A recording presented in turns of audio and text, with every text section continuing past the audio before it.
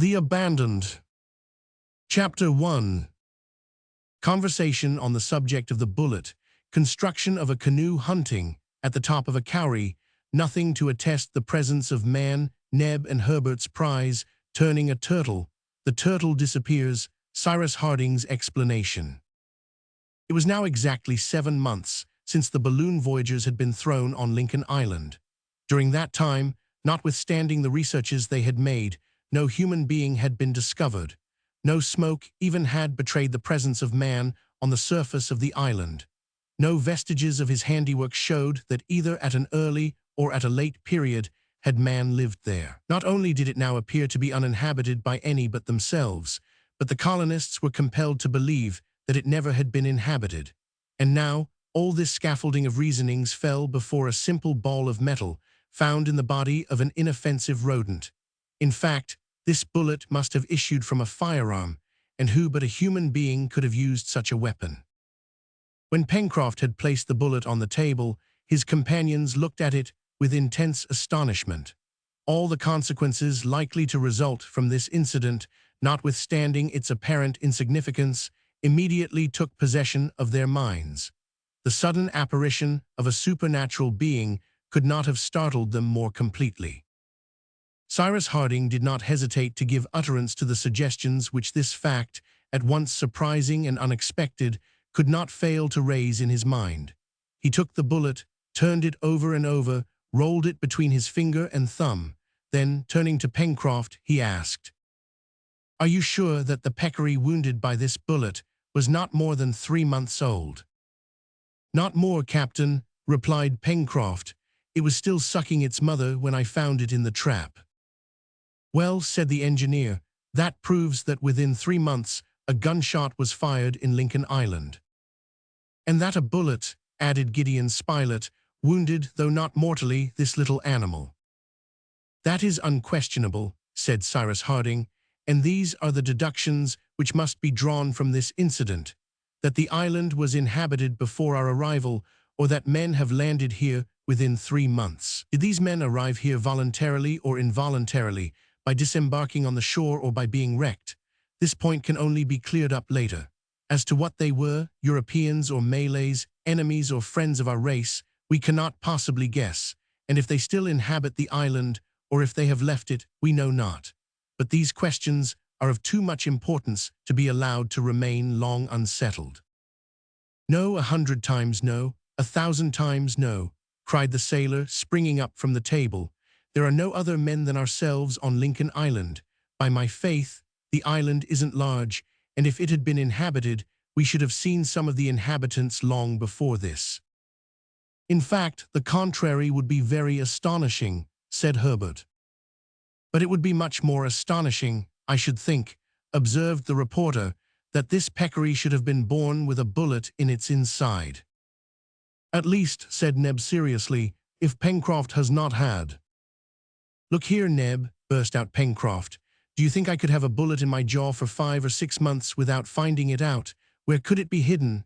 he asked, opening his mouth to show the 32 teeth with which it was furnished.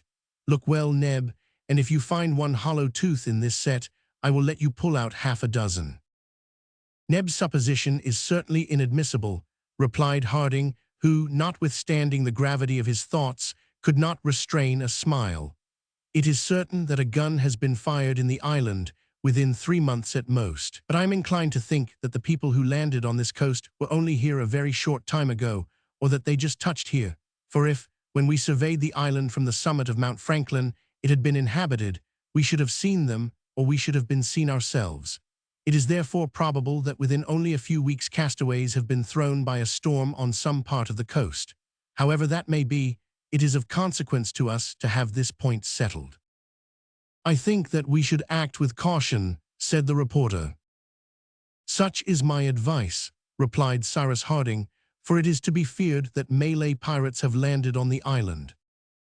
"Captain," asked the sailor, "would it not be a good plan, before setting out, to build a canoe in which we could either ascend the river, or, if we liked, coast round the island? It will not do to be unprovided." "Your idea is good, Pencroft," replied the engineer, "but we cannot wait for that. it would take at least a month to build a boat. Yes, a real boat, replied the sailor, but we do not want one for a sea voyage, and in 5 days at the most, I will undertake to construct a canoe fit to navigate the Mersey. 5 days, cried Neb, to build a boat. Yes, Neb, a boat in the Indian fashion. Of wood? Asked the Negro, looking still unconvinced. Of wood, replied Pencroft, or rather of bark. I repeat, Captain, that in 5 days the work will be finished. In 5 days, then, be it, replied the engineer. But till that time, we must be very watchful, said Herbert. Very watchful indeed, my friends, replied Harding, and I beg you to confine your hunting excursions to the neighborhood of Granite House. The dinner ended less gaily than Pencroft had hoped. So then the island was, or had been, inhabited by others than the settlers. Proved as it was by the incident of the bullet, it was hereafter an unquestionable fact, and such a discovery could not but cause great uneasiness amongst the colonists. Cyrus Harding and Gideon Spilett, before sleeping, conversed long about the matter. They asked themselves if by chance this incident might not have some connection with the inexplicable way in which the engineer had been saved, and the other peculiar circumstances which had struck them at different times. However, Cyrus Harding, after having discussed the pros and cons of the question, ended by saying, "In short, would you like to know my opinion, my dear Spilett?" "Yes, Cyrus." "Well then, it is this. However minutely we explore the island, we shall find nothing." The next day Pencroft set to work. He did not mean to build a boat with boards and planking, but simply a flat-bottomed canoe, which would be well suited for navigating the Mersey, above all, for approaching its source, where the water would naturally be shallow. Pieces of bark, fastened one to the other, would form a light boat, and in case of natural obstacles which would render a portage necessary, it would be easily carried. Pencroft intended to secure the pieces of bark by means of nails, to ensure the canoe being watertight. It was first necessary to select the trees which would afford a strong and supple bark for the work. Now the last storm had brought down a number of large birch trees, the bark of which would be perfectly suited for their purpose. Some of these trees lay on the ground, and they had only to be barked, which was the most difficult thing of all, owing to the imperfect tools which the settlers possessed. However, they overcame all difficulties. Whilst the sailor, seconded by the engineer, thus occupied himself without losing an hour, Gideon Spilett and Herbert were not idle. They were made purveyors to the colony. The reporter could not but admire the boy, who had acquired great skill in handling the bow and spear. Herbert also showed great courage and much of that presence of mind which may justly be called the reasoning of bravery. These two companions of the chase, remembering Cyrus Harding's recommendations, did not go beyond a radius of 2 miles round Granite House, but the borders of the forest furnished a sufficient tribute of agoutis, capybaras, kangaroos, peccaries, etc., and if the result from the traps was less than during the cold, still the warren yielded its accustomed quota, which might have fed all the colony in Lincoln Island.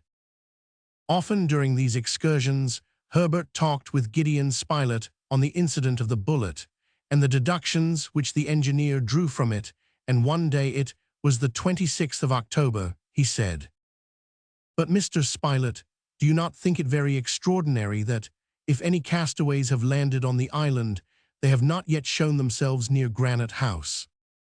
"Very astonishing if they are still here," replied the reporter, "but not astonishing at all if they are here no longer." "So you think that these people have already quitted the island?" returned Herbert. "It is more than probable, my boy, for if their stay was prolonged, and above all, if they were still here, some accident would have at last betrayed their presence." "But if they were able to go away," observed the lad, "they could not have been castaways." "No, Herbert, or at least, they were what might be called provisional castaways. It is very possible that a storm may have driven them to the island without destroying their vessel, and that, the storm over, they went away again." "I must acknowledge one thing," said Herbert. "It is that Captain Harding appears rather to fear than desire the presence of human beings on our island." "In short," responded the reporter, "there are only Malays who frequent these seas, and those fellows are ruffians which it is best to avoid." "It is not impossible, Mr. Spilett," said Herbert, "that some day or other we may find traces of their landing." "I do not say no, my boy. A deserted camp, the ashes of a fire, would put us on the track, and this is what we will look for in our next expedition." The day on which the hunters spoke thus, they were in a part of the forest near the Mersey, remarkable for its beautiful trees. There, among others, rose, to a height of nearly 200 feet above the ground, some of those superb coniferae to which, in New Zealand, the natives give the name of kauris. "I have an idea, Mr. Spilett," said Herbert. "If I were to climb to the top of one of these kauris, I could survey the country for an immense distance round." "The idea is good," replied the reporter, "but could you climb to the top of those giants?" "I can at least try," replied Herbert. The light and active boy then sprang on the first branches, the arrangement of which made the ascent of the kauri easy, and in a few minutes he arrived at the summit, which emerged from the immense plain of verdure. From this elevated situation, his gaze extended over all the southern portion of the island, from Claw Cape on the southeast to Reptile End on the southwest. To the northwest rose Mount Franklin, which concealed a great part of the horizon. But Herbert, from the height of his observatory, could examine all the yet unknown portion of the island, which might have given shelter to the strangers whose presence they suspected. The lad looked attentively. There was nothing in sight on the sea, not a sail, neither on the horizon nor near the island. However, as the bank of trees hid the shore, it was possible that a vessel, especially if deprived of her masts, might lie close to the land and thus be invisible to Herbert. Neither in the forest of the far west was anything to be seen. The wood formed an impenetrable screen measuring several square miles without a break or an opening. It was impossible even to follow the course of the Mersey or to ascertain in what part of the mountain it took its source. Perhaps other creeks also ran towards the west, but they could not be seen. But at last, if all indication of an encampment escaped Herbert's sight, could he not even catch a glimpse of smoke, the faintest trace of which would be easily discernible in the pure atmosphere? For an instant Herbert thought he could perceive a slight smoke in the west, but a more attentive examination showed that he was mistaken. He strained his eyes in every direction, and his sight was excellent. No, decidedly, there was nothing there. Herbert descended to the foot of the kauri, and the two sportsmen returned to Granite House. There Cyrus Harding listened to the lad's account, shook his head, and said nothing. It was very evident that no decided opinion could be pronounced on this question until after a complete exploration of the island. 2 days after, the 28th of October, another incident occurred, for which an explanation was again required.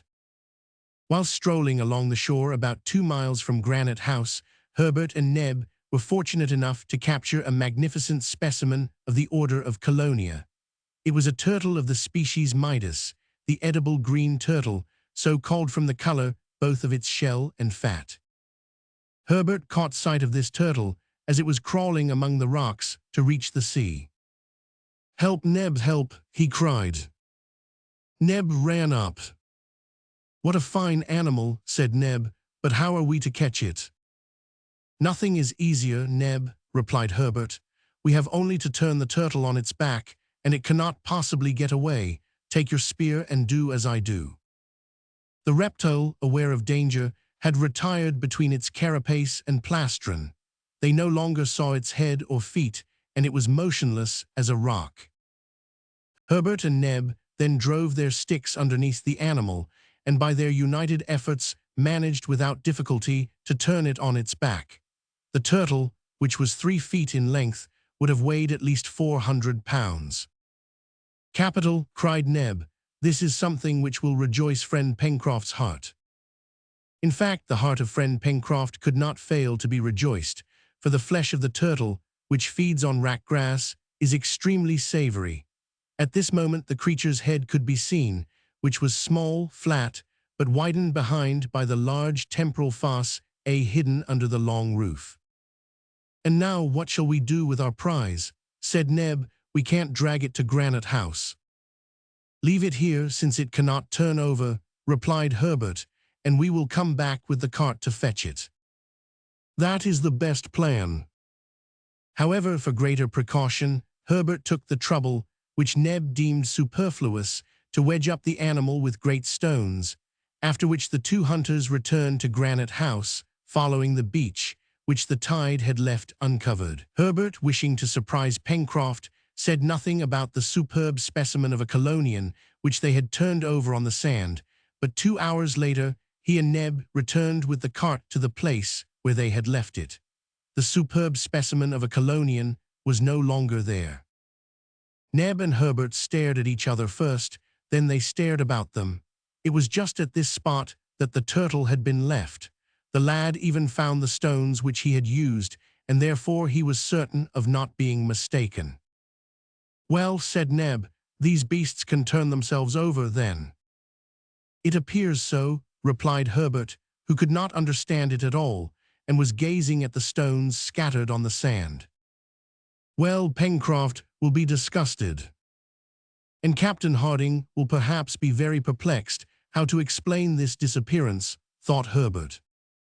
"Look here," said Neb, who wished to hide his ill luck, "we won't speak about it." "On the contrary, Neb, we must speak about it," replied Herbert. And the two, taking the cart, which there was now no use for, returned to Granite House. Arrived at the dockyard, where the engineer and the sailor were working together, Herbert recounted what had happened.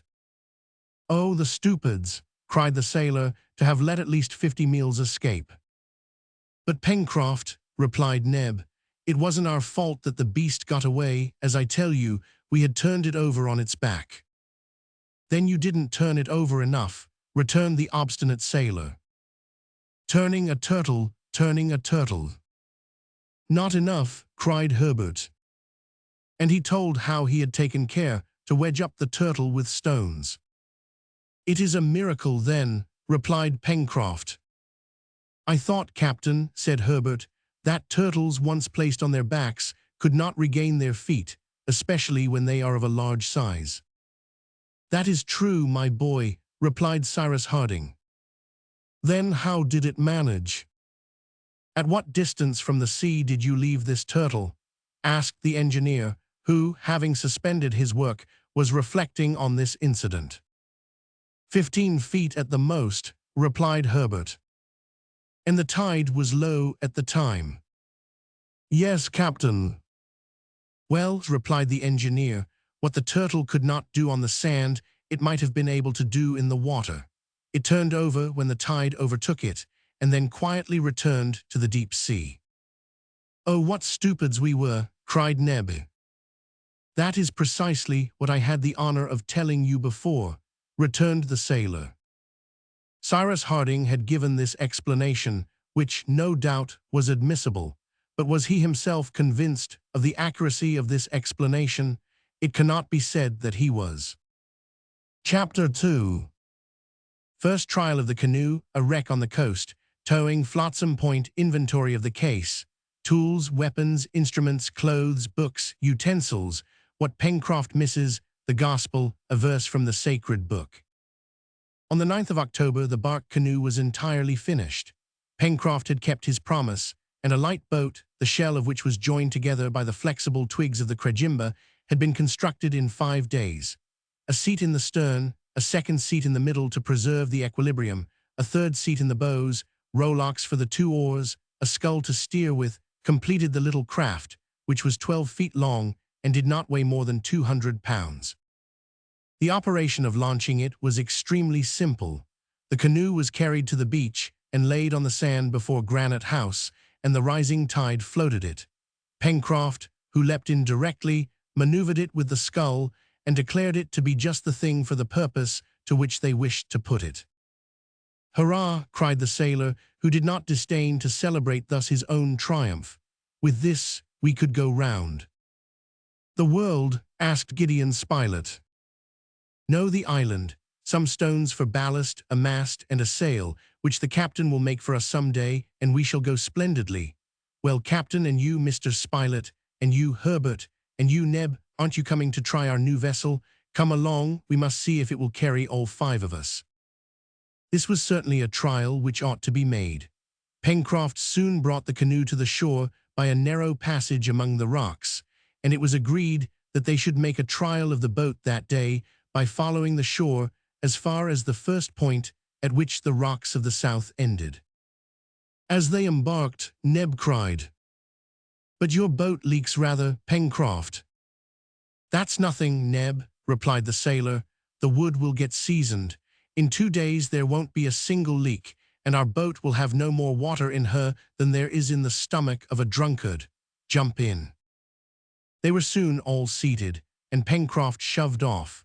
The weather was magnificent, the sea as calm as if its waters were contained within the narrow limits of a lake. Thus the boat could proceed with as much security as if it was ascending the tranquil current of the Mersey. Neb took one of the oars, Herbert the other, and Pencroft remained in the stern in order to use the scull. The sailor first crossed the channel and steered close to the southern point of the islet. A light breeze blew from the south. No roughness was found either in the channel or the green sea. A long swell, which the canoe scarcely felt, as it was heavily laden, rolled regularly over the surface of the water. They pulled out about half a mile distant from the shore, that they might have a good view of Mount Franklin. Pencroft afterwards returned towards the mouth of the river. The boat then skirted the shore, which, extending to the extreme point, hid all Tadorn's fens. This point, of which the distance was increased by the irregularity of the coast, was nearly 3 miles from the Mersey. The settlers resolved to go to its extremity, and only go beyond it as much as was necessary to take a rapid survey of the coast as far as Claw Cape. The canoe followed the windings of the shore, avoiding the rocks which fringed it, and which the rising tide began to cover. The cliff gradually sloped away from the mouth of the river to the point. This was formed of granite rocks, capriciously distributed, very different from the cliff at Prospect Heights, and of an extremely wild aspect. It might have been said that an immense cartload of rocks had been emptied out there. There was no vegetation on this sharp promontory, which projected 2 miles from the forest, and it thus represented a giant's arm stretched out from a leafy sleeve. The canoe, impelled by the 2 oars, advanced without difficulty. Gideon Spilett, pencil in one hand and notebook in the other, sketched the coast in bold strokes. Neb, Herbert, and Pencroft chatted whilst examining this part of their domain, which was new to them, and in proportion as the canoe proceeded towards the south, the 2 Mandible Capes appeared to move and surround Union Bay more closely. As to Cyrus Harding, he did not speak. He simply gazed, and by the mistrust which his look expressed, it appeared that he was examining some strange country. In the meanwhile, after a voyage of 3/4 of an hour, the canoe reached the extremity of the point, and Pencroft was preparing to return, when Herbert, rising, pointed to a black object, saying, "What do I see down there on the beach?" All eyes turned towards the point indicated. "Why," said the reporter, "there is something. It looks like part of a wreck half buried in the sand." "Ah," cried Pencroft, "I see what it is." "What?" asked Neb. "Barrels, barrels, which perhaps are full," replied the sailor. "Pull to the shore, Pencroft," said Cyrus. A few strokes of the oar brought the canoe into a little creek, and its passengers leapt on shore. Pencroft was not mistaken. 2 barrels were there, half buried in the sand, but still firmly attached to a large chest, which, sustained by them, had floated to the moment when it stranded on the beach. "There has been a wreck, then, in some part of the island," said Herbert. "Evidently," replied Spilett. "But what's in this chest?" cried Pencroft with very natural impatience. "What's in this chest? It is shut up, and nothing to open it with. Well, perhaps a stone." And the sailor, raising a heavy block, was about to break in one of the sides of the chest, when the engineer arrested his hand. "Pencroft," said he, Can you restrain your impatience for 1 hour only? But Captain, just think, perhaps there is everything we want in there. We shall find that out, Pencroft, replied the engineer, but trust to me and do not break the chest, which may be useful to us. We must convey it to Granite House, where we can open it easily and without breaking it. It is quite prepared for a voyage, and since it has floated here, it may just as well float to the mouth of the river. You are right, Captain, and I was wrong, as usual, replied the sailor. The engineer's advice was good. In fact, the canoe probably would not have been able to contain the articles possibly enclosed in the chest, which doubtless was heavy, since 2 empty barrels were required to buoy it up. It was, therefore, much better to tow it to the beach at Granite House. And now whence had this chest come? That was the important question. Cyrus Harding and his companions looked attentively around them and examined the shore for several hundred steps. No other articles or pieces of wreck could be found. Herbert and Neb climbed a high rock to survey the sea, but there was nothing in sight, neither a dismasted vessel nor a ship under sail. However, there was no doubt that there had been a wreck. Perhaps this incident was connected with that of the bullet. Perhaps strangers had landed on another part of the island. Perhaps they were still there. But the thought which came naturally to the settlers was that these strangers could not be Malay pirates, for the chest was evidently of American or European make. All the party returned to the chest, which was of an unusually large size. It was made of oak wood, very carefully closed and covered with a thick hide, which was secured by copper nails. The 2 great barrels, hermetically sealed, but which sounded hollow and empty, were fastened to its sides by strong ropes knotted with a skill which Pencroft directly pronounced sailors alone could exhibit. It appeared to be in a perfect state of preservation, which was explained by the fact that it had stranded on a sandy beach and not among rocks. They had no doubt whatever, on examining it carefully, that it had not been long in the water, and that its arrival on this coast was recent. The water did not appear to have penetrated to the inside, and the articles which it contained were no doubt uninjured. Flotsam and jetsam, flotsam and jetsam. It was evident that this chest had been thrown overboard from some dismasted vessel driven towards the island, and that, in the hope that it would reach the land, where they might afterwards find it, the passengers had taken the precaution to buoy it up by means of this floating apparatus. "We will tow this chest to Granite House," said the engineer, "where we can make an inventory of its contents. Then, if we discover any of the survivors from the supposed wreck, we can return it to those to whom it belongs. If we find no one, we will keep it for ourselves," cried Pencroft, "but what in the world can there be in it?" The sea was already approaching the chest, and the high tide would evidently float it. One of the ropes which fastened the barrels was partly unlashed and used as a cable to unite the floating apparatus with the canoe. Pencroft and Neb then dug away the sand with their oars, so as to facilitate the moving of the chest, towing which the boat soon began to double the point to which the name of Flotsam Point was given. The chest was heavy, and the barrels were scarcely sufficient to keep it above water. The sailor also feared every instant that it would get loose and sink to the bottom of the sea, but happily his fears were not realized, and an hour and a half after they set out, all that time had been taken up in going a distance of 3 miles, the boat touched the beach below Granite House. Canoe and chest were then hauled up on the sand, and as the tide was then going out, they were soon left high and dry. Neb, hurrying home, brought back some tools with which to open the chest in such a way that it might be injured as little as possible, and they proceeded to its inventory. Pencroft did not try to hide that he was greatly excited. The sailor began by detaching the 2 barrels, which, being in good condition, would of course be of use. Then the locks were forced with a cold chisel and hammer, and the lid thrown back. A second casing of zinc lined the interior of the chest, which had been evidently arranged that the articles which it enclosed might, under any circumstances, be sheltered from damp. "Oh," cried Neb, "suppose it's jam." Unpacking the marvelous chest, unpacking the marvelous chest. "I hope not," replied the reporter. "If only there was," said the sailor in a low voice. "What?" asked Neb, who overheard him. "Nothing." The covering of zinc was torn off and thrown back over the sides of the chest, and by degrees numerous articles of very varied character were produced and strewn about on the sand. At each new object Pencroft uttered fresh hurrahs, Herbert clapped his hands, and Neb danced like a nigger.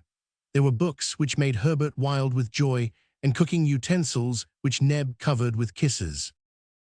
In short, the colonists had reason to be extremely satisfied, for this chest contained tools, weapons, instruments, clothes, books, and this is the exact list of them as stated in Gideon Spilett's notebook. Tools: 3 knives with several blades, 2 woodmen's axes, 2 carpenter's hatchets, 3 planes, 2 adzes, 1 twibble or mattock, 6 chisels, 2 files, 3 hammers, 3 gimlets, 2 augers, 10 bags of nails and screws, 3 saws of different sizes, 2 boxes of needles. Weapons: 2 flintlock guns, 2 for percussion caps, 2 breechloader carbines, 5 boarding cutlasses, 4 sabers, 2 barrels of powder, each containing 25 pounds, 12 boxes of percussion caps.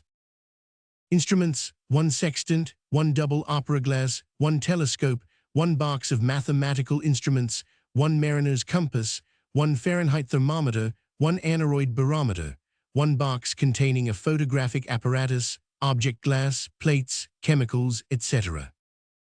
Clothes: 2 dozen shirts of a peculiar material resembling wool, but evidently of a vegetable origin, 3 dozen stockings of the same material. Utensils: 1 iron pot, 6 copper saucepans, 3 iron dishes, 10 metal plates, 2 kettles, 1 portable stove, 6 table knives. Books: 1 Bible, 1 atlas, 1 dictionary of the different Polynesian idioms, 1 dictionary of natural science, in 6 volumes, 3 reams of white paper, 2 books with blank pages. "It must be allowed," said the reporter, after the inventory had been made, "that the owner of this chest was a practical man. Tools, weapons, instruments, clothes, utensils, books, nothing is wanting. It might really be said that he expected to be wrecked, and had prepared for it beforehand." "Nothing is wanting, indeed," murmured Cyrus Harding thoughtfully. "And for a certainty," added Herbert, "the vessel which carried this chest and its owner was not a Malay pirate." "Unless," said Pencroft, "the owner had been taken prisoner by pirates." "That is not admissible," replied the reporter. "It is more probable that an American or European vessel has been driven into this quarter, and that her passengers, wishing to save necessaries at least, prepared this chest and threw it overboard." "Is that your opinion, Captain?" asked Herbert. "Yes, my boy," replied the engineer, "that may have been the case. It is possible that at the moment, or in expectation of a wreck, they collected into this chest different articles of the greatest use in hopes of finding it again on the coast." "Even the photographic box?" exclaimed the sailor incredulously. "As to that apparatus," replied Harding, "I do not quite see the use of it, and a more complete supply of clothes or more abundant ammunition would have been more valuable to us as well as to any other castaways." "But isn't there any mark or direction on these instruments, tools, or books which would tell us something about them?" asked Gideon Spilett. "That might be ascertained. Each article was carefully examined, especially the books, instruments, and weapons. Neither the weapons nor the instruments, contrary to the usual custom, bore the name of the maker. They were, besides, in a perfect state and did not appear to have been used. The same peculiarity marked the tools and utensils.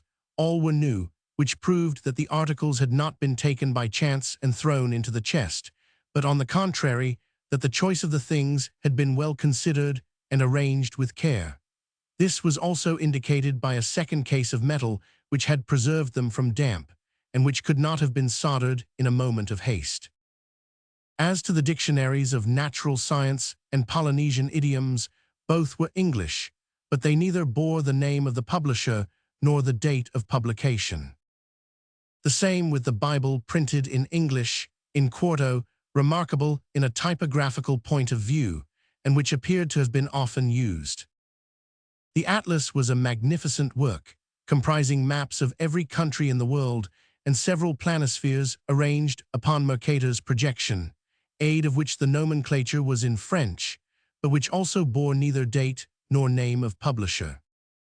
There was nothing, therefore, on these different articles by which they could be traced, and nothing consequently of a nature to show the nationality of the vessel which must have recently passed these shores. But wherever the chest might have come from, it was a treasure to the settlers on Lincoln Island. Till then, by making use of the productions of nature, they had created everything for themselves, and thanks to their intelligence, they had managed without difficulty. But did it not appear as if Providence had wished to reward them by sending them these productions of human industry? Their thanks rose unanimously to heaven. However, one of them was not quite satisfied. It was Pencroft. It appeared that the chest did not contain something which he evidently held in great esteem, for in proportion as they approached the bottom of the box, his hurrahs diminished in heartiness, and the inventory finished, he was heard to mutter these words: "That's all very fine, but you can see that there is nothing for me in that box." This led Neb to say, "Why, friend Pencroft, what more do you expect?" "Half a pound of tobacco," replied Pencroft seriously, "and nothing would have been wanting to complete my happiness." No one could help laughing at this speech of the sailors. Pencroft's superstition, Pencroft's superstition. But the result of this discovery of the chest was that it was more than ever necessary to explore the island thoroughly. It was therefore agreed that the next morning at break of day they should set out, by ascending the Mersey so as to reach the western shore. If any castaways had landed on the coast, it was to be feared they were without resources, and it was therefore the more necessary to carry help to them without delay. During the day, the different articles were carried to Granite House, where they were methodically arranged in the great hall. This day, the 29th of October, happened to be a Sunday, and before going to bed, Herbert asked the engineer if he would not read them something from the Gospel. "Willingly," replied Cyrus Harding. He took the sacred volume and was about to open it when Pencroft stopped him, saying, "Captain, I am superstitious.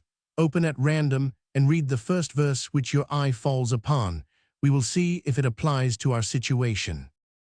Cyrus Harding smiled at the sailor's idea, and yielding to his wish, he opened exactly at a place where the leaves were separated by a marker. Immediately his eyes were attracted by a cross which, made with a pencil, was placed against the 8th verse of the 7th chapter of the Gospel of St. Matthew. He read the verse, which was this: "For everyone that asketh receiveth, and he that seeketh findeth." Chapter 3. The start, the rising tide, elms and different plants, the jacamar aspect of the forest, gigantic eucalypti, the reason they are called fever trees, troops of monkeys, a waterfall, the night encampment. The next day, the 30th of October, all was ready for the proposed exploring expedition, which recent events had rendered so necessary. In fact, things had so come about that the settlers in Lincoln Island no longer needed help for themselves, but were even able to carry it to others. It was therefore agreed that they should ascend the Mersey as far as the river was navigable. A great part of the distance would thus be traversed without fatigue, and the explorers could transport their provisions and arms to an advanced point in the west of the island. It was necessary to think not only of the things which they should take with them, but also of those which they might have by chance to bring back to Granite House. If there had been a wreck on the coast, as was supposed, there would be many things cast up, which would be lawfully their prizes. In the event of this, the cart would have been of more use than the light canoe, but it was heavy and clumsy to drag, and therefore more difficult to use. This led Pencroft to express his regret that the chest had not contained, besides his half-pound of tobacco, a pair of strong New Jersey horses, which would have been very useful to the colony. The provisions, which Neb had already packed up, consisted of a store of meat and of several gallons of beer, that is to say, enough to sustain them for 3 days, the time which Harding assigned for the expedition. They hoped besides to supply themselves on the road, and Neb took care not to forget the portable stove. The only tools the settlers took were the two woodmen's axes, which they could use to cut a path through the thick forests, as also the instruments, the telescope, and pocket compass. For weapons they selected the two flintlock guns, which were likely to be more useful to them than the percussion fowling pieces, the first only requiring flints which could be easily replaced, and the latter needing fulminating caps, a frequent use of which would soon exhaust their limited stock. However, they took also one of the carbines and some cartridges. As to the powder, of which there was about 50 pounds in the barrel, a small supply of it had to be taken, but the engineer hoped to manufacture an explosive substance which would allow them to husband it. To the firearms were added the 5 cutlasses well sheathed in leather, and thus supplied, the settlers could venture into the vast forest with some chance of success. It is useless to add that Pencroft, Herbert, and Neb, thus armed, were at the summit of their happiness, although Cyrus Harding made them promise not to fire a shot unless it was necessary. At 6 in the morning, the canoe put off from the shore. All had embarked, including Top, and they proceeded to the mouth of the Mersey. The tide had begun to come up half an hour before.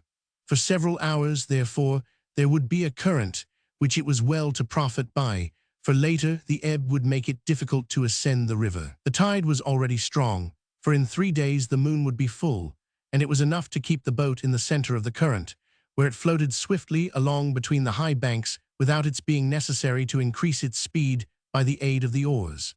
In a few minutes, the explorers arrived at the angle formed by the Mersey, and exactly at the place where 7 months before Pencroft had made his first raft of wood. After this sudden angle, the river widened and flowed under the shade of great evergreen firs. The aspect of the banks was magnificent. Cyrus Harding and his companions could not but admire the lovely effects so easily produced by nature with water and trees.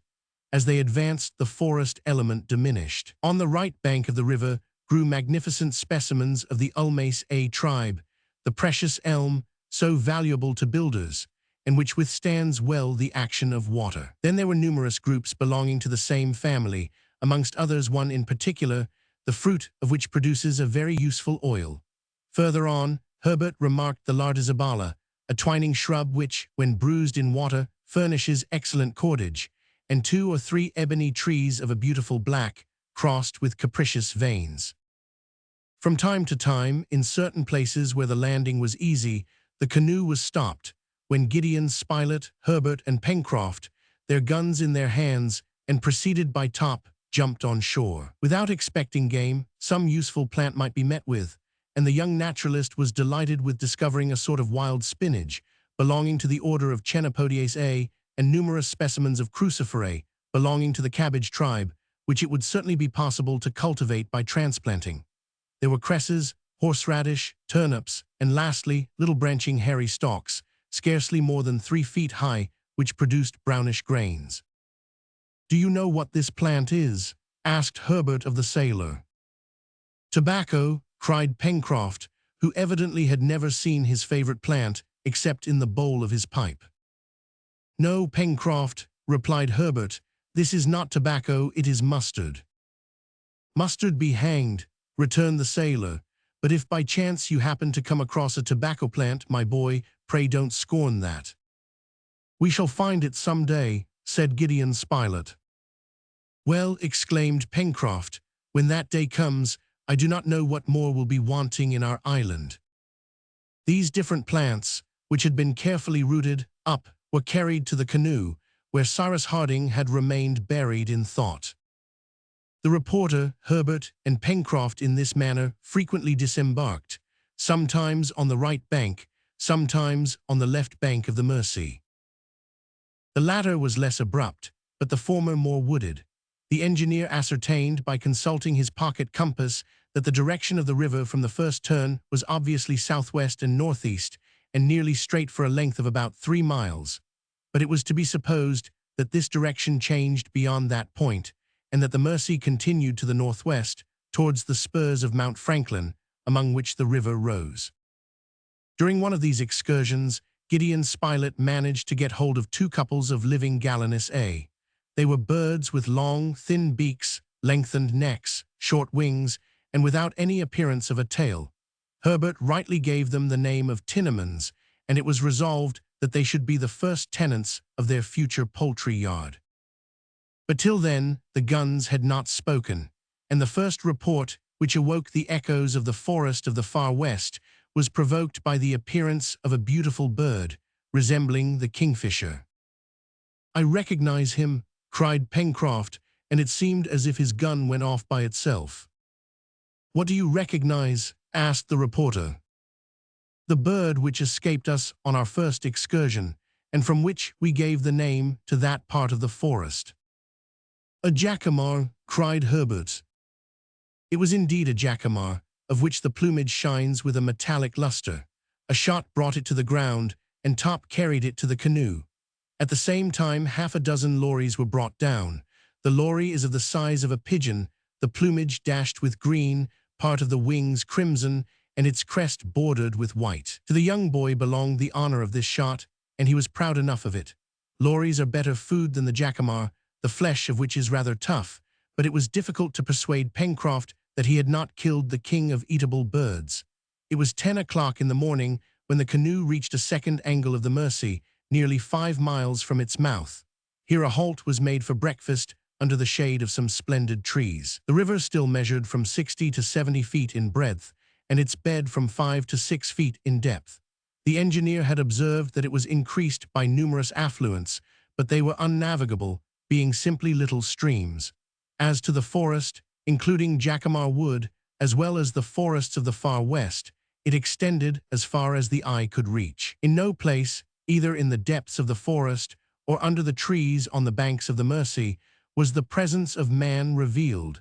The explorers could not discover one suspicious trace. It was evident that the woodman's axe had never touched these trees, that the pioneer's knife had never severed the creepers hanging from one trunk to another in the midst of tangled brushwood and long grass. If castaways had landed on the island, they could not have yet quitted the shore, and it was not in the woods that the survivors of the supposed shipwreck should be sought. "Is it tobacco? Is it tobacco?" The engineer therefore manifested some impatience to reach the western coast of Lincoln Island, which was at least 5 miles distant according to his estimation. The voyage was continued, and as the Mersey appeared to flow not towards the shore, but rather towards Mount Franklin, it was decided that they should use the boat as long as there was enough water under its keel to float it. It was both fatigue spared and time gained, for they would have been obliged to cut a path through the thick wood with their axes. But soon the flow completely failed them, either the tide was going down, and it was about the hour, or it could no longer be felt at this distance from the mouth of the Mersey. They had therefore to make use of the oars. Herbert and Neb each took one, and Pencroft took the scull. The forest soon became less dense. The trees grew further apart and often quite isolated, but the further they were from each other, the more magnificent they appeared, profiting, as they did, by the free, pure air which circulated around them. What splendid specimens of the flora of this latitude! Certainly, their presence would have been enough for a botanist to name without hesitation the parallel which traversed Lincoln Island. "Eucalypti," cried Herbert. They were, in fact, those splendid trees, the giants of the extratropical zone, the congeners of the Australian and New Zealand eucalyptus, both situated under the same latitude as Lincoln Island. Some rose to a height of 200 feet. Their trunks at the base measured 20 feet in circumference, and their bark was covered by a network of furrows containing a red, sweet-smelling gum. Nothing is more wonderful or more singular than those enormous specimens of the order of the Myrtaceae A, with their leaves placed vertically and not horizontally, so that an edge and not a surface looks upwards, the effect being that the sun's rays penetrate more freely among the trees. "The halt for breakfast, the halt for breakfast." The ground at the foot of the eucalypti was carpeted with grass, and from the bushes escaped flights of little birds, which glittered in the sunlight like winged rubies. "These are something like trees," cried Neb, "but are they good for anything?" "Pooh," replied Pencroft. "Of course there are vegetable giants as well as human giants, and they are no good, except to show themselves at fairs." "I think that you are mistaken, Pencroft," replied Gideon Spilett, "and that the wood of the eucalyptus has begun to be very advantageously employed in cabinet-making."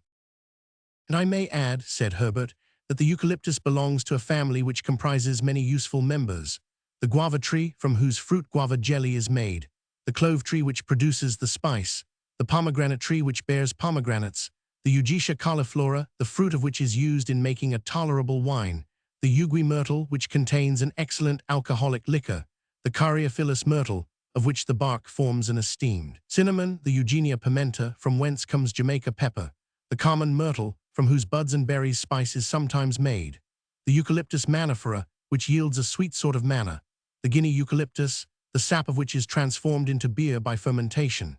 In short, all those trees known under the name of gum trees or ironbark trees in Australia belong to this family of the Myrtaceae, which contains 46 genera and 1,300 species." The lad was allowed to run on, and he delivered his little botanical lecture with great animation. Cyrus Harding listened smiling, and Pencroft with an indescribable feeling of pride. "Very good, Herbert," replied Pencroft, "but I could swear that all those useful specimens you have just told us about are none of them giants like these." "That is true, Pencroft."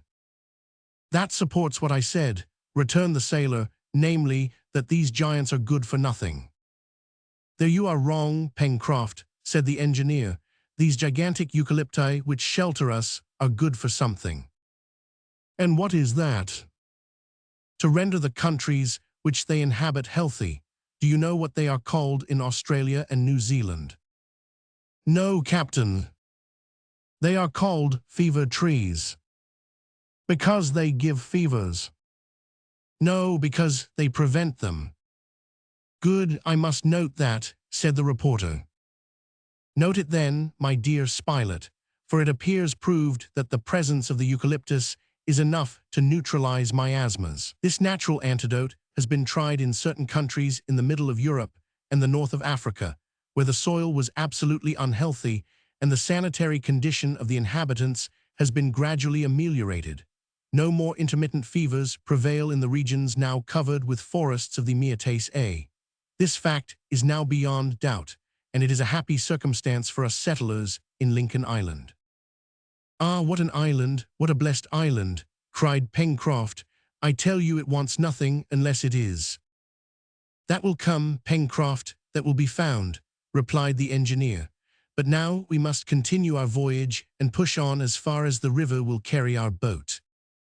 Exploration was therefore continued for another 2 miles in the midst of country covered with eucalypti, which predominated in the woods of this portion of the island.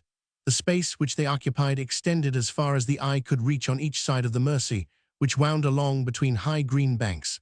The bed was often obstructed by long weeds, and even by pointed rocks, which rendered the navigation very difficult. The action of the oars was prevented, and Pencroft was obliged to push with a pole. They found also that the water was becoming shallower and shallower, and that the canoe must soon stop. The sun was already sinking towards the horizon, and the trees threw long shadows on the ground. Cyrus Harding, seeing that he could not hope to reach the western coast of the island in one journey, resolved to camp at the place where any further navigation was prevented by want of water. He calculated that they were still 5 or 6 miles from the coast, and this distance was too great for them to attempt traversing during the night in the midst of unknown woods. The boat was pushed on through the forest, which gradually became thicker again and appeared also to have more inhabitants, for if the eyes of the sailor did not deceive him, he thought he saw bands of monkeys springing among the trees. Sometimes even 2 or 3 of these animals stopped at a little distance from the canoe and gazed at the settlers without manifesting any terror, as if, seeing men for the first time, they had not yet learned to fear them. It would have been easy to bring down one of these quadrumani with a gunshot, and Pencroft was greatly tempted to fire, but Harding opposed so useless a massacre. This was prudent, for the monkeys, or apes rather, appearing to be very powerful and extremely active, it was useless to provoke an unnecessary aggression, and the creatures might, ignorant of the power of the explorers' firearms, have attacked them. It is true that the sailor considered the monkeys from a purely alimentary point of view, for those animals which are herbivorous make very excellent game. But since they had an abundant supply of provisions, it was a pity to waste their ammunition. Towards 4 o'clock, the navigation of the Mersey became exceedingly difficult, for its course was obstructed by aquatic plants and rocks. The banks rose higher and higher, and already they were approaching the spurs of Mount Franklin. The source could not be far off, since it was fed by the water from the southern slopes of the mountain. "In a quarter of an hour," said the sailor, "we shall be obliged to stop, Captain." "Very well, we will stop, Pencroft, and we will make our encampment for the night." "At what distance are we from Granite House?" asked Herbert. "About 7 miles," replied the engineer, taking into calculation, however, the detours of the river, which has carried us to the northwest. "Shall we go on?" asked the reporter. "Yes, as long as we can," replied Cyrus Harding. "Tomorrow, at break of day, we will leave the canoe, and in 2 hours, I hope, we shall cross the distance which separates us from the coast, and then we shall have the whole day in which to explore the shore." "Go ahead," replied Pencroft. But soon the boat grated on the stony bottom of the river, which was now not more than 20 feet in breadth. The trees met like a bower overhead and caused a half-darkness. They also heard the noise of a waterfall, which showed that a few hundred feet up the river there was a natural barrier. Presently, after a sudden turn of the river, a cascade appeared through the trees. The canoe again touched the bottom, and in a few minutes it was moored to a trunk near the right bank. It was nearly 5 o'clock. The last rays of the sun gleamed through the thick foliage and glanced on the little waterfall, making the spray sparkle with all the colors of the rainbow. Beyond that, the Mersey was lost in the brushwood, where it was fed from some hidden source. The different streams which flowed into it increased it to a regular river further down, but here it was simply a shallow, limpid brook. It was agreed to camp here, as the place was charming. The colonists disembarked, and a fire was soon lighted under a clump of trees, among the branches of which Cyrus Harding and his companions could, if it was necessary, take refuge for the night. Supper was quickly devoured, for they were very hungry, and then there was only sleeping to think of.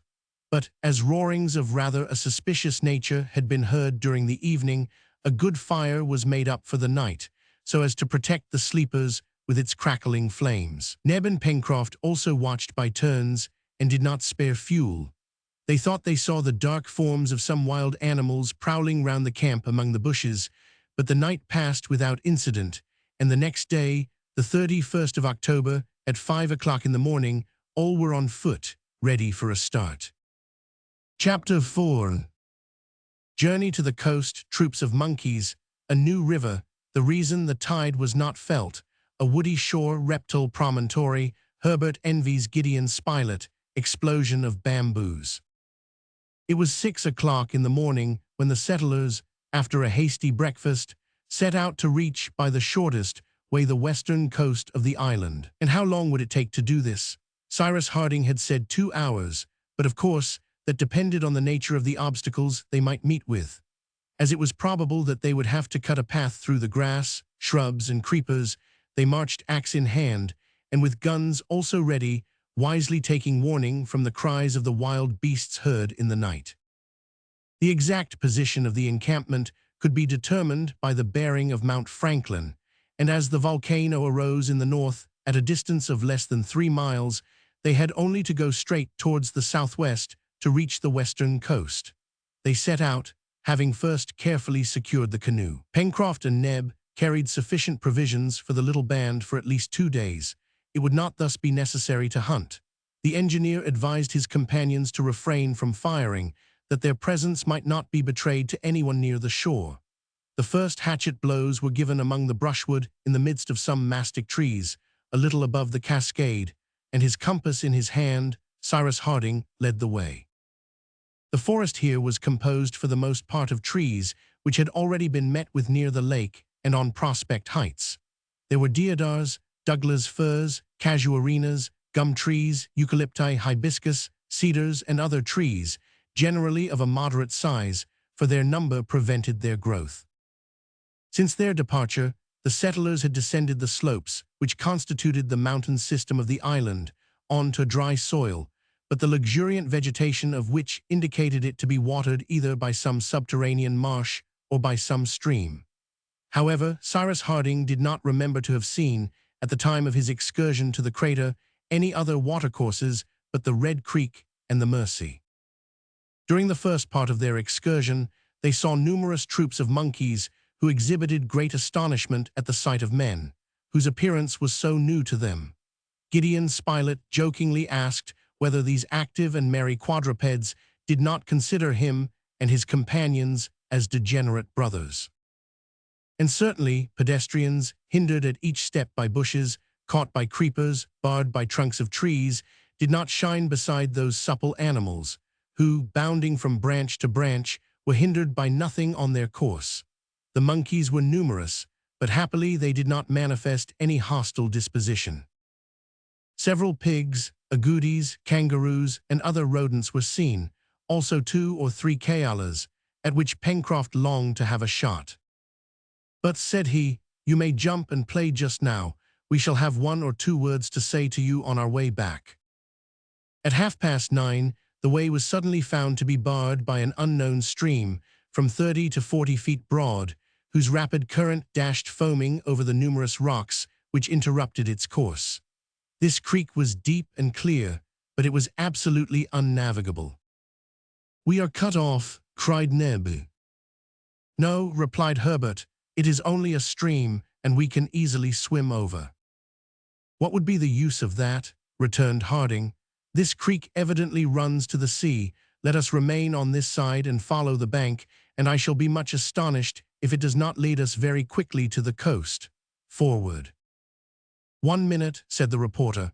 "The name of this creek, my friends. Do not let us leave our geography incomplete." "All right," said Pencroft. "Name it, my boy," said the engineer, addressing the lad. "Will it not be better to wait until we have explored it to its mouth?" answered Herbert. "Very well," replied Cyrus Harding. "Let us follow it as fast as we can without stopping." "Still another minute," said Pencroft. "What's the matter?" asked the reporter. "Though hunting is forbidden, fishing is allowed, I suppose," said the sailor. "We have no time to lose," replied the engineer. "Oh, 5 minutes," replied Pencroft. "I only ask for 5 minutes to use in the interest of our breakfast." And Pencroft, lying down on the bank, plunged his arm into the water, and soon pulled up several dozen of fine crayfish from among the stores. "These will be good," cried Neb, going to the sailor's aid. "As I said, there is everything in this island, except tobacco," muttered Pencroft with a sigh. The fishing did not take 5 minutes, for the crayfish were swarming in the creek. A bag was filled with the Crustacea, whose shells were of a cobalt blue. The settlers then pushed on. They advanced more rapidly and easily along the bank of the river than in the forest. From time to time, they came upon the traces of animals of a large size who had come to quench their thirst at the stream, but none were actually seen, and it was evidently not in this part of the forest that the peccary had received the bullet which had cost Pencroft a grinder. In the meanwhile, considering the rapid current, Harding was led to suppose that he and his companions were much farther from the western coast than they had at first supposed. In fact, at this hour, the rising tide would have turned back the current of the creek if its mouth had only been a few miles distant. Now, this effect was not produced, and the water pursued its natural course. The engineer was much astonished at this, and frequently consulted his compass to assure himself that some turn of the river was not leading them again into the far west. However, the creek gradually widened, and its waters became less tumultuous. The trees on the right bank were as close together as on the left bank, and it was impossible to distinguish anything beyond them, but these masses of wood were evidently uninhabited, for Top did not bark, and the intelligent animal would not have failed to signal the presence of any stranger in the neighborhood. Denizens of the forest, denizens of the forest. At 10:30, to the great surprise of Cyrus Harding, Herbert, who was a little in front, suddenly stopped and exclaimed, "The sea!" In a few minutes more, the whole western shore of the island lay, extended before the eyes of the settlers. But what a contrast between this and the eastern coast, upon which chance had first thrown them! No granite cliff, no rocks, not even a sandy beach. The forest reached the shore, and the tall trees bending over the water were beaten by the waves. It was not such a shore as is usually formed by nature, either by extending a vast carpet of sand or by grouping masses of rock, but a beautiful border consisting of the most splendid trees. The bank was raised a little above the level of the sea, and on this luxuriant soil supported by a granite base, the fine forest trees seemed to be as firmly planted as in the interior of the island. The colonists were then on the shore of an unimportant little harbor, which would scarcely have contained even 2 or 3 fishing boats. It served as a neck to the new creek, of which the curious thing was that its waters, instead of joining the sea by a gentle slope, fell from a height of more than 40 feet, which explained why the rising tide was not felt up the stream. In fact, the tides of the Pacific, even at their maximum of elevation, could never reach the level of the river, and doubtless millions of years would pass before the water would have worn away the granite and hollowed a practicable mouth. It was settled that the name of Falls River should be given to this stream. Beyond, towards the north, the forest border was prolonged for a space of nearly 2 miles, then the trees became scarcer, and beyond that again, the picturesque heights described a nearly straight line which ran north and south. On the contrary, all the part of the shore between Falls River and Reptile End was a mass of wood, magnificent trees, some straight, others bent, so that the long sea swell bathed their roots. Now it was this coast, that is, all the Serpentine Peninsula, that was to be explored, for this part of the shore offered a refuge to castaways, which the other wild and barren side must have refused. The sea, the sea. The weather was fine and clear, and from the height of a hillock on which Neb and Pencroft had arranged breakfast, a wide view was obtained. There was, however, not a sail in sight. Nothing could be seen along the shore as far as the eye could reach. But the engineer would take nothing for granted until he had explored the coast to the very extremity of the Serpentine Peninsula. Breakfast was soon dispatched, and at 11:30 the captain gave the signal for departure. Instead of proceeding over the summit of a cliff or along a sandy beach, the settlers were obliged to remain under cover of the trees so that they might continue on the shore. The distance which separated Falls River from Reptile End was about 12 miles. It would have taken the settlers 4 hours to do this, on a clear ground and without hurrying themselves. But as it was, they needed double the time, for what with trees to go round, bushes to cut down, and creepers to chop away, they were impeded at every step, these obstacles greatly lengthening their journey. There was, however, nothing to show that a shipwreck had taken place recently. It is true that, as Gideon Spilett observed, any remains of it might have drifted out to sea, and they must not take it for granted that, because they could find no traces of it, a ship had not been cast away on the coast. The reporter's argument was just, and besides, the incident of the bullet proved that a shot must have been fired in Lincoln Island within 3 months. It was already 5 o'clock, and there were still 2 miles between the settlers and the extremity of the Serpentine Peninsula. It was evident that after having reached Reptile End, Harding and his companions would not have time to return before dark to their encampment near the source of the Mersey. It would therefore be necessary to pass the night on the promontory. But they had no lack of provisions, which was lucky, for there were no animals on the shore, though birds, on the contrary, abounded: jacamars, currawcoos, tragopans, grouse, lories, parrots, cockatoos, pheasants, pigeons, and 100 others. There was not a tree without a nest, and not a nest which was not full of flapping wings. Towards 7 o'clock, the weary explorers arrived at Reptile End. Here the seaside forest ended, and the shore resumed the customary appearance of a coast, with rocks, reefs, and sands. It was possible that something might be found here, but darkness came on, and the further exploration had to be put off to the next day.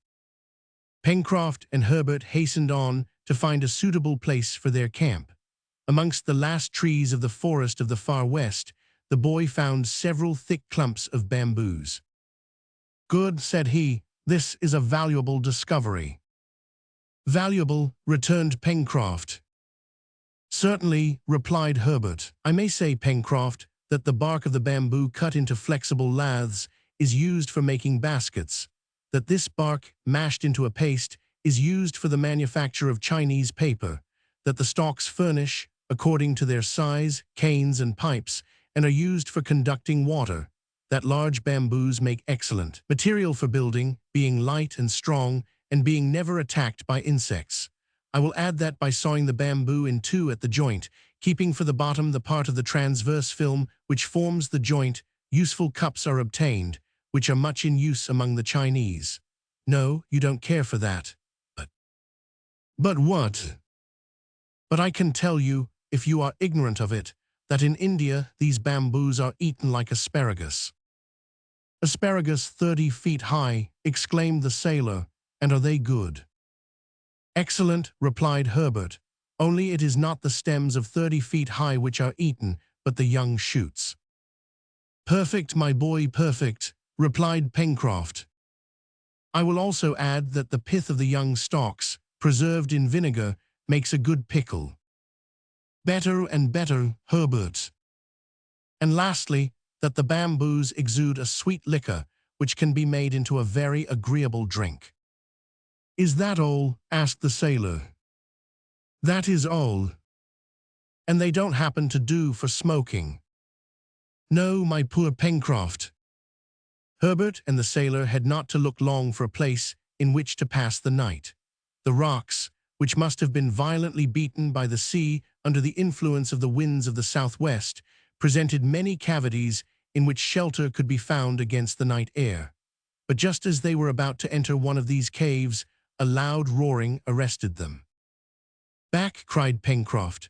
"Our guns are only loaded with small shot, and beasts which can roar as loud as that would care no more for it than for grams of salt." And the sailor, seizing Herbert by the arm, dragged him behind a rock, just as a magnificent animal showed itself at the entrance of the cavern. It was a jaguar of a size at least equal to its Asiatic congeners, that is to say, it measured 5 feet from the extremity of its head to the beginning of its tail. The yellow color of its hair was relieved by streaks and regular oblong spots of black, which contrasted with the white of its chest.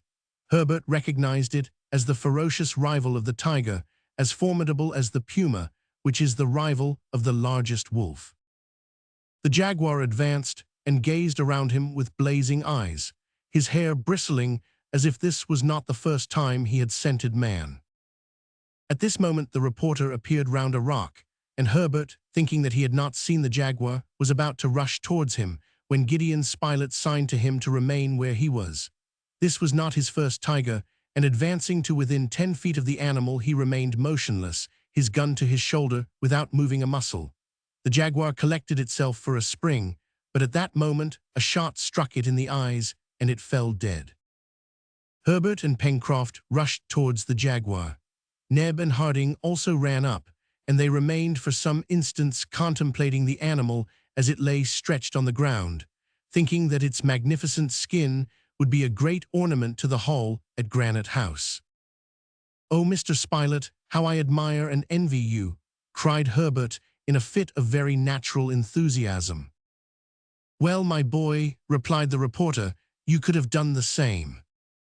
At that moment, a shot struck the jaguar between the eyes, and it fell dead at that moment. A shot struck the jaguar between the eyes, and it fell dead. "I with such coolness." Imagine to yourself, Herbert, that the jaguar is only a hare, and you would fire as quietly as possible. "That is," rejoined Pencroft, "it is not more dangerous than a hare." "And now," said Gideon Spilett, "since the jaguar has left its abode, I do not see, my friends, why we should not take possession of it for the night." "But others may come," said Pencroft. "It will be enough to light a fire at the entrance of the cavern," said the reporter, "and no wild beasts will dare to cross the threshold." "Into the jaguar's house, then," replied the sailor, dragging after him the body of the animal. Whilst Neb skinned the jaguar, his companions collected an abundant supply of dry wood from the forest, which they heaped up at the cave. Cyrus Harding, seeing the clump of bamboos, cut a quantity, which he mingled with the other fuel. This done, they entered the grotto, of which the floor was strewn with bones. The guns were carefully loaded. In case of a sudden attack, they had supper, and then just before they lay down to rest, the heap of wood piled at the entrance was set fire to. Immediately, a regular explosion, or rather, a series of reports broke the silence. The noise was caused by the bamboos, which, as the flames reached them, exploded like fireworks. The noise was enough to terrify even the boldest of wild beasts. It was not the engineer who had invented this way of causing loud explosions, for, according to Marco Polo, the Tartars have employed it for many centuries to drive away from their encampments the formidable wild beasts of Central Asia. Chapter 5. Proposal to return by the southern shore, configuration of the coast, searching for the supposed wreck, a wreck in the air, discovery of a small natural port, at midnight on the banks of the Mersey, the canoe adrift. Cyrus Harding and his companions slept like innocent marmots in the cave, which the jaguar had so politely left at their disposal. At sunrise, all were on the shore at the extremity of the promontory, and their gaze was directed towards the horizon, of which 2/3 of the circumference were visible. For the last time, the engineer could ascertain that not a sail nor the wreck of a ship was on the sea, and even with the telescope, nothing suspicious could be discovered. There was nothing either on the shore, at least, in the straight line of 3 miles which formed the south side of the promontory, for beyond that, rising ground hid the rest of the coast, and even from the extremity of the Serpentine Peninsula Cape Claw could not be seen. The southern coast of the island still remained to be explored. Now should they undertake it immediately and devote this day to it. This was not included in their first plan. In fact, when the boat was abandoned at the sources of the Mersey, it had been agreed that after having surveyed the west coast, they should go back to it and return to Granite House by the Mersey. Harding then thought that the western coast would have offered refuge either to a ship in distress or to a vessel in her regular course. But now, as he saw that this coast presented no good anchorage, he wished to seek on the south what they had not been able to find on the west. Gideon Spilett proposed to continue the exploration, that the question of the supposed wreck might be completely settled, and he asked at what distance Claw Cape might be from the extremity of the peninsula. "About 30 miles, replied the engineer, if we take into consideration the curvings of the coast. 30 miles, returned Spilett. That would be a long day's march. Nevertheless, I think that we should return to Granite House by the south coast. But, observed Herbert, from Claw Cape to Granite House, there must be at least another 10 miles. Make it 40 miles in all, replied the engineer, and do not hesitate to do it. At least we should survey the unknown shore, and then we shall not have to begin the exploration again. Very good, said Pencroft, but the boat? The boat has remained by itself for 1 day at the sources of the Mersey, replied Gideon Spilett. It may just as well stay there 2 days. As yet, we have had no reason to think that the island is infested by thieves. Yet, said the sailor, when I remember the history of the turtle, I am far from confident of that.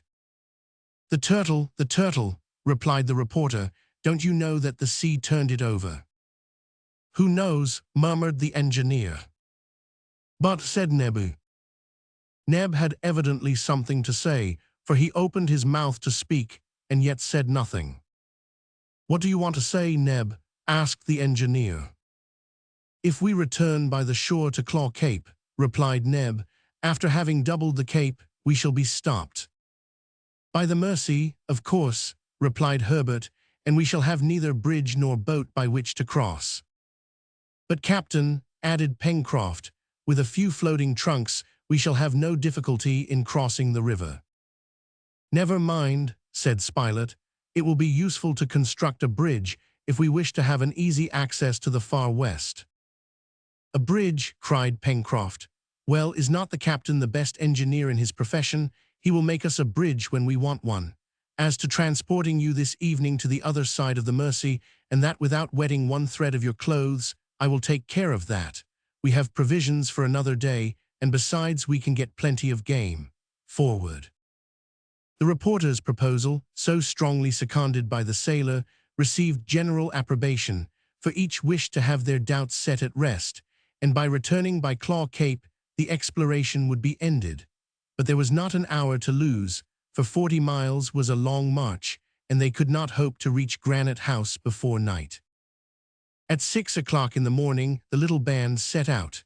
As a precaution, the guns were loaded with ball, and Top, who led the van, received orders to beat about the edge of the forest.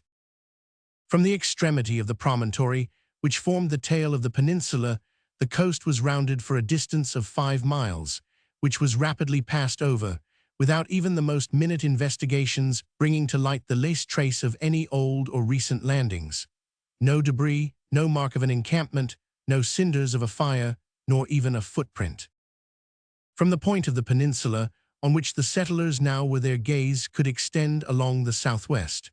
25 miles off the coast terminated in the Claw Cape, which loomed dimly through the morning mists, and which, by the phenomenon of the mirage, appeared as if suspended between land and water. Between the place occupied by the colonists and the other side of the immense bay, the shore was composed first of a tract of low land, bordered in the background by trees. Then the shore became more irregular, projecting sharp points into the sea, and finally ended in the black rocks, which, accumulated in picturesque disorder, formed Claw Cape. Such was the development of this part of the island, which the settlers took in at a glance, whilst stopping for an instant. If a vessel ran in here, said Pencroft, she would certainly be lost. Sandbanks and reefs everywhere, bad quarters. But at least something would be left of the ship, observed the reporter. There might be pieces of wood on the rocks, but nothing on the sands, replied the sailor. Why? Because the sands are still more dangerous than the rocks, for they swallow up everything that is thrown on them. In a few days, the hull of a ship of several hundred tons would disappear entirely in there. So Pencroft asked the engineer, if a ship has been wrecked on these banks, is it not astonishing that there is now no trace of her remaining? No, Captain, with the aid of time and tempest. However, it would be surprising, even in this case, that some of the masts or spars should not have been thrown on the beach, out of reach of the waves. Let us go on with our search, then, returned Cyrus Harding. At 1 o'clock, the colonists arrived at the other side of Washington Bay, they having now gone a distance of 20 miles. They then halted for breakfast. Here began the irregular coast, covered with lines of rocks and sandbanks. The long sea swell could be seen breaking over the rocks in the bay, forming a foamy fringe. From this point to Claw Cape, the beach was very narrow between the edge of the forest and the reefs. Walking was now more difficult, on account of the numerous rocks which encumbered the beach. The granite cliff also gradually increased in height, and only the green tops of the trees which crowned it could be seen. After half an hour's rest, the settlers resumed their journey, and not a spot among the rocks was left unexamined. Pencroft and Neb even rushed into the surf whenever any object attracted their attention. But they found nothing, some curious formations of the rocks having deceived them. They ascertained, however, that eatable shellfish abounded there, but these could not be of any great advantage to them until some easy means of communication had been established between the two banks of the Mersey, and until the means of transport had been perfected. Nothing, therefore, which threw any light on the supposed wreck could be found on this shore, yet an object of any importance, such as the hull of a ship, would have been seen directly, or any of her masts and spars would have been washed on shore, just as the chest had been, which was found 20 miles from here. But there was nothing. Towards 3 o'clock Harding and his companions arrived at a snug little creek. It formed quite a natural harbor, invisible from the sea, and was entered by a narrow channel. At the back of this creek, some violent convulsion had torn up the rocky border, and a cutting, by a gentle slope, gave access to an upper plateau, which might be situated at least 10 miles from Claw Cape, and consequently 4 miles in a straight line from Prospect Heights. Gideon Spilett proposed to his companions that they should make a halt here. They agreed readily, for their walk had sharpened their appetites, and although it was not their usual dinner hour, no one refused to strengthen himself with a piece of venison. This luncheon would sustain them till their supper, which they intended to take at Granite House. In a few minutes, the settlers, seated under a clump of fine sea pines, were devouring the provisions which Neb produced from his bag. This spot was raised from 50 to 60 feet above the level of the sea. The view was very extensive, but beyond the cape it ended in Union Bay. Neither the islet nor Prospect Heights were visible, and could not be from thence, for the rising ground and the curtain of trees closed the northern horizon. It is useless to add that, notwithstanding the wide extent of sea which the explorers could survey, and though the engineer swept the horizon with his glass, no vessel could be found. The shore was, of course, examined with the same care from the edge of the water to the cliff, and nothing could be discovered even with the aid of the instrument. "Well," said Gideon Spilett, "it seems we must make up our minds to console ourselves with thinking that no one will come to dispute with us the possession of Lincoln Island." "But the bullet," cried Herbert, "that was not imaginary, I suppose." "Hang it, no," exclaimed Pencroft, thinking of his absent tooth. "Then what conclusion may be drawn?" asked the reporter. "This," replied the engineer, "that 3 months or more ago, a vessel, either voluntarily or not, came here." "What, then you admit, Cyrus, that she was swallowed up without leaving any trace?" cried the reporter. "No, my dear Spilett, but you see that if it is certain that a human being set foot on the island, it appears no less certain that he has now left it." "Then, if I understand you right, Captain," said Herbert, "the vessel has left again." "Evidently." "And we have lost an opportunity to get back to our country," said Neb. "I fear so."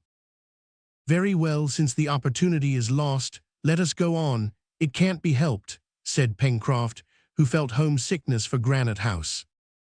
But just as they were rising, Top was heard loudly barking, and the dog issued from the wood, holding in his mouth a rag soiled with mud. Neb seized it. It was a piece of strong cloth. Top still barked, and by his going and coming seemed to invite his master to follow him into the forest. "Now there's something to explain the bullet," exclaimed Pencroft. "A castaway," replied Herbert. "Wounded, perhaps," said Neb. "Or dead," added the reporter. All ran after the dog, among the tall pines on the border of the forest. Harding and his companions made ready their firearms in case of an emergency. They advanced some way into the wood, but to their great disappointment, they as yet saw no signs of any human being having passed that way. Shrubs and creepers were uninjured, and they had even to cut them away with the axe, as they had done in the deepest recesses of the forest. It was difficult to fancy that any human creature had ever passed there, but yet Top went backwards and forwards, not like a dog who searches at random, but like a being endowed with a mind, who is following up an idea. In about 7 or 8 minutes Top stopped in a glade surrounded with tall trees. The settlers gazed around them, but saw nothing, neither under the bushes nor among the trees. "What is the matter, Top?" said Cyrus Harding. Top barked louder, bounding about at the foot of a gigantic pine. All at once Pencroft shouted. Exclaimed Pencroft, "Now there's something to explain the bullet," exclaimed Pencroft. "Ho, splendid, capital." "What is it?" asked Spilett. "We have been looking for a wreck at sea or on land." Well, and here we've found one in the air." And the sailor pointed to a great white rag, caught in the top of a pine, a fallen scrap of which the dog had brought to them. "But that is not a wreck," cried Gideon Spilett. "I beg your pardon," returned Pencroft. "Why is it?" "It is all that remains of our airy boat, of our balloon, which has been caught up aloft there at the top of that tree." Pencroft was not mistaken, and he gave vent to his feelings in a tremendous hurrah, adding, "There is good cloth, there is what will furnish us with linen for years, there is what will make us handkerchiefs and shirts. Ha, ha, Mr. Spilett, what do you say to an island where shirts grow on the trees?" It was certainly a lucky circumstance for the settlers in Lincoln Island that the balloon, after having made its last bound into the air, had fallen on the island and thus given them the opportunity of finding it again, whether they kept the case under its present form, or whether they wished to attempt another escape by it, or whether they usefully employed the several hundred yards of cotton, which was of fine quality. Pencroft's joy was therefore shared by all. But it was necessary to bring down the remains of the balloon from the tree, to place it in security, and this was no slight task. Neb, Herbert, and the sailor, climbing to the summit of the tree, used all their skill to disengage the now reduced balloon. The operation lasted 2 hours, and then not only the case, with its valve, its springs, its brasswork, lay on the ground, but the net, that is to say a considerable quantity of ropes and cordage, and the circle and the anchor. The case, except for the fracture, was in good condition, only the lower portion being torn. A wreck in the air, a wreck in the air. It was a fortune which had fallen from the sky. "All the same, Captain," said the sailor, "if we ever decide to leave the island, it won't be in a balloon, will it? These airboats won't go where we want them to go, and we have had some experience in that way. Look here, we will build a craft of some 20 tons, and then we can make a mainsail, a foresail, and a jib out of that cloth. As to the rest of it, that will help to dress us." "We shall see, Pencroft," replied Cyrus Harding, "we shall see." "In the meantime, we must put it in a safe place," said Neb. They certainly could not think of carrying this load of cloth, ropes, and cordage to Granite House, for the weight of it was very considerable, and whilst waiting for a suitable vehicle in which to convey it, it was of importance that this treasure should not be left longer exposed to the mercies of the first storm. The settlers, uniting their efforts, managed to drag it as far as the shore, where they discovered a large rocky cavity, which, owing to its position, could not be visited either by the wind or rain. "We needed a locker, and now we have one," said Pencroft, "but as we cannot lock it up, it will be prudent to hide the opening. I don't mean from two-legged thieves, but from those with 4 paws." At 6 o'clock all was stowed away, and after having given the creek the very suitable name of Port Balloon, the settlers pursued their way along Claw Cape. Pencroft and the engineer talked of the different projects, which it was agreed to put into execution with the briefest possible delay. It was necessary first of all to throw a bridge over the Mercy, so as to establish an easy communication with the south of the island. Then the cart must be taken to bring back the balloon, for the canoe alone could not carry it. Then they would build a decked boat, and Pencroft would rig it as a cutter, and they would be able to undertake voyages of circumnavigation round the island, etc.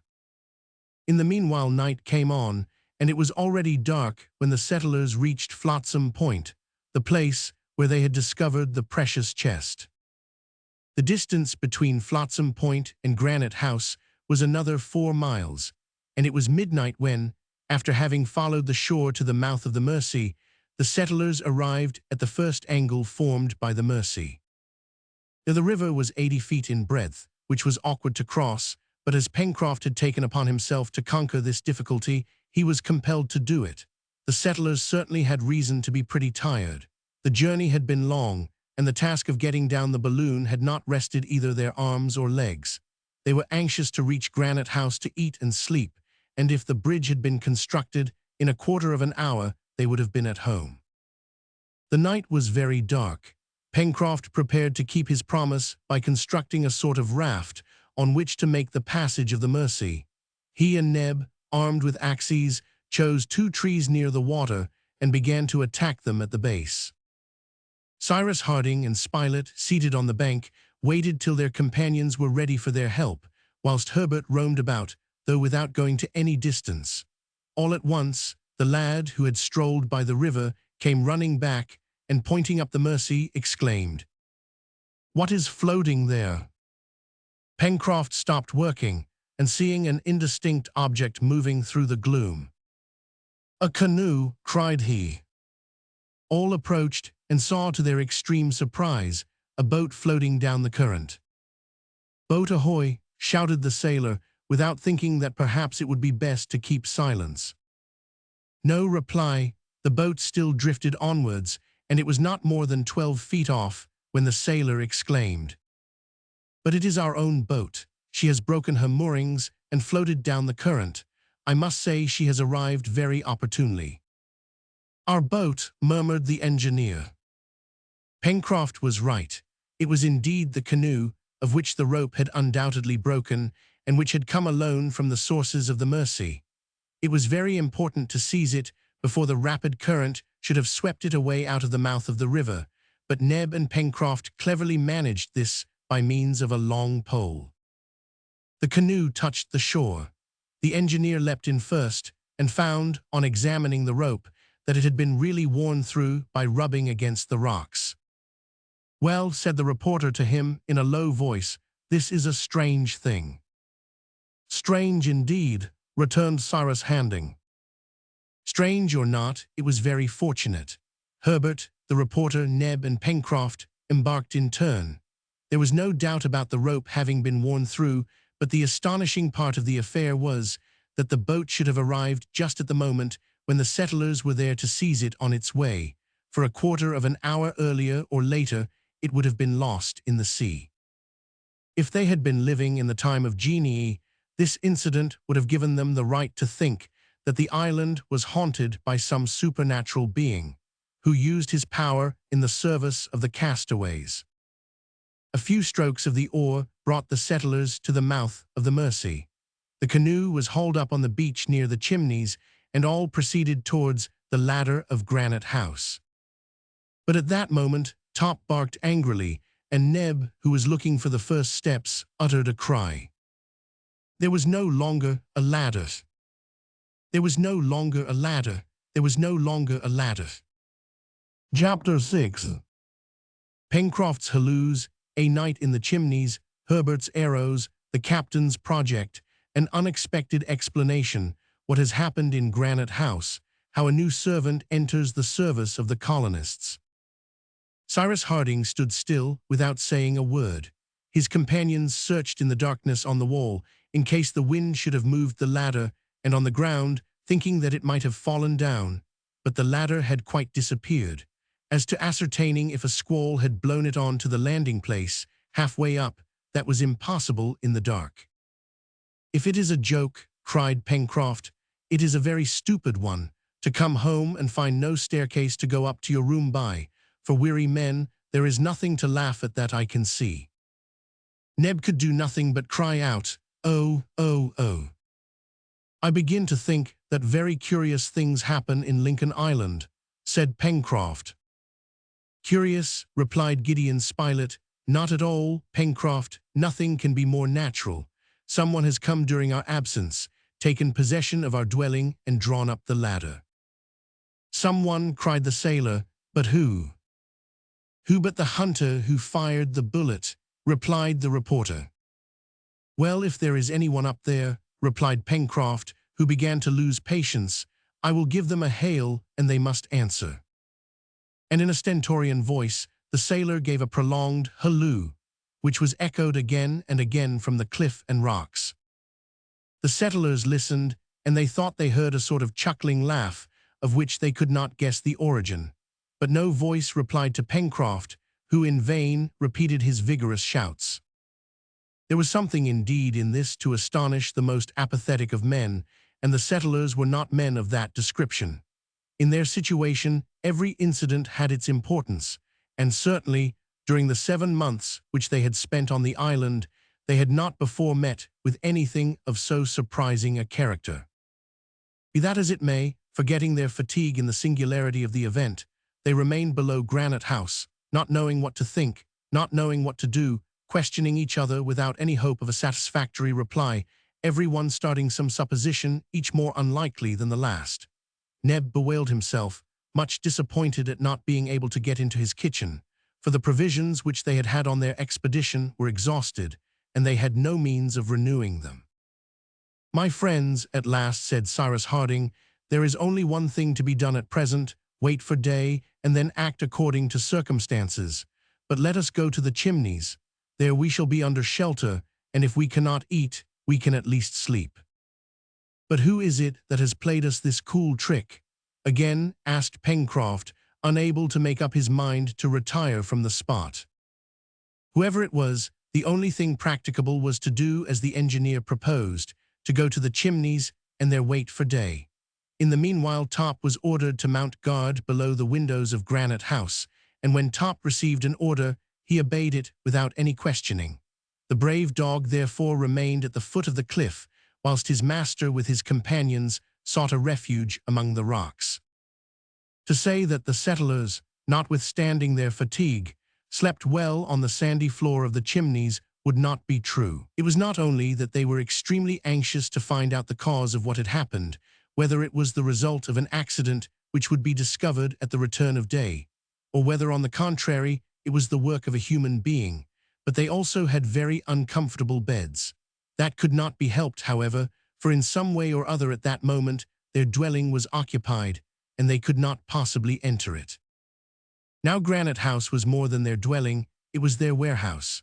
There were all the stores belonging to the colony, weapons, instruments, tools, ammunition, provisions, etc. To think that all that might be pillaged, and that the settlers would have all their work to do over again, fresh weapons and tools to make, was a serious matter. Their uneasiness led one or other of them also to go out every few minutes to see if Top was keeping good watch. Cyrus Harding alone waited with his habitual patience, although his strong mind was exasperated at being confronted with such an inexplicable fact, and he was provoked at himself for allowing a feeling to which he could not give a name to gain an influence over him. Gideon Spilett shared his feelings in this respect, and the two conversed together in whispers of the inexplicable circumstance which baffled even their intelligence and experience. "It is a joke," said Pencroft. "It is a trick someone has played us. Well, I don't like such jokes, and the joker had better look out for himself. If he falls into my hands, I can tell him." As soon as the first gleam of light appeared in the east, the colonists, suitably armed, repaired to the beach under Granite House. The rising sun now shone on the cliff, and they could see the windows, the shutters of which were closed, through the curtains of foliage. All here was in order, but a cry escaped the colonists when they saw that the door, which they had closed on their departure, was now wide open. Someone had entered Granite House, there could be no more doubt about that. The upper ladder, which generally hung from the door to the landing, was in its place, but the lower ladder was drawn up and raised to the threshold. It was evident that the intruders had wished to guard themselves against a surprise. Pencroft hailed again. No reply. "The beggars," exclaimed the sailor. "There they are, sleeping quietly as if they were in their own house. Hallo there, you pirates, brigands, robbers, sons of John Bull." When Pencroft, being a Yankee, treated anyone to the epithet of son of John Bull, he considered he had reached the last limits of insult. The sun had now completely risen, and the whole facade of Granite House became illuminated by his rays, but in the interior, as well as on the exterior, all was quiet and calm. The settlers asked if Granite House was inhabited or not, and yet the position of the ladder was sufficient to show that it was. It was also certain that the inhabitants, whoever they might be, had not been able to escape. But how were they to be got at? Herbert then thought of fastening a cord to an arrow, and shooting the arrow so that it should pass between the first rounds of the ladder which hung from the threshold. By means of the cord, they would then be able to draw down the ladder to the ground, and so re-establish the communication between the beach and Granite House. There was evidently nothing else to be done, and with a little skill, this method might succeed. Very fortunately, bows and arrows had been left at the chimneys, where they also found a quantity of light hibiscus cord. Pencroft fastened this to a well-feathered arrow. Then Herbert, fixing it to his bow, took a careful aim for the lower part of the ladder. Cyrus Harding, Gideon Spilett, Pencroft, and Neb drew back so as to see if anything appeared at the windows. The reporter lifted his gun to his shoulder and covered the door. The bow was bent, The arrow flew, taking the cord with it, and passed between the two last rounds. The operation had succeeded. Herbert immediately seized the end of the cord, but at that moment, when he gave it a pull to bring down the ladder, an arm, thrust suddenly out between the wall and the door, grasped it and dragged it inside Granite House. "The rascals," shouted the sailor, "if a ball can do anything for you, you shall not have long to wait for it." "But who was it?" asked Neb. "Who was it, didn't you see?" "No." "It was a monkey, a sapago, an orangutan, a baboon, a gorilla, a sagan. Our dwelling has been invaded by monkeys who climbed up the ladder during our absence." And at this moment, as if to bear witness to the truth of the sailor's words, 2 or 3 quadrumana showed themselves at the windows, from which they had pushed back the shutters, and saluted the real proprietors of the place with 1,000 hideous grimaces. "I knew that it was only a joke," cried Pencroft, "but one of the jokers shall pay the penalty for the rest." So saying, the sailor, raising his piece, took a rapid aim at one of the monkeys and fired. All disappeared, except one who fell mortally wounded on the beach. This monkey, which was of a large size, evidently belonged to the first order of the quadrumana. Whether this was a chimpanzee, an orangutan, or a gorilla, he took rank among the anthropoid apes, who are so called from their resemblance to the human race. However, Herbert declared it to be an orangutan. "What a magnificent beast!" cried Neb. "Magnificent, if you like," replied Pencroft, "but still, I do not see how we are to get into our house." "Herbert is a good marksman," said the reporter, "and his bow is here. He can try again." "Why, these apes are so cunning," returned Pencroft. "They won't show themselves again at the windows, and so we can't kill them. And when I think of the mischief they may do in the rooms and storehouse." "Have patience," replied Harding. "These creatures cannot keep us long at bay." "I shall not be sure of that till I see them down here," replied the sailor. "And now, Captain, do you know how many dozens of these fellows are up there?" It was difficult to reply to Pencroft, and as for the young boy making another attempt, that was not easy, for the lower part of the ladder had been drawn again into the door, and when another pull was given, the line broke and the ladder remained firm. The case was really perplexing. Pencroft stormed. There was a comic side to the situation, but he did not think it funny at all. It was certain that the settlers would end by reinstating themselves in their domicile and driving out the intruders, but when and how, that is what they were not able to say. The invaders of Granite House, the invaders of Granite House. 2 hours passed, during which the apes took care not to show themselves, but they were still there, and 3 or 4 times a nose or a paw was poked out at the door or windows, and was immediately saluted by a gunshot. "Let us hide ourselves," at last said the engineer. "Perhaps the apes will think we have gone quite away and will show themselves again. Let Spilett and Herbert conceal themselves behind those rocks and fire on all that may appear." The engineer's orders were obeyed, and whilst the reporter and the lad, the best marksmen in the colony, posted themselves in a good position, but out of the monkey's sight, Neb, Pencroft, and Cyrus climbed the plateau and entered the forest in order to kill some game, for it was now time for breakfast, and they had no provisions remaining.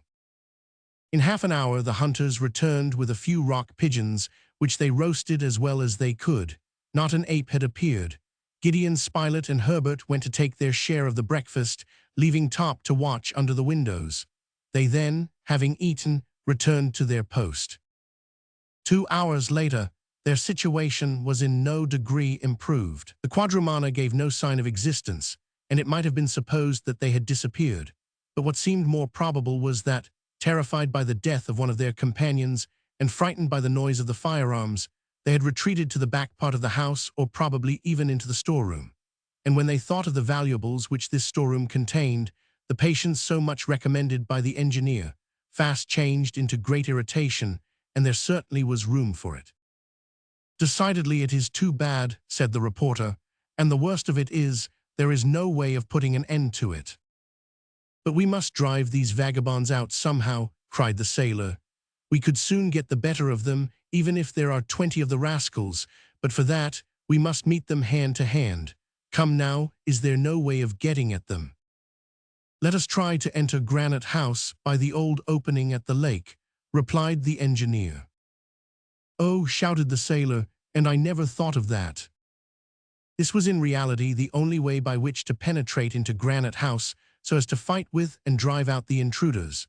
The opening was, it is true, closed up with a wall of cemented stones, which it would be necessary to sacrifice, but that could easily be rebuilt. Fortunately, Cyrus Harding had not as yet effected his project of hiding this opening by raising the waters of the lake, for the operation would then have taken some time.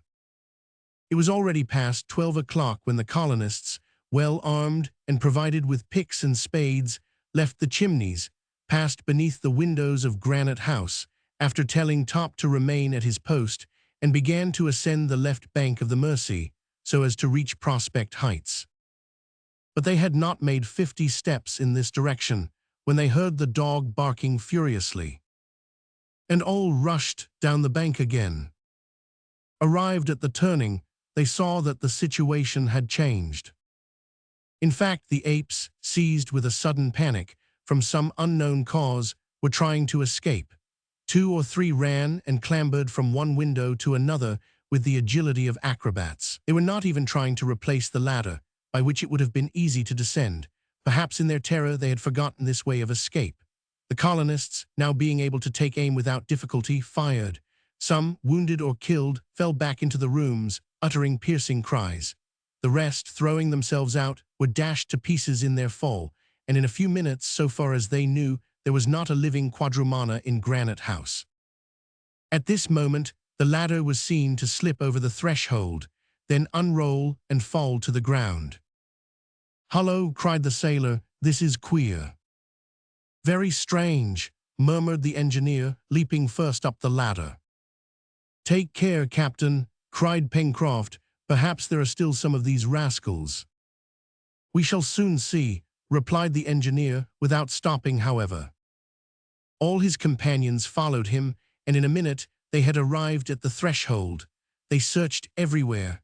There was no one in the rooms nor in the storehouse, which had been respected by the band of quadrumana. "Well now, and the ladder," cried the sailor, "who can the gentleman have been who sent us that down?" But at that moment a cry was heard, and a great orang, who had hidden himself in the passage, rushed into the room, pursued by Neb. "Ah, the robber!" cried Pencroft. And hatchet in hand, he was about to cleave the head of the animal, when Cyrus Harding seized his arm, saying, "Spare him, Pencroft. Pardon this rascal. Yes, it was he who threw us the ladder." And the engineer said this in such a peculiar voice that it was difficult to know whether he spoke seriously or not. Nevertheless, they threw themselves on the orang, who defended himself gallantly, but was soon overpowered and bound. "There," said Pencroft, "and what shall we make of him now we've got him?" "A servant," replied Herbert. The lad was not joking in saying this, for he knew how this intelligent race could be turned to account. The settlers then approached the ape and gazed at it attentively. He belonged to the family of anthropoid apes, of which the facial angle is not much inferior to that of the Australians and Hottentots. It was an orang-outang, and as such, had neither the ferocity of the gorilla nor the stupidity of the baboon. It is to this family of the anthropoid apes that so many characteristics belong which prove them to be possessed of an almost human intelligence. Employed in houses, they can wait at table, sweep rooms, brush clothes, clean boots, handle a knife, fork, and spoon properly, and even drink wine, doing everything as well as the best servant that ever walked upon 2 legs. Buffon possessed one of these apes, who served him for a long time as a faithful and zealous servant. Capturing the orang, capturing the orang. The one which had been seized in the hall of Granite House was a great fellow, 6 feet high, with an admirably proportioned frame, a broad chest, head of a moderate size, the facial angle reaching 65 degrees, round skull, projecting nose, skin covered with soft glossy hair, in short, a fine specimen of the anthropoids. His eyes, rather smaller than human eyes, sparkled with intelligence. His white teeth glittered under his mustache, and he wore a little curly brown beard. "A handsome fellow," said Pencroft. "If we only knew his language, we could talk to him." "But, master," said Neb, "are you serious? Are we going to take him as a servant?" "Yes, Neb," replied the engineer, smiling, "but you must not be jealous." "And I hope he will make an excellent servant," added Herbert. "He appears young, and will be easy to educate, and we shall not be obliged to use force to subdue him, nor draw his teeth, as is sometimes done. He will soon grow fond of his masters if they are kind to him." "And they will be," replied Pencroft, who had forgotten all his rancor against the jokers. Then, approaching the orang, "Well, old boy," he asked, "how are you?" The orang replied by a little grunt, which did not show any anger. "You wish to join the colony?" again asked the sailor. "You are going to enter the service of Captain Cyrus Harding." Another respondent grunt was uttered by the ape. "And you will be satisfied with no other wages than your food." Third affirmative grunt. "This conversation is slightly monotonous," observed Gideon Spilett. "So much the better," replied Pencroft. "The best servants are those who talk the least. And then, no wages, do you hear, my boy? We will give you no wages at first, but we will double them afterwards if we are pleased with you." Thus the colony was increased by a new member. As to his name, the sailor begged that in memory of another ape which he had known, he might be called Jupiter, and Jup for short. And so, without more ceremony, Master Jup was installed in Granite House. Engaging the new servant, engaging the new servant. Chapter 7. Plans a bridge over the Mersey, mode adopted for making an island of Prospect Heights, the drawbridge harvest, the stream, the poultry yard, a pigeon house, the two onagas, the cart, excursion to Port Balloon. The settlers in Lincoln Island had now regained their dwelling, without having been obliged to reach it by the old opening, and were therefore spared the trouble of mason's work. It was certainly lucky that at the moment they were about to set out to do so, the apes had been seized with that terror, no less sudden than inexplicable, which had driven them out of Granite House. Had the animals discovered that they were about to be attacked from another direction, this was the only explanation of their sudden retreat. During the day, the bodies of the apes were carried into the wood, where they were buried. Then the settlers busied themselves in repairing the disorder caused by the intruders, disorder but not damage, for although they had turned everything in the rooms topsy-turvy, yet they had broken nothing. Neb relighted his stove, and the stores in the larder furnished a substantial repast, to which all did ample justice. Jup was not forgotten, and he ate with relish some stone pine almonds and rhizome roots, with which he was abundantly supplied. Pencroft had unfastened his arms, but judged it best to have his legs tied until they were more sure of his submission. Then, before retiring to rest, Harding and his companions, seated round their table, discussed those plans, the execution of which was most pressing. The most important and most urgent was the establishment of a bridge over the Mersey, so as to form a communication with the southern part of the island and Granite House, then the making of an enclosure for the musmons or other woolly animals which they wished to capture. These two projects would help to solve the difficulty as to their clothing, which was now serious. The bridge would render easy the transport of the balloon case, which would furnish them with linen, and the inhabitants of the enclosure would yield wool, which would supply them with winter clothes. As to the enclosure, it was Cyrus Harding's intention to establish it at the sources of the Red Creek, where the ruminants would find fresh and abundant pasture. The road between Prospect Heights and the sources of the stream was already partly beaten, and with a better cart than the first, the material could be easily conveyed to the spot, especially if they could manage to capture some animals to draw it. But though there might be no inconvenience in the enclosure being so far from Granite House, it would not be the same with the poultry yard, to which Neb called the attention of the colonists. It was indeed necessary that the birds should be close within reach of the cook, and no place appeared more favorable for the establishment of the said poultry yard than that portion of the banks of the lake, which was close to the old opening. Water birds would prosper there as well as others, and the couple of tinamous taken in their last excursion would be the first to be domesticated. The next day, the 3rd of November, the new works were begun by the construction of the bridge, and all hands were required for this important task. Saws, hatchets, and hammers were shouldered by the settlers, who, now transformed into carpenters, descended to the shore. There Pencroft observed, "Suppose that during our absence, Master Jup takes it into his head to draw up the ladder which he so politely returned to us yesterday." "Let us tie its lower end down firmly," replied Cyrus Harding. This was done by means of 2 stakes securely fixed in the sand. Then the settlers, ascending the left bank of the Mersey, soon arrived at the angle formed by the river. There they halted in order to ascertain if the bridge could be thrown across. The place appeared suitable. In fact, from this spot to Port Balloon, discovered the day before on the southern coast, there was only a distance of 3 miles and a half, and from the bridge to the port, it would be easy to make a good cart road, which would render the communication between Granite House and the south of the island extremely easy. Cyrus Harding now imparted to his companions a scheme for completely isolating Prospect Heights so as to shelter it from the attacks both of quadrupeds and quadrumana. In this way, Granite House, the chimneys, the poultry yard, and all the upper part of the plateau which was to be used for cultivation would be protected against the depredations of animals. Nothing could be easier than to execute this project, and this is how the engineer intended to set to work.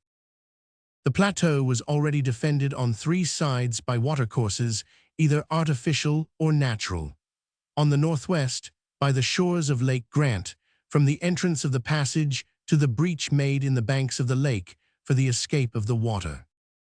On the north, from this breach to the sea, by the new watercourse, which had hollowed out a bed for itself across the plateau and shore, above and below the fall, and it would be enough to dig the bed of this creek a little deeper to make it impracticable for animals, on all the eastern border by the sea itself, from the mouth of the aforesaid creek to the mouth of the Mersey. Lastly, on the south, from the mouth to the turn of the Mersey, where the bridge was to be established. The western border of the plateau now remained between the turn of the river and the southern angle of the lake, a distance of about a mile, which was open to all comers. But nothing could be easier than to dig a broad, deep ditch, which could be filled from the lake, and the overflow of which would throw itself by a rapid fall into the bed of the Mersey. The level of the lake would, no doubt, be somewhat lowered by this fresh discharge of its waters, but Cyrus Harding had ascertained that the volume of water in the Red Creek was considerable enough to allow of the execution of this project. Building the bridge, building the bridge. So then, added the engineer, Prospect Heights will become a regular island, being surrounded with water on all sides, and only communicating with the rest of our domain by the bridge which we are about to throw across the Mersey, the 2 little bridges already established, above and below the fall, and lastly, 2 other little bridges which must be constructed, one over the canal which I propose to dig, the other across to the left bank of the Mersey. Now, if these bridges can be raised at will, Prospect Heights will be guarded from any surprise. The bridge was the most urgent work. Trees were selected, cut down, stripped of their branches, and cut into beams, joists, and planks. The end of the bridge which rested on the right bank of the Mersey was to be firm, but the other end on the left bank was to be movable, so that it might be raised by means of a counterpoise, as some canal bridges are managed. This was certainly a considerable work, and though it was skillfully conducted, it took some time, for the Mersey at this place was 80 feet wide. It was therefore necessary to fix piles in the bed of the river so as to sustain the floor of the bridge and establish a pile driver to act on the tops of these piles, which would thus form 2 arches and allow the bridge to support heavy loads. Happily, there was no want of tools with which to shape the wood, nor of ironwork to make it firm, nor of the ingenuity of a man who had a marvelous knowledge of the work, nor, lastly, the zeal of his companions, who in 7 months had necessarily acquired great skill in the use of their tools, and it must be said that not the least skillful was Gideon Spilett, who in dexterity almost equaled the sailor himself. Who would ever have expected so much from a newspaper man? Thought Pencroft. The construction of the Mersey Bridge lasted 3 weeks of regular hard work. They even breakfasted on the scene of their labors, and the weather being magnificent, they only returned to Granite House to sleep. During this period, it may be stated that Master Jup grew more accustomed to his new masters, whose movements he always watched with very inquisitive eyes. However, as a precautionary measure, Pencroft did not as yet allow him complete liberty, rightly wishing to wait until the limits of the plateau should be settled by the projected works. Top and Jup were good friends and played willingly together, but Jup did everything solemnly. On the 20th of November, the bridge was finished. The movable part, balanced by the counterpoise, swung easily, and only a slight effort was needed to raise it. Between its hinge and the last crossbar on which it rested when closed, there existed a space of 20 feet, which was sufficiently wide to prevent any animals from crossing. The settlers now began to talk of fetching the balloon case, which they were anxious to place in perfect security, but to bring it, it would be necessary to take a cart to Port Balloon, and consequently necessary to beat a road through the dense forests of the far west. This would take some time.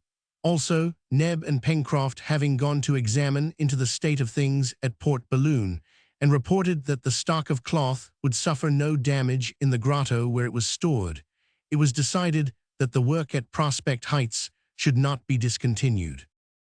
That, observed Pencroft, will enable us to establish our poultry yard under better conditions, since we need have no fear of visits from foxes nor the attacks of other beasts. Then, added Neb, we can clear the plateau and transplant wild plants to it. And prepare our second cornfield, cried the sailor with a triumphant air. In fact, the first cornfield sown with a single grain had prospered admirably, thanks to Pencroft's care. It had produced the 10 ears foretold by the engineer, and each ear containing 80 grains, the colony found itself in possession of 800 grains in 6 months, which promised a double harvest each year. These 800 grains, except 50, which were prudently reserved, were to be sown in a new field, but with no less care than was bestowed on the single grain. The field was prepared, then surrounded with a strong palisade, high and pointed, which quadrupeds would have found difficulty in leaping. As to birds, some scarecrows, due to Pencroft's ingenious brain, were enough to frighten them. The 750 grains, deposited in very regular furrows, were then left for nature to do the rest. On the 21st of November, Cyrus Harding began to plan the canal which was to close the plateau on the west, from the south angle of Lake Grant to the angle of the Mersey. There was there 2 or 3 feet of vegetable earth, and below that granite. It was therefore necessary to manufacture some more nitroglycerine, and the nitroglycerine did its accustomed work. In less than a fortnight, a ditch 12 feet wide and 6 deep was dug out in the hard ground of the plateau. A new trench was made by the same means in the rocky border of the lake, forming a small stream, to which they gave the name of Creek Glycerine, and which was thus an affluent of the Mersey. As the engineer had predicted, the level of the lake was lowered, though very slightly. To complete the enclosure, the bed of the stream on the beach was considerably enlarged, and the sand supported by means of stakes. By the end of the first fortnight of December, these works were finished, and Prospect Heights, that is to say, a sort of irregular pentagon having a perimeter of nearly 4 miles, surrounded by a liquid belt, was completely protected from depredators of every description. During the month of December, the heat was very great. In spite of it, however, the settlers continued their work, and as they were anxious to possess a poultry yard, they forthwith commenced it. It is useless to say that since the enclosing of the plateau had been completed, Master Jup had been set at liberty. He did not leave his masters, and evinced no wish to escape. He was a gentle animal, though very powerful and wonderfully active. He was already taught to make himself useful by drawing loads of wood and carting away the stones which were extracted from the bed of Creek Glycerine. The poultry yard occupied an area of 200 square yards on the southeastern bank of the lake. It was surrounded by a palisade, and in it were constructed various shelters for the birds which were to populate it. These were simply built of branches and divided into compartments made ready for the expected guests. Pencroft scarecrows, Pencroft scarecrows. The first were the two tinamous, which were not long in having a number of young ones. They had for companions half a dozen ducks, accustomed to the borders of the lake. Some belonged to the Chinese species, of which the wings open like a fan, and which by the brilliancy of their plumage rival the golden pheasants. A few days afterwards, Herbert snared a couple of gallinaceae, with spreading tails composed of long feathers, magnificent electors, which soon became tame. As to pelicans, kingfishers, water hens, they came of themselves to the shores of the poultry yard, and this little community, after some disputes, cooing, screaming, clucking, ended by settling down peacefully, and increased in encouraging proportion for the future use of the colony. Cyrus Harding, wishing to complete his performance, established a pigeon house in a corner of the poultry yard. There he lodged a dozen of those pigeons which frequented the rocks of the plateau. These birds soon became accustomed to returning every evening to their new dwelling, and showed more disposition to domesticate themselves than their congeners, the wood pigeons. Lastly, the time had come for turning the balloon case to use, by cutting it up to make shirts and other articles. For as to keeping it in its present form, and risking themselves in a balloon filled with gas, above a sea of the limits of which they had no idea, it was not to be thought of. It was necessary to bring the case to Granite House, and the colonists employed themselves in rendering their heavy cart lighter and more manageable. But though they had a vehicle, the moving power was yet to be found. But did there not exist in the island some animal which might supply the place of the horse, ass, or ox? That was the question.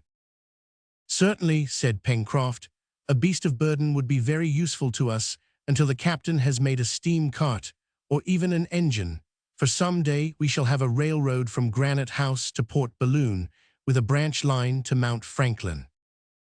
One day, the 23rd of December, Neb and Top were heard shouting and barking, each apparently trying who could make the most noise. The settlers, who were busy at the chimneys, ran, fearing some vexatious incident. What did they see? Two fine animals of a large size, who had imprudently ventured on the plateau when the bridges were open. One would have said they were horses, or at least donkeys, male and female, of a fine shape, dove-colored, the legs and tail white, striped with black on the head and neck. They advanced quietly without showing any uneasiness, and gazed at the men, in whom they could not as yet recognize their future masters. "These are onagas," cried Herbert, "animals something between the zebra and the kanaga." "Why not donkeys?" asked Neb. "Because they have not long ears, and their shape is more graceful." "Donkeys or horses," interrupted Pencroft, "they are moving powers, as the captain would say, and as such must be captured." The sailor, without frightening the animals, crept through the grass to the bridge over Creek Glycerine, lowered it, and the onagas were prisoners. Now should they seize them with violence and master them by force? No. It was decided that for a few days they should be allowed to roam freely about the plateau, where there was an abundance of grass, and the engineer immediately began to prepare a stable near the poultry yard, in which the onagas might find food, with a good litter, and shelter during the night. This done, the movements of the two magnificent creatures were left entirely free, and the settlers avoided even approaching them so as to terrify them. Several times, however, the onagas appeared to wish to leave the plateau, too confined for animals accustomed to the plains and forests. They were then seen following the water barrier, which everywhere presented itself before them, uttering short neighs, then galloping through the grass, and becoming calmer, they would remain entire hours gazing at the woods, from which they were cut off forever. In the meantime, harness of vegetable fiber had been manufactured, and some days after the capture of the onagas, not only the cart was ready, but a straight road, or rather a cutting, had been made through the forests of the far west, from the angle of the Mersey to Port Balloon. The cart might then be driven there, and towards the end of December they tried the onagas for the first time.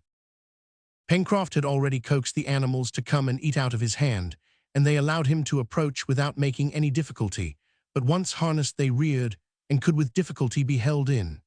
However, it was not long before they submitted to this new service, for the onaga, being less refractory than the zebra, is frequently put in harness in the mountainous regions of southern Africa, and it has even been acclimatized in Europe under zones of a relative coolness.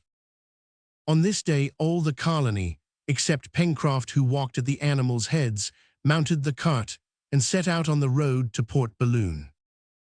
Of course, they were jolted over the somewhat rough road, but the vehicle arrived without any accident and was soon loaded with the case and rigging of the balloon.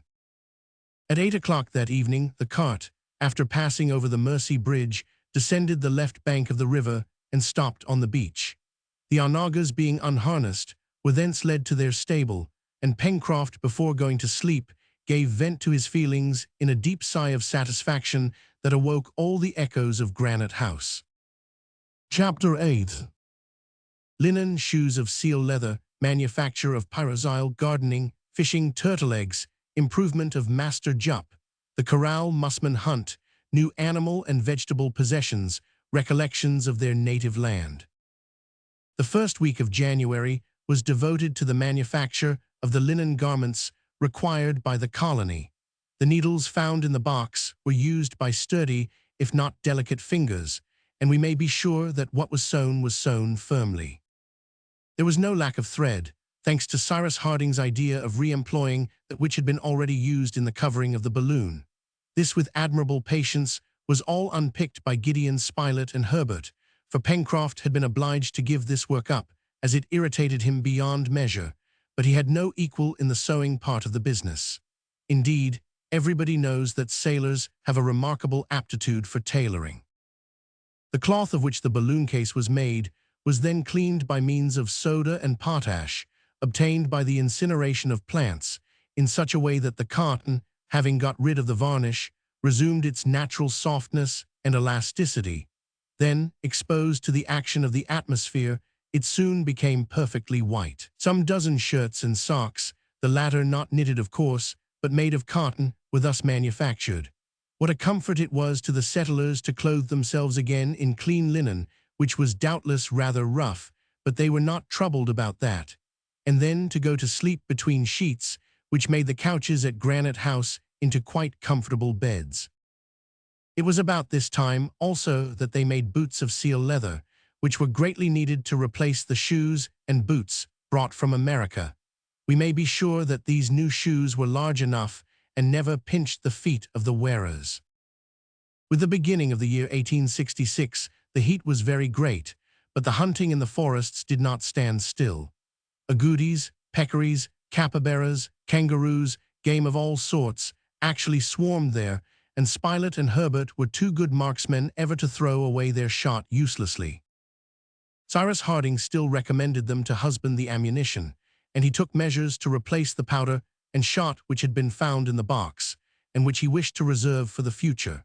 How did he know where chance might one day cast his companions and himself in the event of their leaving their domain?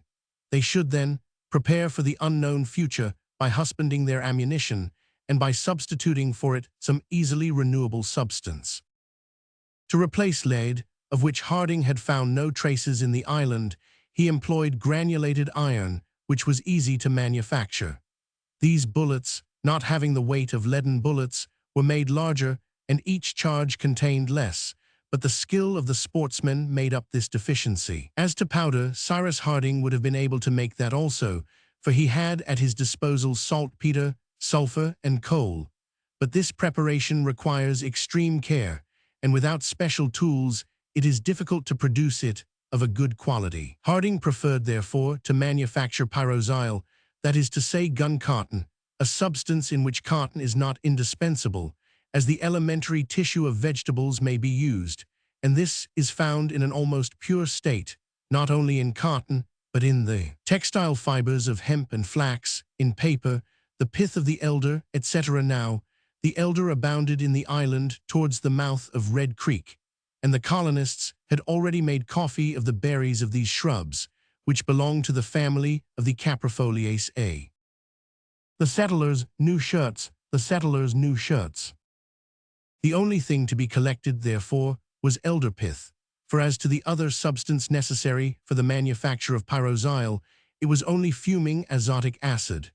Now, Harding, having sulfuric acid at his disposal, had already been easily able to produce azotic acid by attacking the saltpeter with which nature supplied him. He accordingly resolved to manufacture and employ pyroxyle, although it has some inconveniences, that is to say, a great inequality of effect, an excessive inflammability, since it takes fire at 170 degrees instead of 240, and, lastly, an instantaneous deflagration which might damage the firearms.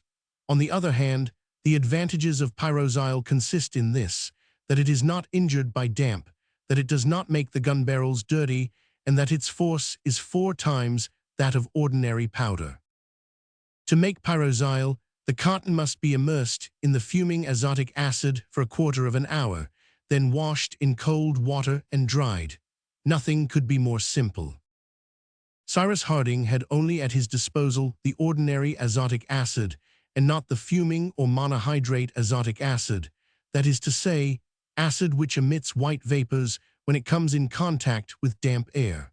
But by substituting for the latter ordinary azotic acid, mixed in the proportion of from 3 to 5 volumes of concentrated sulfuric acid, the engineer obtained the same result.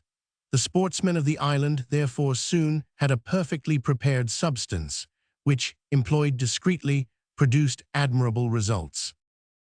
About this time, the settlers cleared 3 acres of the plateau, and the rest was preserved in a wild state, for the benefit of the onagas. Several excursions were made into the Jacamar woods and forests of the far west, and they brought back from thence a large collection of wild vegetables, spinach, cress, radishes, and turnips, which careful culture would soon improve, and which would temper the regimen on which the settlers had till then subsisted. Supplies of wood and coal were also carted. Each excursion was at the same time a means of improving the roads, which gradually became smoother under the wheels of the cart. The rabbit warren still continued to supply the larder of Granite House. As fortunately it was situated on the other side of Creek Glycerine, its inhabitants could not reach the plateau nor ravage the newly made plantation. The oyster bed among the rocks was frequently renewed and furnished excellent mollusks. Besides that, the fishing, either in the lake or the Mersey, was very profitable, for Pencroft had made some lines, armed with iron hooks, with which they frequently caught fine trout, and a species of fish whose silvery sides were speckled with yellow, and which were also extremely savory. Master Neb, who was skilled in the culinary art, knew how to vary agreeably the bill of fare. Bread alone was wanting at the table of the settlers, and as has been said, they felt this privation greatly. The settlers hunted too the turtles which frequented the shores of Cape Mandible. At this place the beach was covered with little mounds, concealing perfectly spherical turtles' eggs, with white hard shells, the albumen of which does not coagulate as that of birds' eggs. They were hatched by the sun, and their number was naturally considerable, as each turtle can lay annually 250. "A regular egg field," observed Gideon Spilett, "and we have nothing to do but to pick them up." But not being contented with simply the produce, they made chase after the producers, the result of which was that they were able to bring back to Granite House a dozen of these colonians, which were really valuable in an alimentary point of view. The turtle soup, flavored with aromatic herbs, often gained well-merited praises for its preparer, Neb. We must here mention another fortunate circumstance by which new stores for the winter were laid in. Shoals of salmon entered the Mersey and ascended the country for several miles. It was the time at which the females, going to find suitable places in which to spawn, precede the males and make a great noise through the fresh water. 1,000 of these fish, which measured about 2.5 feet in length, came up the river, and a large quantity were retained by fixing dams across the stream. More than 100 were thus taken, which were salted and stored for the time when winter, freezing up the streams, would render fishing impracticable. By this time, the intelligent Jup was raised to the duty of valet. He had been dressed in a jacket, white linen breeches, and an apron, the pockets of which were his delight. The clever orang had been marvelously trained by Neb, and anyone would have said that the Negro and the ape understood each other when they talked together.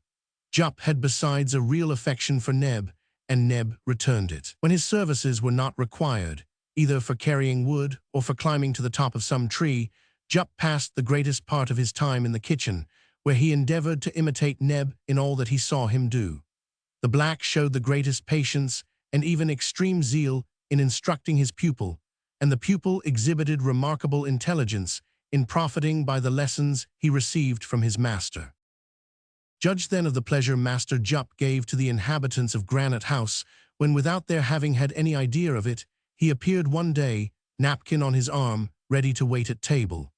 Quick, attentive, he acquitted himself perfectly, changing the plates, bringing dishes, pouring out water, all with a gravity which gave intense amusement to the settlers and which enraptured Pencroft. "Jup, some soup." "Jup, a little agouti." "Jup, a plate." "Jup, good Jup, honest Jup." Nothing was heard but that, and Jup, without ever being disconcerted, replied to every one, watched for everything, and he shook his head in a knowing way when Pencroft, referring to his joke of the first day, said to him, "Decidedly, Jup, your wages must be doubled." It is useless to say that the orang was now thoroughly domesticated at Granite House, and that he often accompanied his masters to the forest without showing any wish to leave them. It was most amusing to see him walking with a stick which Pencroft had given him and which he carried on his shoulder like a gun. If they wished to gather some fruit from the summit of a tree, how quickly he climbed for it. If the wheel of the cart stuck in the mud, with what energy did Jup, with a single heave of his shoulder, put it right again. "What a jolly fellow he is!" cried Pencroft often. "If he was as mischievous as he is good, there would be no doing anything with him." It was towards the end of January the colonists began their labors in the center of the island. It had been decided that a corral should be established near the sources of the Red Creek, at the foot of Mount Franklin, destined to contain the ruminants, whose presence would have been troublesome at Granite House, and especially for the musmons, who were to supply the wool for the settlers' winter garments.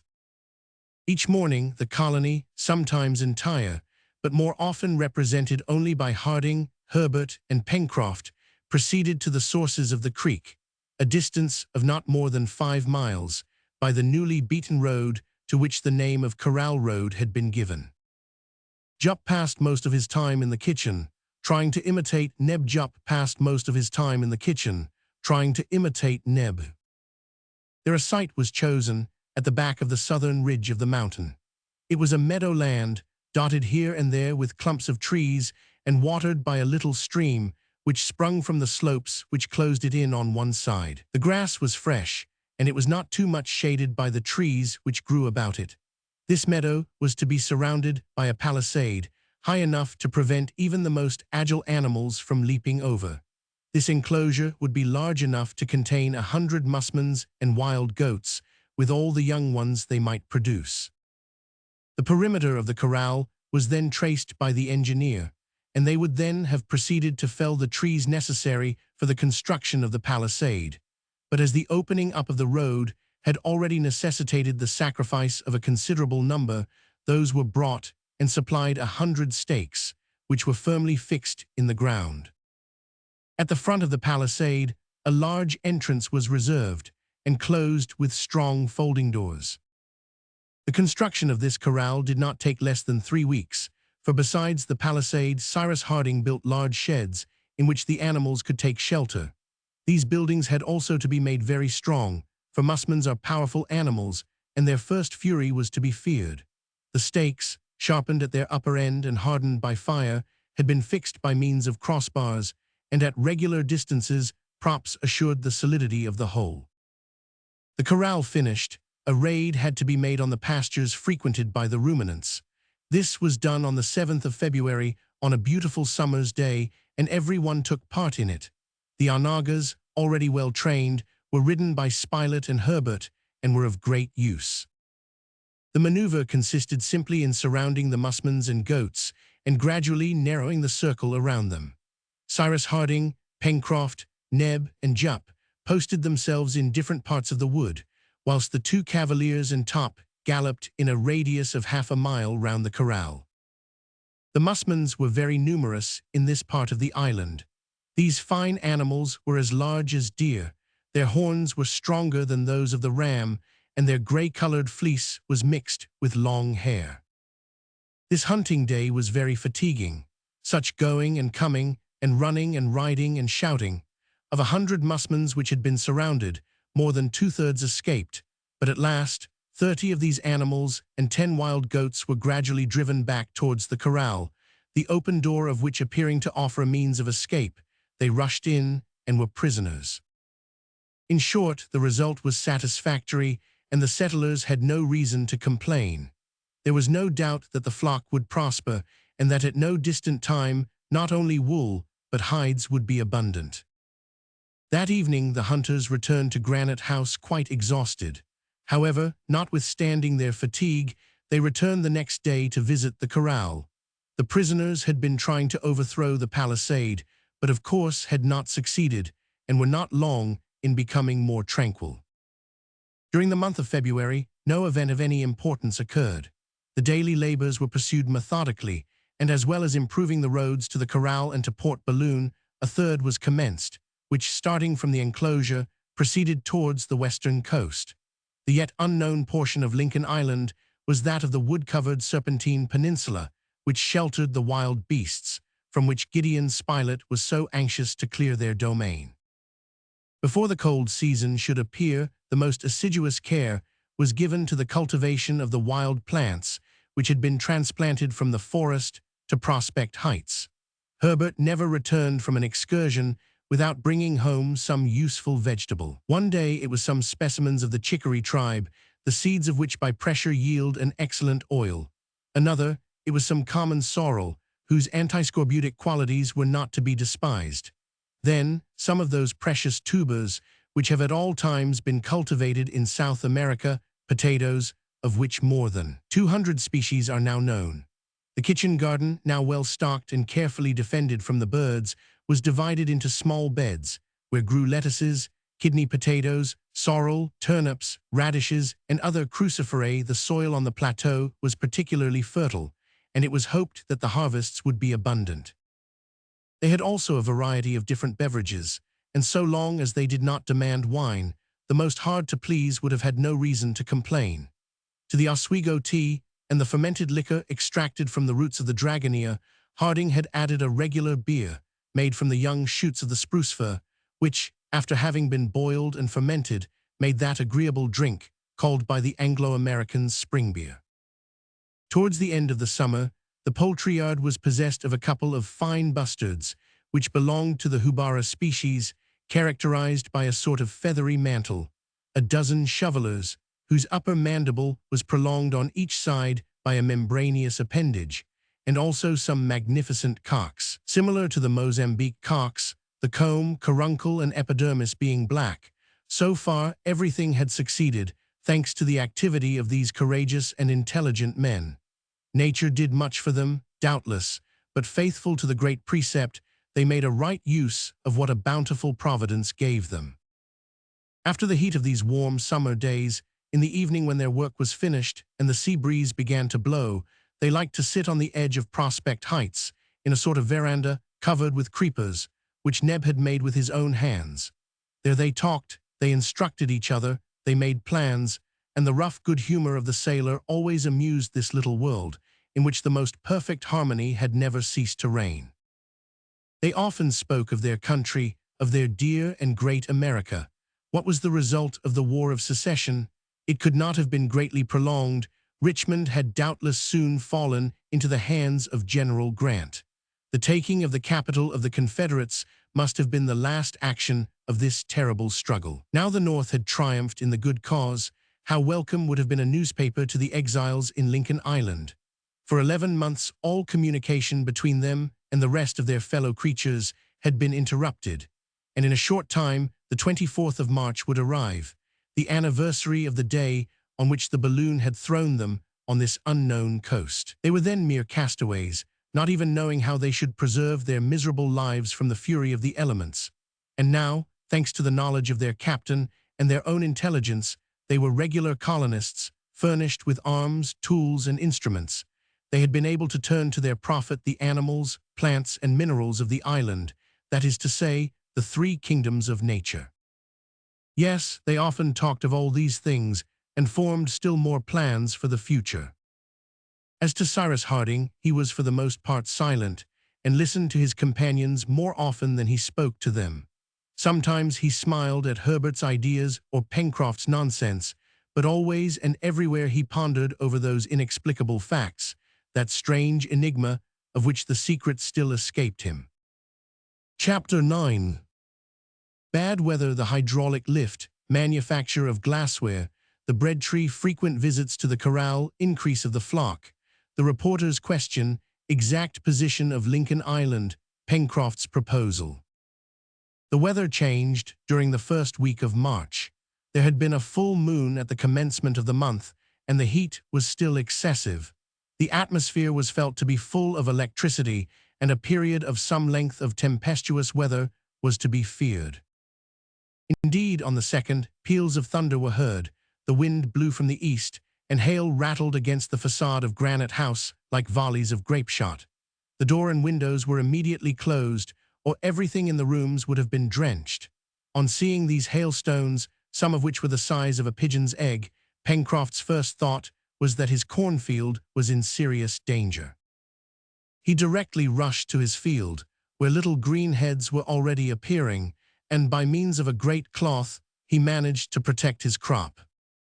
This bad weather lasted a week, during which time the thunder rolled without cessation in the depths of the sky. The colonists, not having any pressing work out of doors, profited by the bad weather to work at the interior of Granite House, the arrangement of which was becoming more complete from day to day. The engineer made a turning lathe, with which he turned several articles both for the toilet and the kitchen, particularly buttons, the want of which was greatly felt. A gun rack had been made for the firearms, which were kept with extreme care, and neither tables nor cupboards were left incomplete. They sawed, they planed, they filed, they turned, and during the whole of this bad season, nothing was heard but the grinding of tools or the humming of the turning lathe, which responded to the growling of the thunder. Pencroft to the rescue, Pencroft to the rescue. Master Jup had not been forgotten, and he occupied a room at the back, near the storeroom, a sort of cabin with a cot always full of good litter, which perfectly suited his taste. With good old Jup there is never any quarrelling, often repeated Pencroft, never any improper reply. What a servant, Neb, what a servant. Of course Jup was now well used to service. He brushed their clothes, he turned the spit, he waited at table, he swept the rooms, he gathered wood, and he performed another admirable piece of service which delighted Pencroft. He never went to sleep without first coming to tuck up the worthy sailor in his bed. As to the health of the members of the colony, bipeds or bimana, quadrumana or quadrupeds, it left nothing to be desired. With their life in the open air, on this salubrious soil, under that temperate zone, working both with head and hands, they could not suppose that illness would ever attack them. All were indeed wonderfully well. Herbert had already grown 2 inches in the year. His figure was forming and becoming more manly, and he promised to be an accomplished man, physically as well as morally. Besides, he improved himself during the leisure hours which manual occupations left to him.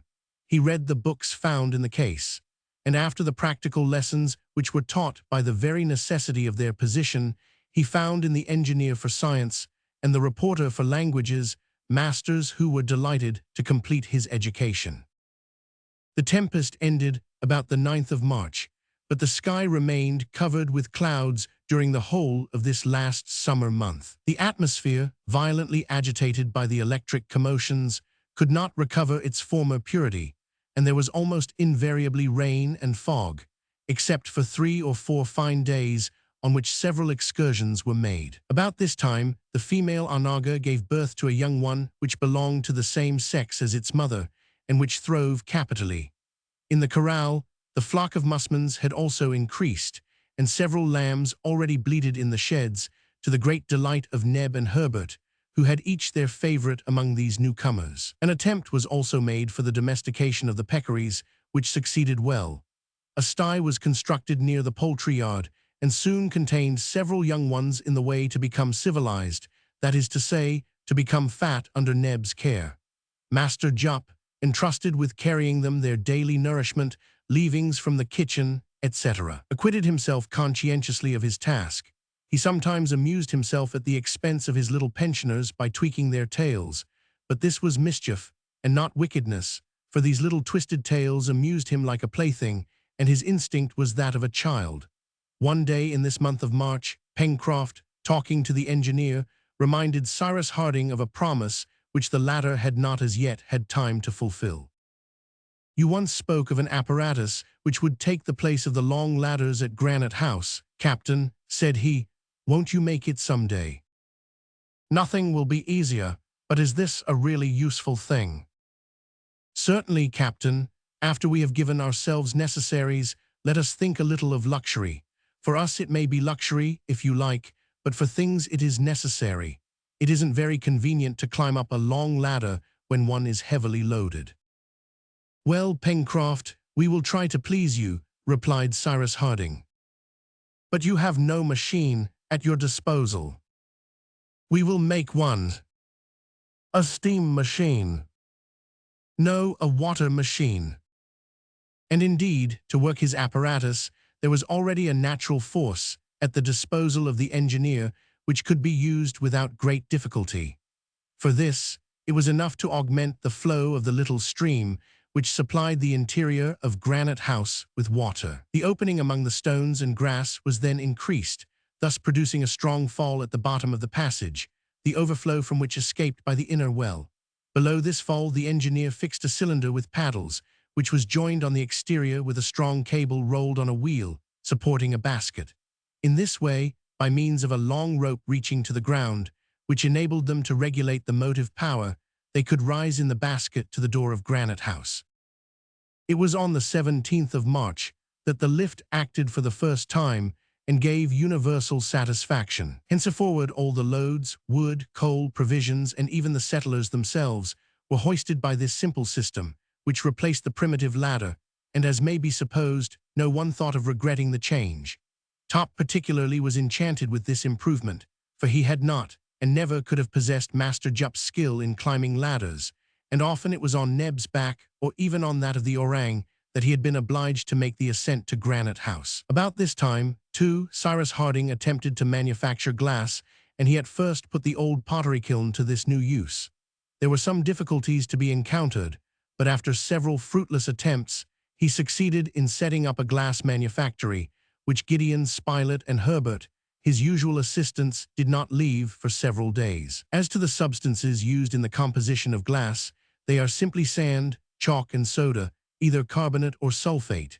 Now the beach supplied sand, lime supplied chalk, seaweeds supplied soda, pyrites supplied sulfuric acid, and the ground supplied coal to heat the kiln to the wished-for temperature. Cyrus Harding thus soon had everything ready for setting to work.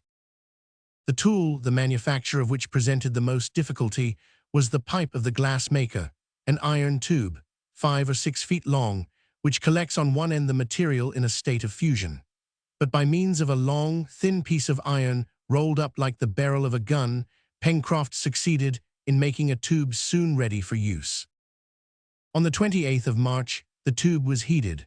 100 parts of sand, 35 of chalk, 40 of sulfate of soda, mixed with 2 or 3 parts of powdered coal, composed the substance, which was placed in crucibles. When the high temperature of the oven had reduced it to a liquid, or rather a pasty state, Cyrus Harding collected with the tube a quantity of the paste. He turned it about on a metal plate previously arranged so as to give it a form suitable for blowing. Then he passed the tube to Herbert, telling him to blow at the other extremity. "The glass blowers, the glass blowers!" And Herbert, swelling out his cheeks, blew so much and so well into the tube, taking care to twirl it round at the same time, that his breath dilated the glassy mass. Other quantities of the substance in a state of fusion were added to the first, and in a short time the result was a bubble which measured a foot in diameter.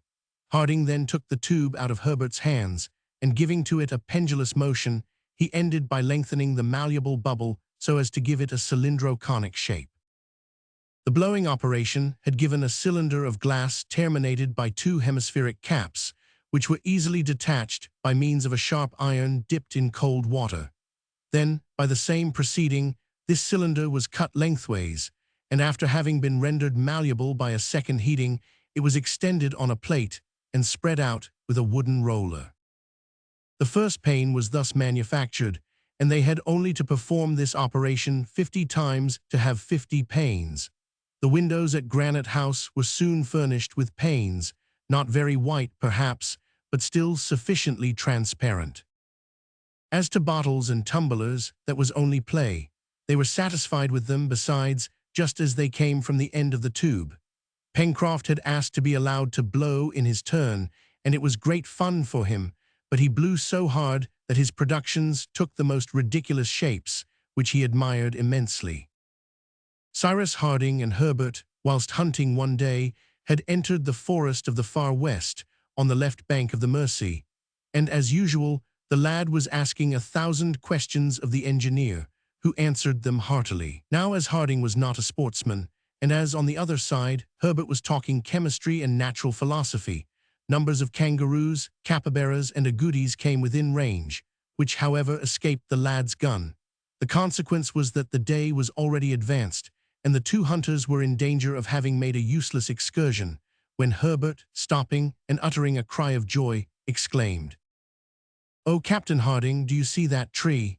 And he pointed to a shrub rather than a tree, for it was composed of a single stem covered with a scaly bark, which bore leaves streaked with little parallel veins. "And what is this tree which resembles a little palm?" asked Harding. "It is a Cycas revoluta, of which I have a picture in our Dictionary of Natural History," said Herbert. "But I can't see any fruit on this shrub," observed his companion. "No, Captain," replied Herbert, "but its stem contains a flower with which nature has provided us already ground." "It is, then, the bread tree?" "Yes, the bread tree." "Well, my boy," replied the engineer, "this is a valuable discovery, since our wheat harvest is not yet ripe. I hope that you are not mistaken." Herbert was not mistaken. He broke the stem of a cycas, which was composed of a glandulous tissue, containing a quantity of flowery pith, traversed with woody fiber, separated by rings of the same substance, arranged concentrically. With this fecula was mingled a mucilaginous juice of disagreeable flavor, but which it would be easy to get rid of by pressure. This cellular substance was regular flour of a superior quality, extremely nourishing. Its exportation was formerly forbidden by the Japanese laws. Cyrus Harding and Herbert, after having examined that part of the far west where the cycas grew, took their bearings and returned to Granite House, where they made known their discovery. The next day the settlers went to collect some and returned to Granite House with an ample supply of cycas stems. The engineer constructed a press with which to extract the mucilaginous juice mingled with the fecula, and he obtained a large quantity of flour, which Neb soon transformed into cakes and puddings. This was not quite real wheaten bread, but it was very like it. Now, too, the onaga, the goats, and the sheep in the corral furnished daily the milk necessary to the colony. The cart, or rather a sort of light carriole which had replaced it, made frequent journeys to the corral, and when it was Pencroft's turn to go he took Jup and let him drive, and Jup, cracking his whip, acquitted himself with his customary intelligence. Everything prospered, as well in the corral as in Granite House, and certainly the settlers, if it had not been that they were so far from their native land, had no reason to complain. They were so well suited to this life, and were, besides, so accustomed to the island, that they could not have left its hospitable soil without regret. And yet so deeply is the love of his country implanted in the heart of man, that if a ship had unexpectedly come in sight of the island, the colonists would have made signals, would have attracted her attention, and would have departed. It was the 1st of April, a Sunday, Easter day, which Harding and his companions sanctified by rest and prayer. The day was fine, such as an October day in the northern hemisphere might be. All towards the evening after dinner were seated under the veranda on the edge of Prospect Heights, and they were watching the darkness creeping up from the horizon. Some cups of the infusion of elderberries, which took the place of coffee, had been served by Neb they were speaking of the island and of its isolated situation in the Pacific, which led Gideon Spilett to say, "My dear Cyrus, have you ever, since you possessed the sextant found in the case, again taken the position of our island?" "No," replied the engineers. "But it would perhaps be a good thing to do it with this instrument, which is more perfect than that which you before used." "What is the good?" said Pencroft. "The island is quite comfortable where it is." "Well, who knows?" returned the reporter. "Who knows but that we may be much nearer inhabited land than we think?" "We shall know tomorrow," replied Cyrus Harding, "and if it had not been for the occupations which left me no leisure, we should have known it already." "Good," said Pencroft. "The captain is too good an observer to be mistaken, and if it has not moved from its place, the island is just where he put it." "We shall see." The veranda on the edge of Prospect Heights. The veranda on the edge of Prospect Heights. On the next day, therefore, by means of the sextant, the engineer made the necessary observations to verify the position which he had already obtained, and this was the result of his operation. His first observation had given him for the situation of Lincoln Island. In west longitude, 4 degrees to 155 degrees. In south latitude, 4 degrees to 35 degrees. The second gave exactly in longitude 150 degrees 30. In south latitude 34 degrees 57. So then, notwithstanding the imperfection of his apparatus, Cyrus Harding had operated with so much skill that his error did not exceed 5 degrees. "Now," said Gideon Spilett, "since we possess an atlas as well as a sextant, let us see, my dear Cyrus, the exact position which Lincoln Island occupies in the Pacific." Herbert fetched the atlas, and the map of the Pacific was opened, and the engineer, compass in hand, prepared to determine their position. Suddenly the compasses stopped, and he exclaimed, "But an island exists in this part of the Pacific already." "An island?" cried Pencroft. "Tabor Island."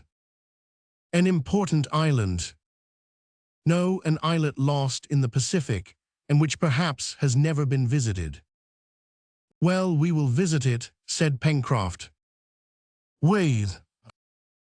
"Yes, Captain, we will build a decked boat, and I will undertake to steer her. At what distance are we from this Tabor Island?" "About 150 miles to the northeast," replied Harding. 150 miles, and what's that?" returned Pencroft. "In 48 hours, with a good wind, we should sight it." And on this reply, it was decided that a vessel should be constructed in time to be launched towards the month of next October, on the return of the fine season. Chapter 10. Boat building. Second crop of corn. Hunting koalas. A new plant, more pleasant than useful. Whale in sight.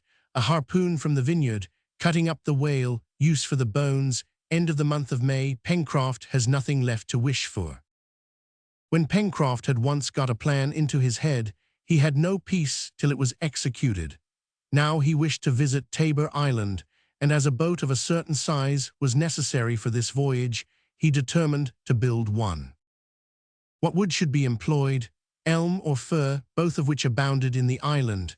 They decided for the fir, as being easy to work, but which stands water as well as the elm. These details settled, it was agreed that since the fine season would not return before 6 months, Cyrus Harding and Pencroft should work alone at the boat. Gideon Spilett and Herbert were to continue to hunt, and neither Neb nor Master Jup, his assistant, were to leave the domestic duties which had devolved upon them. Directly the trees were chosen, they were felled, stripped of their branches, and sawn into planks as well as sawyers would have been able to do it. A week after, in the recess between the chimneys and the cliff, a dockyard was prepared, and a keel 35 feet long, furnished with a sternpost at the stern and a stem at the bows, lay along the sand. Cyrus Harding was not working in the dark at this new trade. He knew as much about shipbuilding as about nearly everything else, and he had at first drawn the model of his ship on paper. Besides, he was ably seconded by Pencroft, who, having worked for several years in a dockyard at Brooklyn, knew the practical part of the trade. It was not until after careful calculation and deep thought that the timbers were laid on the keel. Pencroft, as may be believed, was all eagerness to carry out his new enterprise, and would not leave his work for an instant. A single thing had the honor of drawing him, but for one day only, from his dockyard. This was the second wheat harvest, which was gathered in on the 15th of April. It was as much a success as the first, and yielded the number of grains which had been predicted. 5 bushels, Captain, said Pencroft, after having scrupulously measured his treasure. 5 bushels, replied the engineer, and 130,000 grains. A bushel will make 650,000 grains. Well, we will sow them all this time, said the sailor, except a little in reserve. Yes, Pencroft, and if the next crop gives a proportionate yield, we shall have 4,000 bushels. And shall we eat bread? We shall eat bread. But we must have a mill. We will make one. The third cornfield was very much larger than the 2 first, and the soil, prepared with extreme care, received the precious seed. That done, Pencroft returned to his work. During this time, Spilett and Herbert hunted in the neighborhood, and they ventured deep into the still unknown parts of the far west, their guns loaded with ball, ready for any dangerous emergency. It was a vast thicket of magnificent trees, crowded together as if pressed for room. The exploration of these dense masses of wood was difficult in the extreme, and the reporter never ventured there without the pocket compass, for the sun scarcely pierced through the thick foliage, and it would have been very difficult for them to retrace their way. It naturally happened that game was more rare in those situations where there was hardly sufficient room to move.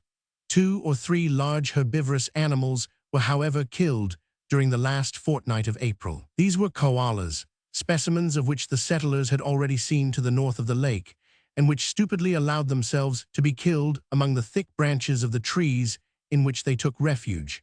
Their skins were brought back to Granite House, and there, by the help of sulfuric acid, they were subjected to a sort of tanning process which rendered them capable of being used. The dockyard, the dockyard. On the 30th of April, the 2 sportsmen were in the depth of the far west, when the reporter, preceding Herbert a few paces, arrived in a sort of clearing, into which the trees more sparsely scattered had permitted a few rays to penetrate. Gideon Spilett was at first surprised at the odor which exhaled from certain plants with straight stalks, round and branchy, bearing grape-like clusters of flowers and very small berries. The reporter broke off 1 or 2 of these stalks and returned to the lad, to whom he said, "What can this be, Herbert?" "Well, Mr. Spilett," said Herbert, "this is a treasure which will secure you Pencroft's gratitude forever."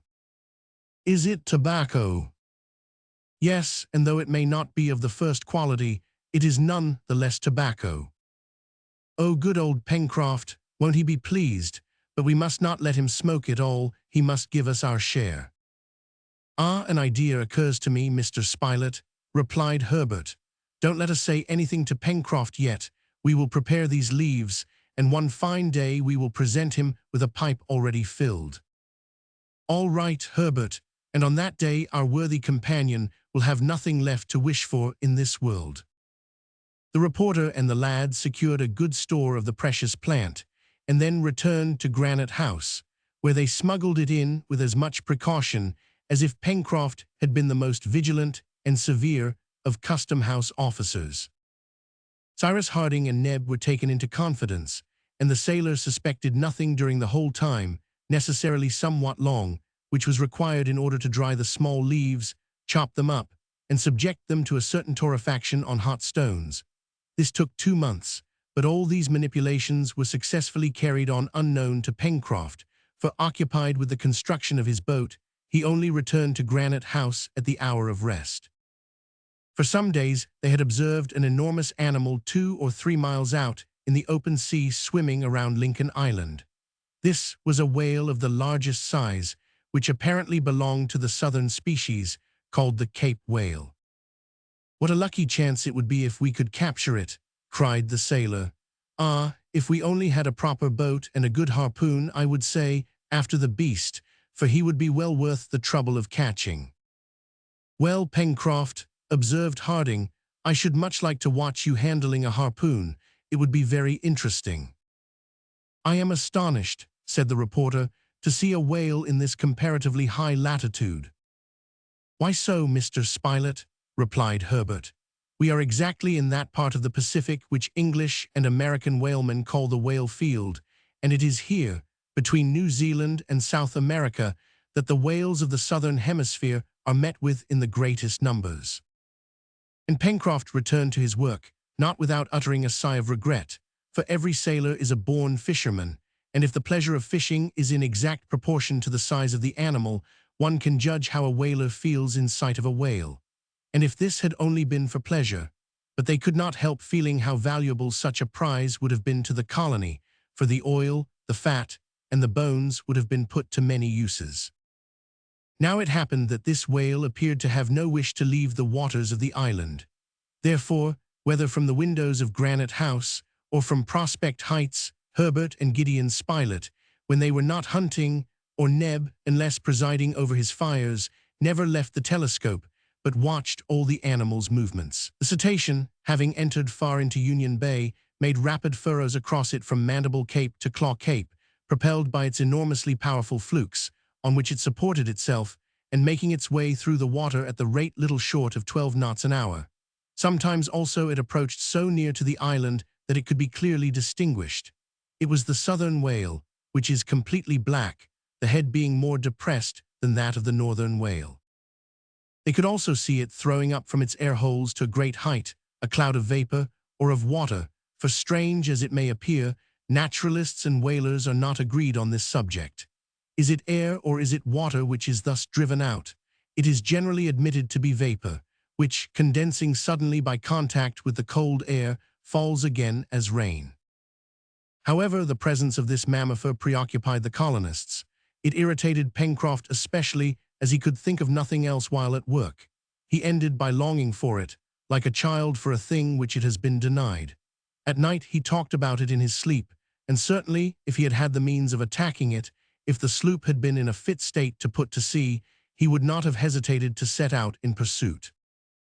But what the colonists could not do for themselves, chance did for them, and on the 3rd of May, shouts from Neb, who had stationed himself at the kitchen window, announced that the whale was stranded on the beach of the island. Herbert and Gideon Spilett, who were just about to set out hunting, left their guns, Pencroft threw down his axe, and Harding and Neb, joining their companions, all rushed towards the scene of action. The stranding had taken place on the beach of Flotsam Point, 3 miles from Granite House, and at high tide. It was therefore probable that the cetacean would not be able to extricate itself easily. At any rate, it was best to hasten, so as to cut off its retreat if necessary. They ran with pickaxes and iron-tipped poles in their hands, passed over the Mersey Bridge, descended the right bank of the river, along the beach, and in less than 20 minutes the settlers were close to the enormous animal, above which flocks of birds already hovered. "What a monster!" cried Neb. And the exclamation was natural, for it was a southern whale, 80 feet long, a giant of the species, probably not weighing less than 150,000 pounds. In the meanwhile, the monster thus stranded did not move, nor attempt by struggling to regain the water whilst the tide was still high. It was dead, and a harpoon was sticking out of its left side. "There are whalers in these quarters, then," said Gideon Spilett directly. "A valuable prize, a valuable prize."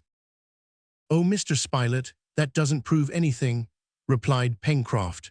"Whales have been known to go thousands of miles with a harpoon in the side, and this one might even have been struck in the north of the Atlantic and come to die in the south of the Pacific, and it would be nothing astonishing."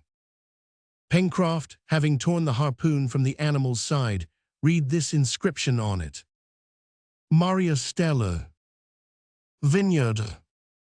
"A vessel from the Vineyard, a ship from my country," he cried. "The Maria Stella, "A fine whaler, 'pon my word, I know her well. Oh, my friends, a vessel from the vineyard, a whaler from the vineyard." And the sailor, brandishing the harpoon, repeated, not without emotion, the name which he loved so well, the name of his birthplace. But as it could not be expected that the Maria Stella would come to reclaim the animal harpooned by her, they resolved to begin cutting it up before decomposition should commence. The birds, who had watched this rich prey for several days, had determined to take possession of it without further delay, and it was necessary to drive them off by firing at them repeatedly. The whale was a female, and a large quantity of milk was taken from it, which, according to the opinion of the naturalist Duffenbach, might pass for cow's milk, and indeed it differs from it neither in taste, color, nor density.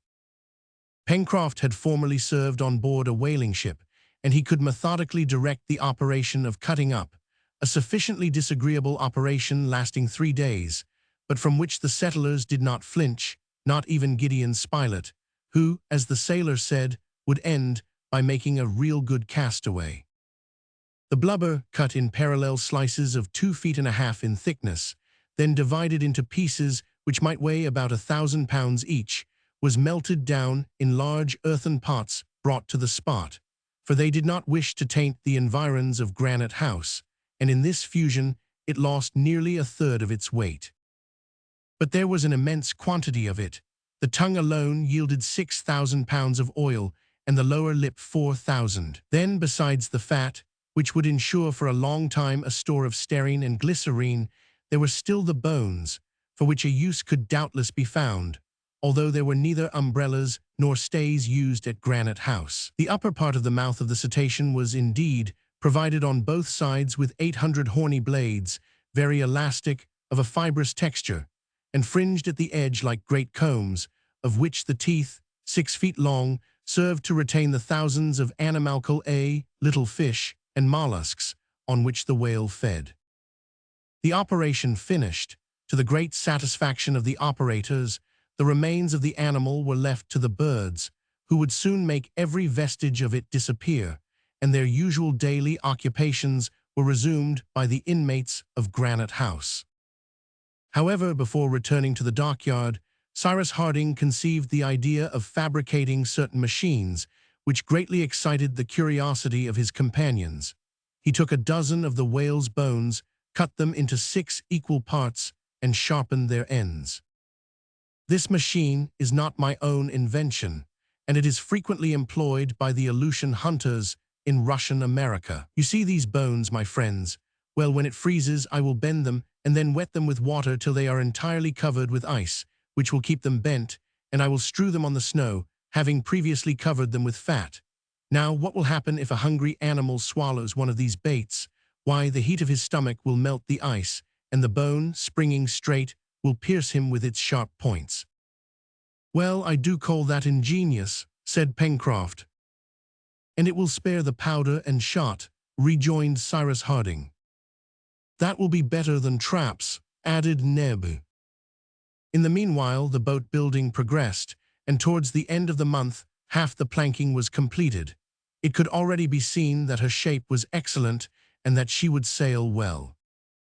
Pencroft worked with unparalleled ardor, and only a sturdy frame could have borne such fatigue.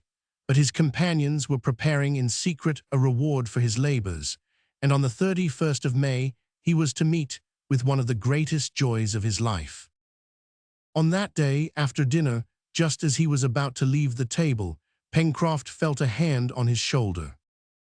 It was the hand of Gideon Spilett, who said, "One moment, Master Pencroft, you mustn't sneak off like that. You've forgotten your dessert." "Thank you, Mr. Spilett," replied the sailor. "I am going back to my work." "Well, a cup of coffee, my friend?" "Nothing more." "A pipe, then?" Pencroft jumped up, and his great good-natured face grew pale when he saw the reporter presenting him with a ready-filled pipe, and Herbert with a glowing coal. The sailor endeavored to speak, but could not get out a word, so, seizing the pipe, he carried it to his lips. Then, applying the coal, he drew 5 or 6 great whiffs. A fragrant blue cloud soon arose, and from its depths a voice was heard repeating excitedly, "Tobacco, real tobacco." "Yes, Pencroft," returned Cyrus Harding, "and very good tobacco too." "O divine Providence, sacred author of all things," cried the sailor, "nothing more is now wanting to our island." And Pencroft smoked, and smoked, and smoked. "And who made this discovery?" he asked at length. "You, Herbert, no doubt." "No, Pencroft, it was Mr. Spilett." "Mr. Spilett!" exclaimed the sailor, seizing the reporter, and clasping him to his breast with such a squeeze that he had never felt anything like it before. "Oh, Pencroft," said Spilett, recovering his breath at last, "a truce for one moment. You must share your gratitude with Herbert, who recognized the plant, with Cyrus, who prepared it, and with Neb, who took a great deal of trouble to keep our secret." "Well, my friends, I will repay you some day," replied the sailor. "Now we are friends for life." Pencroft has nothing left to wish for. Pencroft has nothing left to wish for. Chapter 11.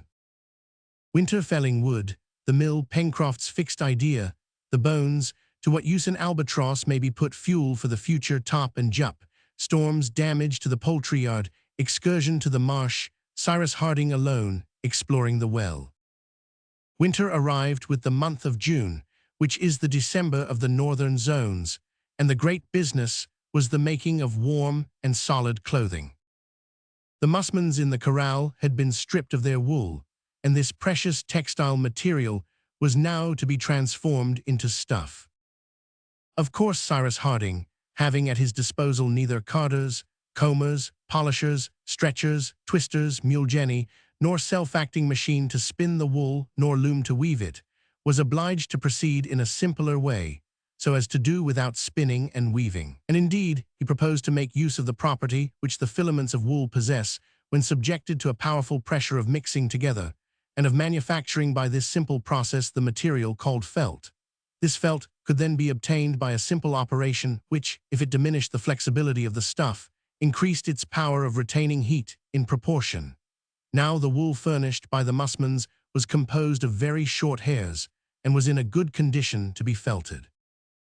The engineer, aided by his companions, including Pencroft, who was once more obliged to leave his boat, commenced the preliminary operations, the object of which was to rid the wool of that fat and oily substance with which it is impregnated, and which is called grease. This cleaning was done in vats filled with water, which was maintained at the temperature of 70 degrees, and in which the wool was soaked for 24 hours. It was then thoroughly washed in baths of soda, and when sufficiently dried by pressure, it was in a state to be compressed, that is to say, to produce a solid material, rough, no doubt, and such as would have no value in a manufacturing center of Europe or America, but which would be highly esteemed in the Lincoln Island markets. This sort of material must have been known from the most ancient times, and in fact, the first woolen stuffs were manufactured by the process which Harding was now about to employ. Where Harding's engineering qualifications now came into play was in the construction of the machine for pressing the wool, for he knew how to turn ingeniously to profit the mechanical force, hitherto unused, which the waterfall on the beach possessed to move a fulling mill. Nothing could be more rudimentary. The wool was placed in troughs, and upon it fell in turns heavy wooden mallets. Such was the machine in question, and such it had been for centuries, until the time when the mallets were replaced by cylinders of compression, and the material was no longer subjected to beating, but to regular rolling. The operation, ably directed by Cyrus Harding, was a complete success. The wool, previously impregnated with a solution of soap, intended on the one hand to facilitate the interlacing, the compression, and the softening of the wool, and on the other to prevent its diminution by the beating, issued from the mill in the shape of thick felt cloth. The roughnesses with which the staple of wool is naturally filled were so thoroughly entangled and interlaced together that a material was formed equally suitable either for garments or bedclothes. It was certainly neither merino, muslin, cashmere, rep, satin, alpaca, cloth, nor flannel. It was Lincolnian felt, and Lincoln Island possessed yet another manufacture. The colonists had now warm garments and thick bedclothes, and they could without fear await the approach of the winter of 1866–67. The severe cold began to be felt about the 20th of June, and to his great regret, Pencroft was obliged to suspend his boat building, which he hoped to finish in time for next spring. The sailor's great idea was to make a voyage of discovery to Tabor Island, although Harding could not approve of a voyage simply for curiosity's sake, for there was evidently nothing to be found on this desert and almost arid rock. A voyage of 150 miles in a comparatively small vessel over unknown seas could not but cause him some anxiety. Suppose that their vessel, once out at sea, should be unable to reach Tabor Island and could not return to Lincoln Island, what would become of her in the midst of the Pacific, so fruitful of disasters? Harding often talked over this project with Pencroft, and he found him strangely bent upon undertaking this voyage, for which determination he himself could give no sufficient reason. "Now," said the engineer one day to him, "I must observe, my friend, that after having said so much in praise of Lincoln Island, after having spoken so often of the sorrow you would feel if you were obliged to forsake it, you are the first to wish to leave it." "Only to leave it for a few days," replied Pencroft. "Only for a few days, Captain, time to go and come back and see what that islet is like." "But it is not nearly as good as Lincoln Island." "I know that beforehand." "Then why venture there?" "To know what is going on in Tabor Island." "But nothing is going on there. Nothing could happen there." "Who knows? And if you are caught in a hurricane?" "There is no fear of that in the fine season," replied Pencroft. "But, Captain, as we must provide against everything, I shall ask your permission to take Herbert only with me on this voyage." "Pencroft," replied the engineer, placing his hand on the sailor's shoulder, "if any misfortune happens to you or to this lad, whom chance has made our child, do you think we could ever cease to blame ourselves?" "Captain Harding," replied Pencroft with unshaken confidence, "we shall not cause you that sorrow. Besides, we will speak further of this voyage when the time comes to make it. And I fancy, when you have seen our tight-rigged little craft, when you have observed how she behaves at sea when we sail round our island, for we will do so together, I fancy, I say, that you will no longer hesitate to let me go. I don't conceal from you that your boat will be a masterpiece." "Say our boat, at least, Pencroft," replied the engineer, disarmed for the moment. The conversation ended thus, to be resumed later on, without convincing either the sailor or the engineer. The first snow fell towards the end of the month of June. The corral had previously been largely supplied with stores, so that daily visits to it were not requisite, but it was decided that more than a week should never be allowed to pass without someone going to it. Traps were again set, and the machines manufactured by Harding were tried. The bent whalebones, imprisoned in a case of ice and covered with a thick outer layer of fat, were placed on the border of the forest at a spot where animals usually passed on their way to the lake. To the engineer's great satisfaction, this invention, copied from the Aleutian fishermen, succeeded perfectly. A dozen foxes, a few wild boars, and even a jaguar were taken in this way, the animals being found dead, their stomachs pierced by the unbent bones. An incident must here be related, not only as interesting in itself, but because it was the first attempt made by the colonists to communicate with the rest of mankind. Gideon Spilett had already several times pondered whether to throw into the sea a letter enclosed in a bottle, which currents might perhaps carry to an inhabited coast, or to confide it to pigeons. But how could it be seriously hoped that either pigeons or bottles could cross the distance of 1,200 miles, which separated the island from any inhabited land? It would have been pure folly. But on the 30th of June, the capture was effected, not without difficulty, of an albatross, which a shot from Herbert's gun had slightly wounded in the foot. It was a magnificent bird, measuring 10 feet from wing to wing, and which could traverse seas as wide as the Pacific. Herbert would have liked to keep this superb bird, as its wound would soon heal, and he thought he could tame it. But Spilett explained to him that they should not neglect this opportunity of attempting to communicate by this messenger with the lands of the Pacific. For if the albatross had come from some inhabited region, there was no doubt but that it would return there so soon as it was set free. Perhaps in his heart Gideon Spilett, in whom the journalist sometimes came to the surface, was not sorry to have the opportunity of sending forth to take its chance an exciting article relating the adventures of the settlers in Lincoln Island. What a success for the authorized reporter of the New York Herald, and for the number which should contain the article if it should ever reach the address of its editor, the Honorable John Bennett. Gideon Spilett then wrote out a concise account, which was placed in a strong waterproof bag, with an earnest request to whoever might find it to forward it to the office of the New York Herald. This little bag was fastened to the neck of the albatross, and not to its foot, for these birds are in the habit of resting on the surface of the sea. Then liberty was given to this swift courier of the air, and it was not without some emotion that the colonists watched it disappear in the misty west. "Where is he going to?" asked Pencroft. "Towards New Zealand," replied Herbert.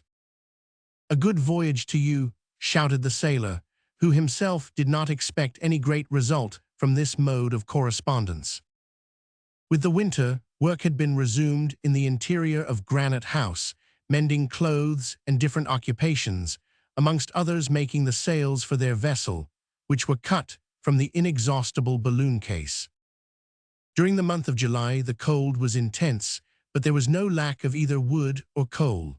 Cyrus Harding had established a second fireplace in the dining room, and there the long winter evenings were spent, talking whilst they worked, reading when the hands remained idle. The time passed with profit to all.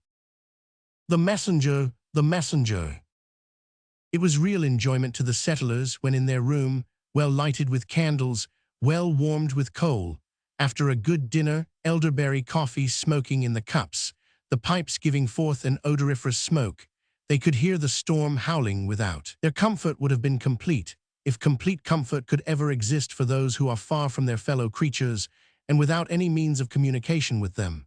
They often talked of their country, of the friends whom they had left, of the grandeur of the American Republic, whose influence could not but increase, and Cyrus Harding, who had been much mixed up with the affairs of the Union, greatly interested his auditors by his recitals, his views, and his prognostics.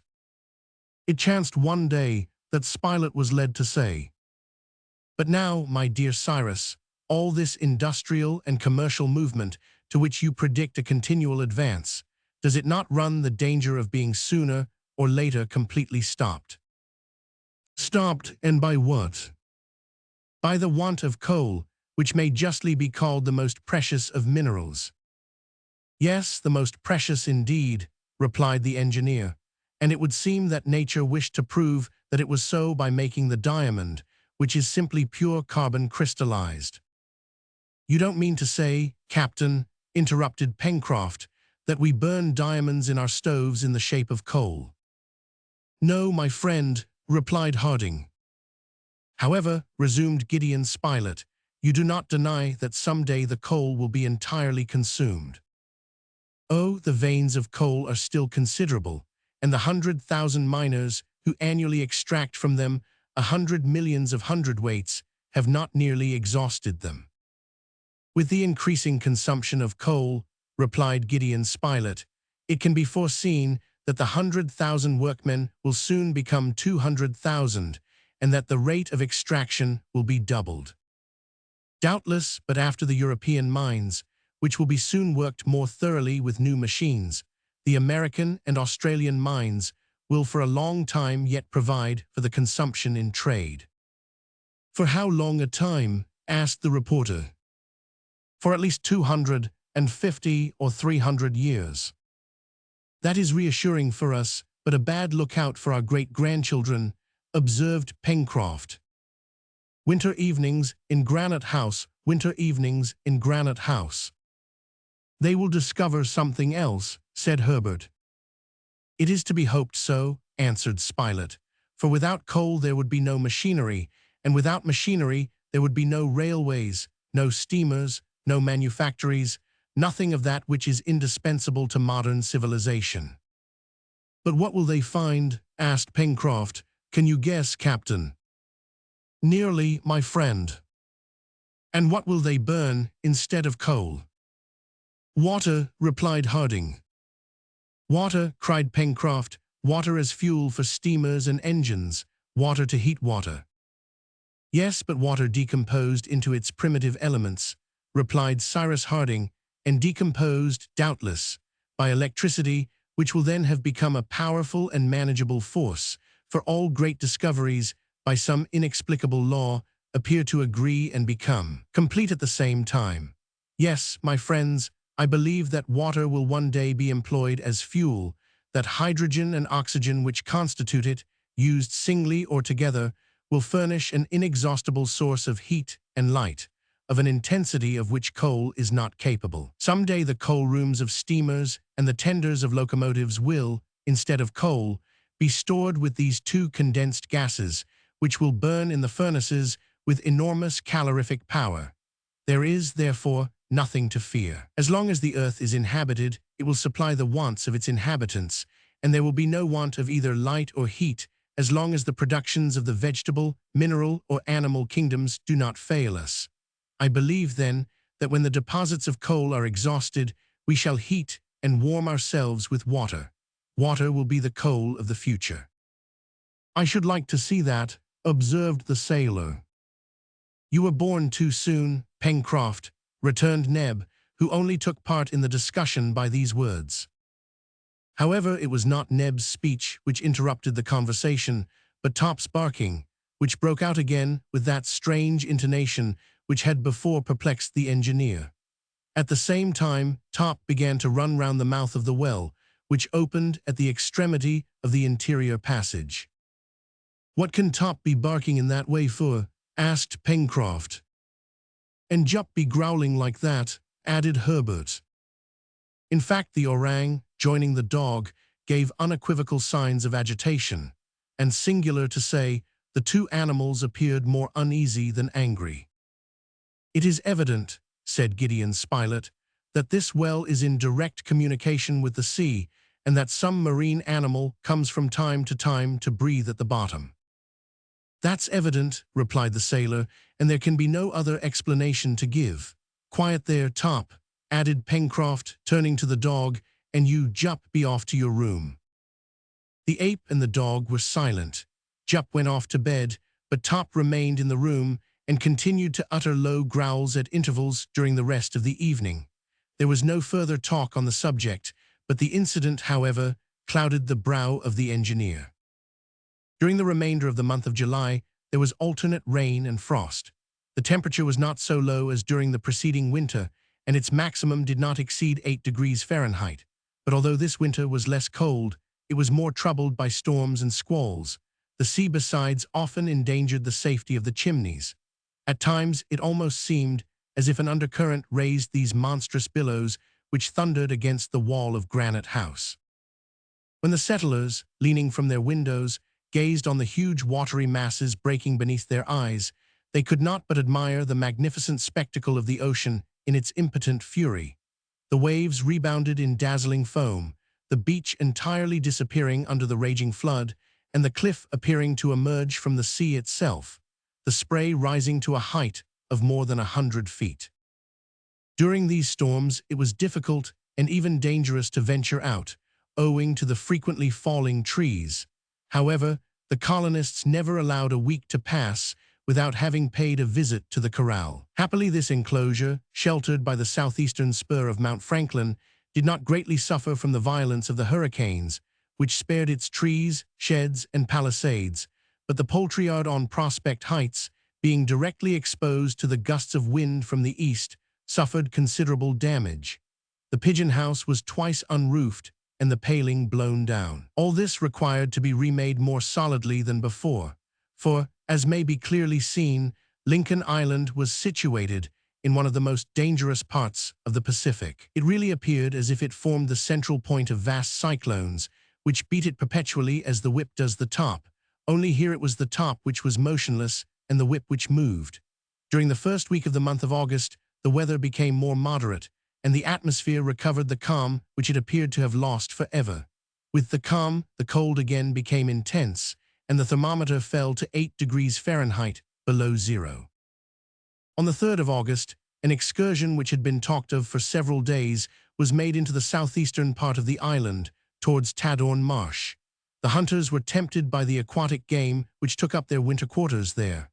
Wild duck, snipe, teal, and grebe abounded there, and it was agreed that a day should be devoted to an expedition against these birds. Not only Gideon Spilett and Herbert, but Pencroft and Neb also took part in this excursion. Cyrus Harding alone, alleging some work as an excuse, did not join them, but remained at Granite House. The hunters proceeded in the direction of Port Balloon in order to reach the marsh, after having promised to be back by the evening. Top and Jup accompanied them. As soon as they had passed over the Mersey Bridge, the engineer raised it and returned, intending to put into execution a project for the performance of which he wished to be alone. Now this project was to minutely explore the interior well, the mouth of which was on a level with the passage of Granite House, and which communicated with the sea, since it formerly supplied a way to the waters of the lake. He saw nothing suspicious. He saw nothing suspicious. Why did Top so often run round this opening? Why did he utter such strange barks when a sort of uneasiness seemed to draw him towards this well? Why did Jup join Top in a sort of common anxiety? Had this well branches besides the communication with the sea? Did it spread towards other parts of the island? This is what Cyrus Harding wished to know. He had resolved, therefore, to attempt the exploration of the well during the absence of his companions, and an opportunity for doing so had now presented itself. It was easy to descend to the bottom of the well by employing the rope ladder which had not been used since the establishment of the lift. The engineer drew the ladder to the hole, the diameter of which measured nearly 6 feet, and allowed it to unroll itself after having securely fastened its upper extremity. Then, having lighted a lantern, taken a revolver, and placed a cutlass in his belt, he began the descent. The sides were everywhere entire, but points of rock jutted out here and there, and by means of these points it would have been quite possible for an active creature to climb to the mouth of the well. The engineer remarked this, but although he carefully examined these points by the light of his lantern, he could find no impression, no fracture which could give any reason to suppose that they had either recently or at any former time been used as a staircase. Cyrus Harding descended deeper, throwing the light of his lantern on all sides. He saw nothing suspicious.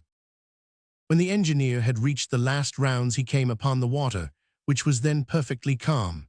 Neither at its level nor in any other part of the well did any passage open which could lead to the interior of the cliff. The wall which Harding struck with the hilt of his cutlass sounded solid.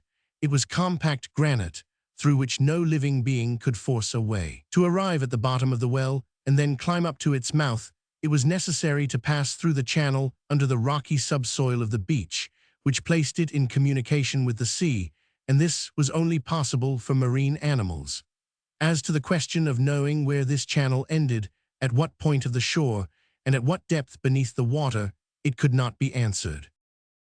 Then Cyrus Harding, having ended his survey, reascended, drew up the ladder, covered the mouth of the well, and returned thoughtfully to the dining room, saying to himself, "I have seen nothing, and yet there is something there."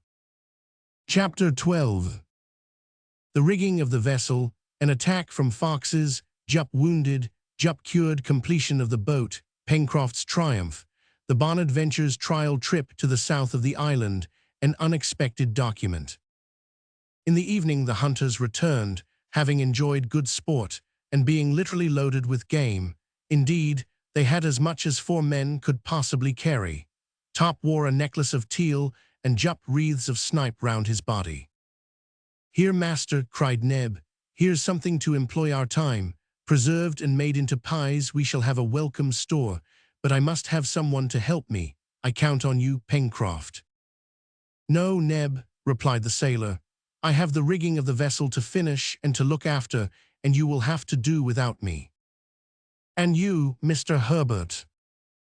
"I must go to the corral tomorrow, Neb," replied the lad. "It will be you then, Mr. Spilett, who will help me." "To oblige you, Neb, I will," replied the reporter, "but I warn you that if you disclose your receipts to me, I shall publish them." "Whenever you like, Mr. Spilett," replied Neb, "whenever you like." And so the next day Gideon Spilett became Neb's assistant and was installed in his culinary laboratory. The engineer had previously made known to him the result of the exploration which he had made the day before, and on this point the reporter shared Harding's opinion that although he had found nothing, a secret still remained to be discovered. The frost continued for another week, and the settlers did not leave Granite House unless to look after the poultry yard.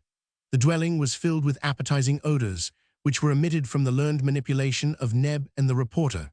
But all the results of the chase were not made into preserved provisions, and as the game kept perfectly in the intense cold, wild duck and other fowl were eaten fresh and declared superior to all other aquatic birds in the known world.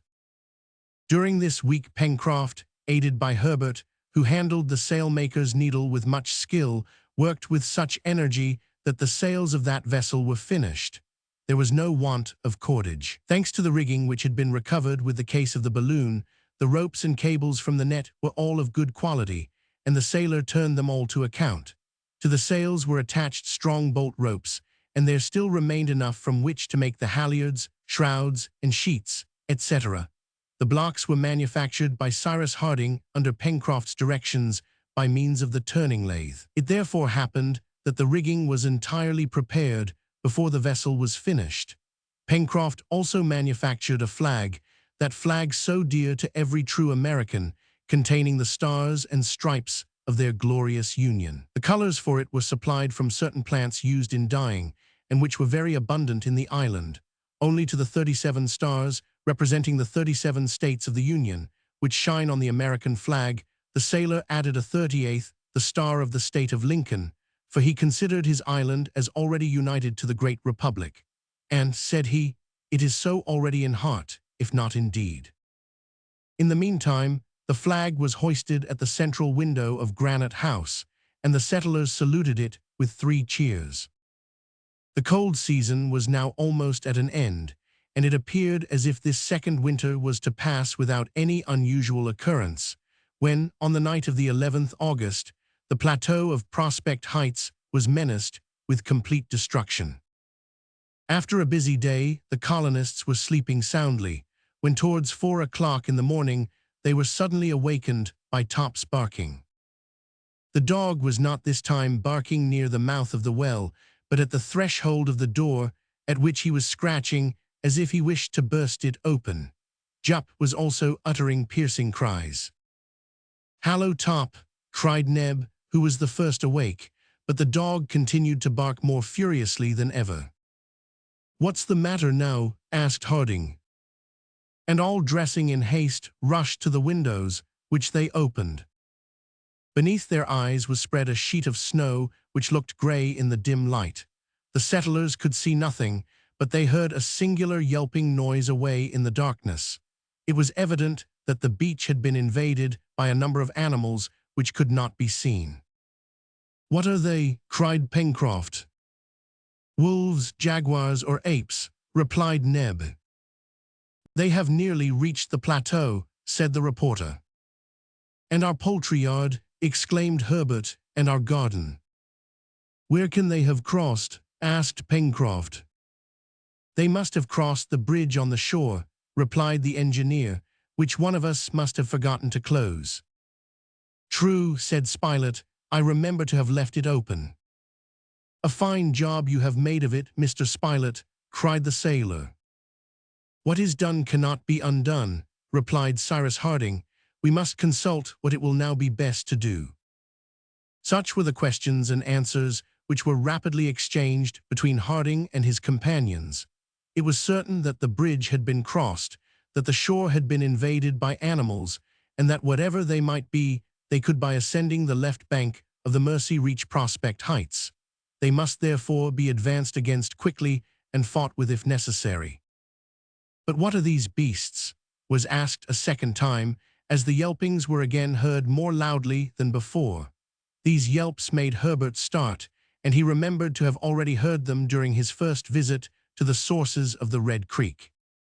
"They are culpeux foxes," he exclaimed. "Forward!" shouted the sailor.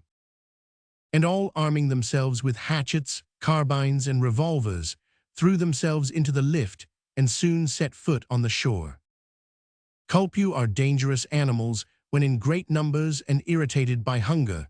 Nevertheless, the colonists did not hesitate to throw themselves into the midst of the troop, and their first shots, vividly lighting up the darkness, made their assailants draw back.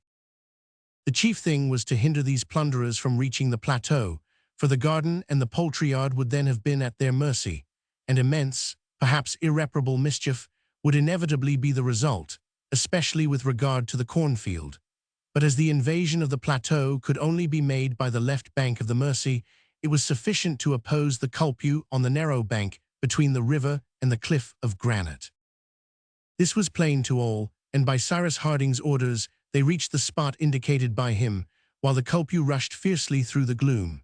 Harding, Gideon, Spilett, Herbert, Pencroft, and Neb posted themselves in impregnable line. Top, his formidable jaws open, preceded the colonists, and he was followed by Jup, armed with knotty cudgel, which he brandished like a club. The night was extremely dark.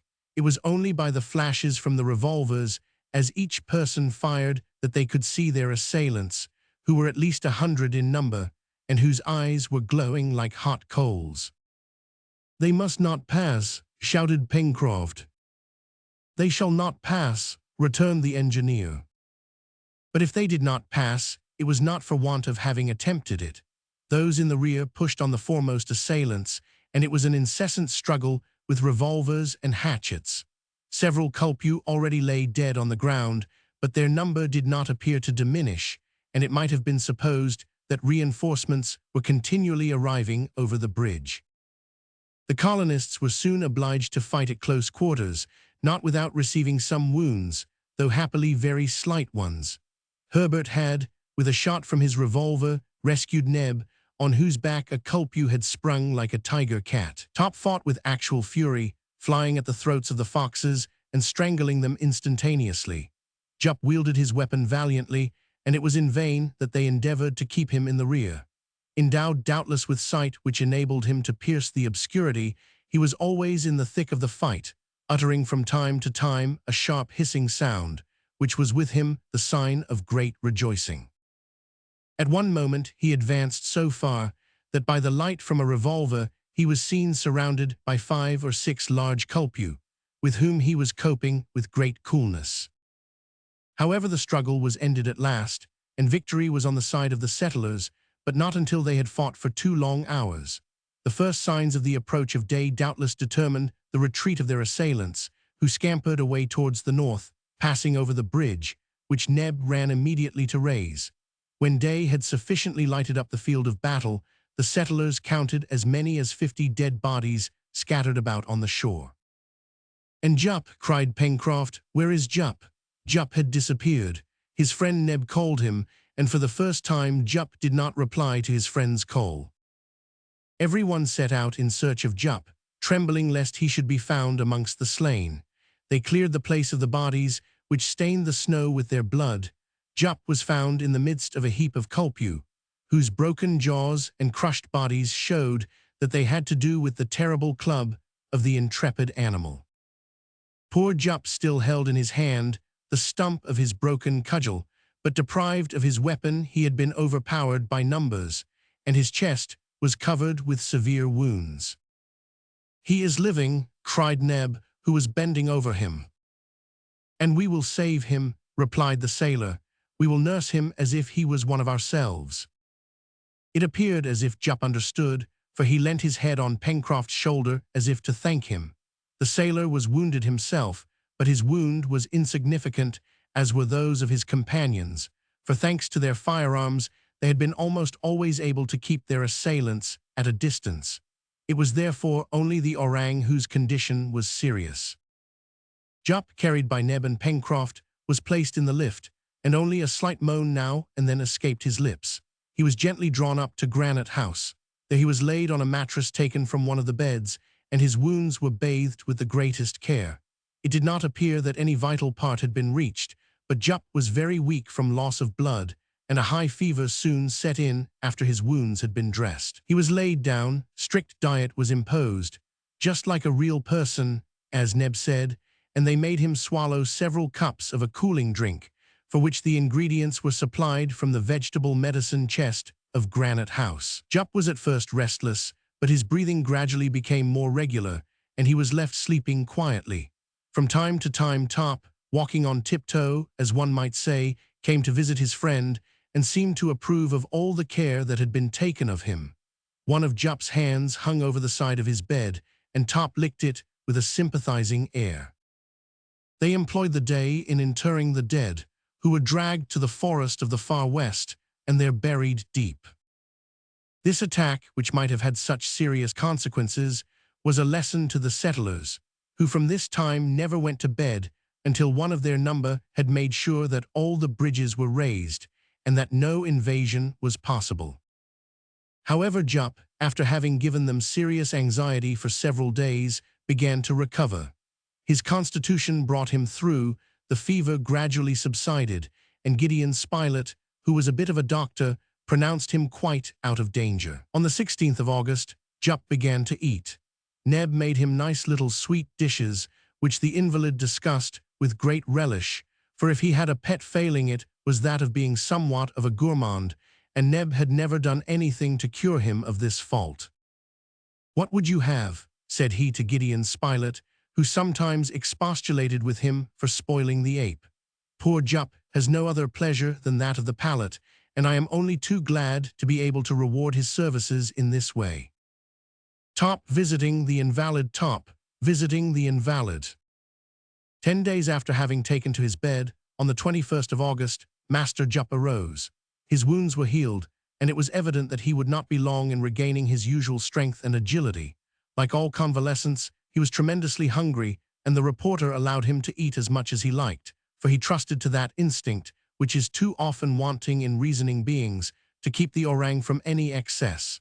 Neb was delighted to see his pupil's appetite returning. "Eat away, my Jup," said he, "and don't spare anything. You have shed your blood for us, and it is the least I can do to make you strong again." On the 25th of August, Neb's voice was heard calling to his companions.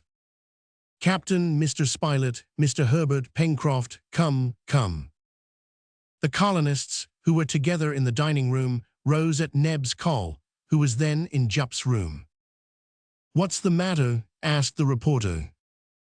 "Look," replied Neb, with a shout of laughter. And what did they see? Master Jup smoking calmly and seriously, sitting cross-legged like a Turk at the entrance to Granite House. "My pipe!" cried Pencroft. "He has taken my pipe. Hallo, my honest Jup, I make you a present of it. Smoke away, old boy, smoke away." And Jup gravely puffed out clouds of smoke, which seemed to give him great satisfaction. Harding did not appear to be much astonished at this incident, and he cited several examples of tame apes, to whom the use of tobacco had become quite familiar. But from this day Master Jup had a pipe of his own, the sailor's ex-pipe, which was hung in his room near his store of tobacco. He filled it himself, lighted it with a glowing coal, and appeared to be the happiest of quadrumana. It may readily be understood that this similarity of tastes of Jup and Pencroft served to tighten the bonds of friendship which already existed between the honest ape and the worthy sailor. "Perhaps he is really a man," said Pencroft sometimes to Neb. "Should you be surprised to hear him beginning to speak to us some day?" "My word, no," replied Neb. "What astonishes me is that he hasn't spoken to us before, for now he wants nothing but speech."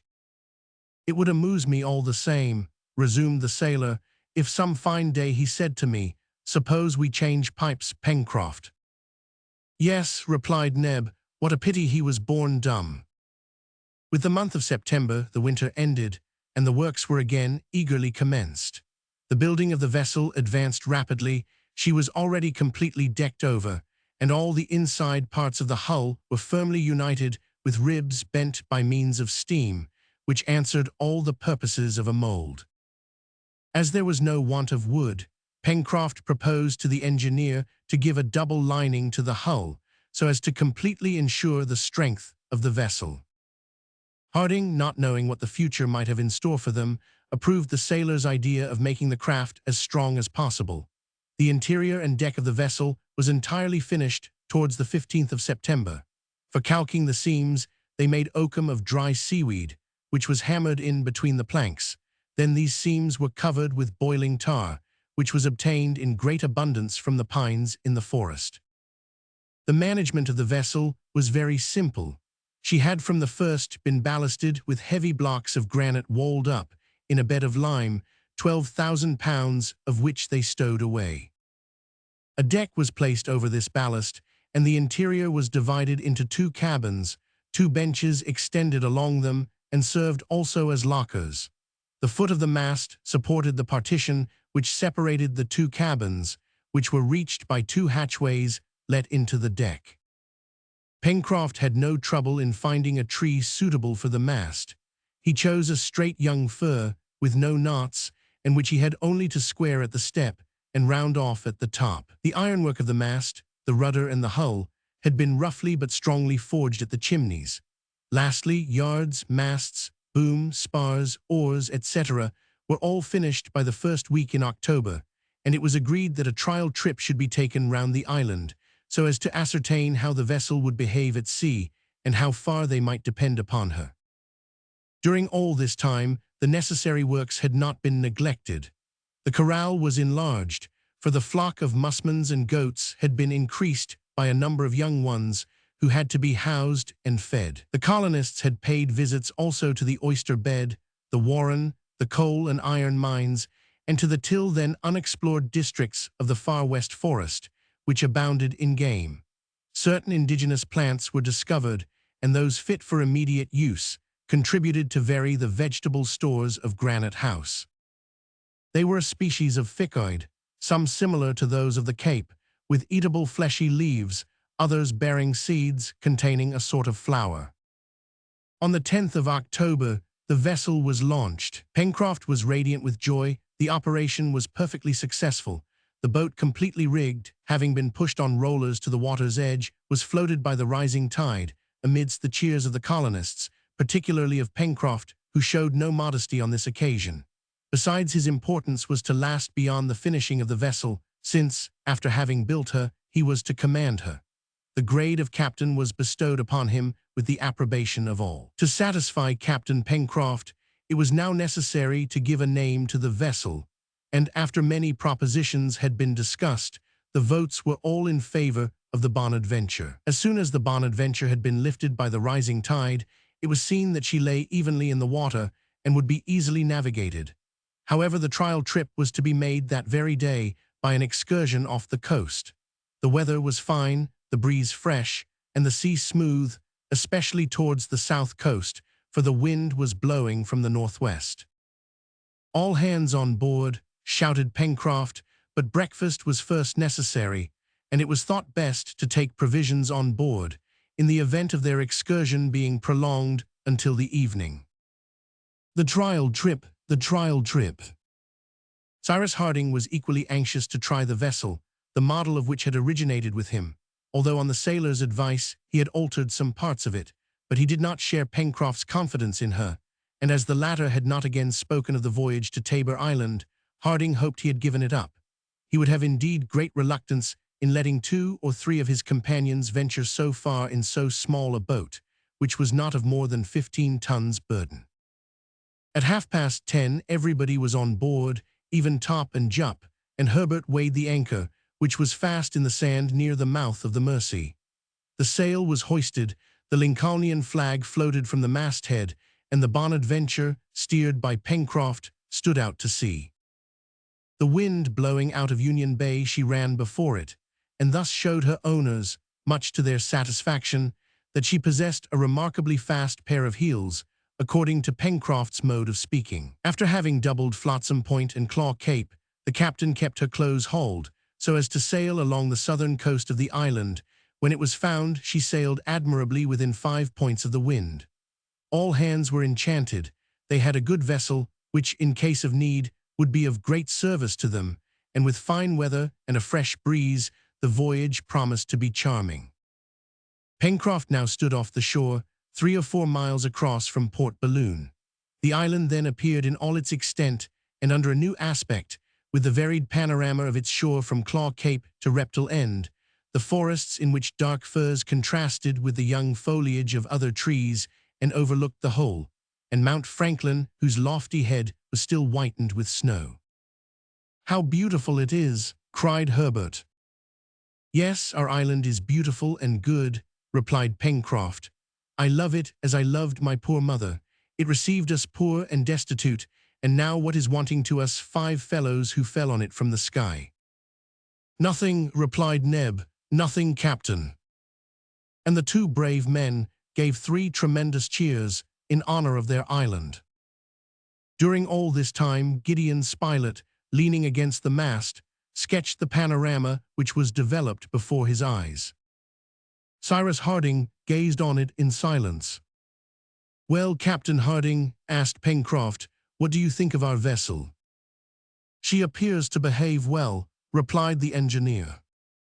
"Good, and do you think now that she could undertake a voyage of some extent?" "What voyage, Pencroft?" "One to Tabor Island, for instance." "My friend," replied Harding, "I think that in any pressing emergency we need not hesitate to trust ourselves to the Bonadventure even for a longer voyage. But you know I should see you set off to Tabor Island with great uneasiness, since nothing obliges you to go there."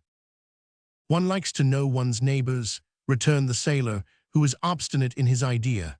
"Tabor Island is our neighbor, and the only one. Politeness requires us to go at least to pay a visit." "By Jove," said Spilett, "our friend Pencroft has become very particular about the proprieties all at once." "I am not particular about anything at all," retorted the sailor, who was rather vexed by the engineer's opposition, but who did not wish to cause him anxiety. "Consider, Pencroft," resumed Harding, "you cannot go alone to Tabor Island. One companion will be enough for me." "Even so," replied the engineer, "you will risk depriving the colony of Lincoln Island of 2 settlers out of 5. "Out of 6, answered Pencroft, "you forget Jup." "Out of 7, added Neb, "Top is quite worth another." "There is no risk at all in it, Captain," replied Pencroft.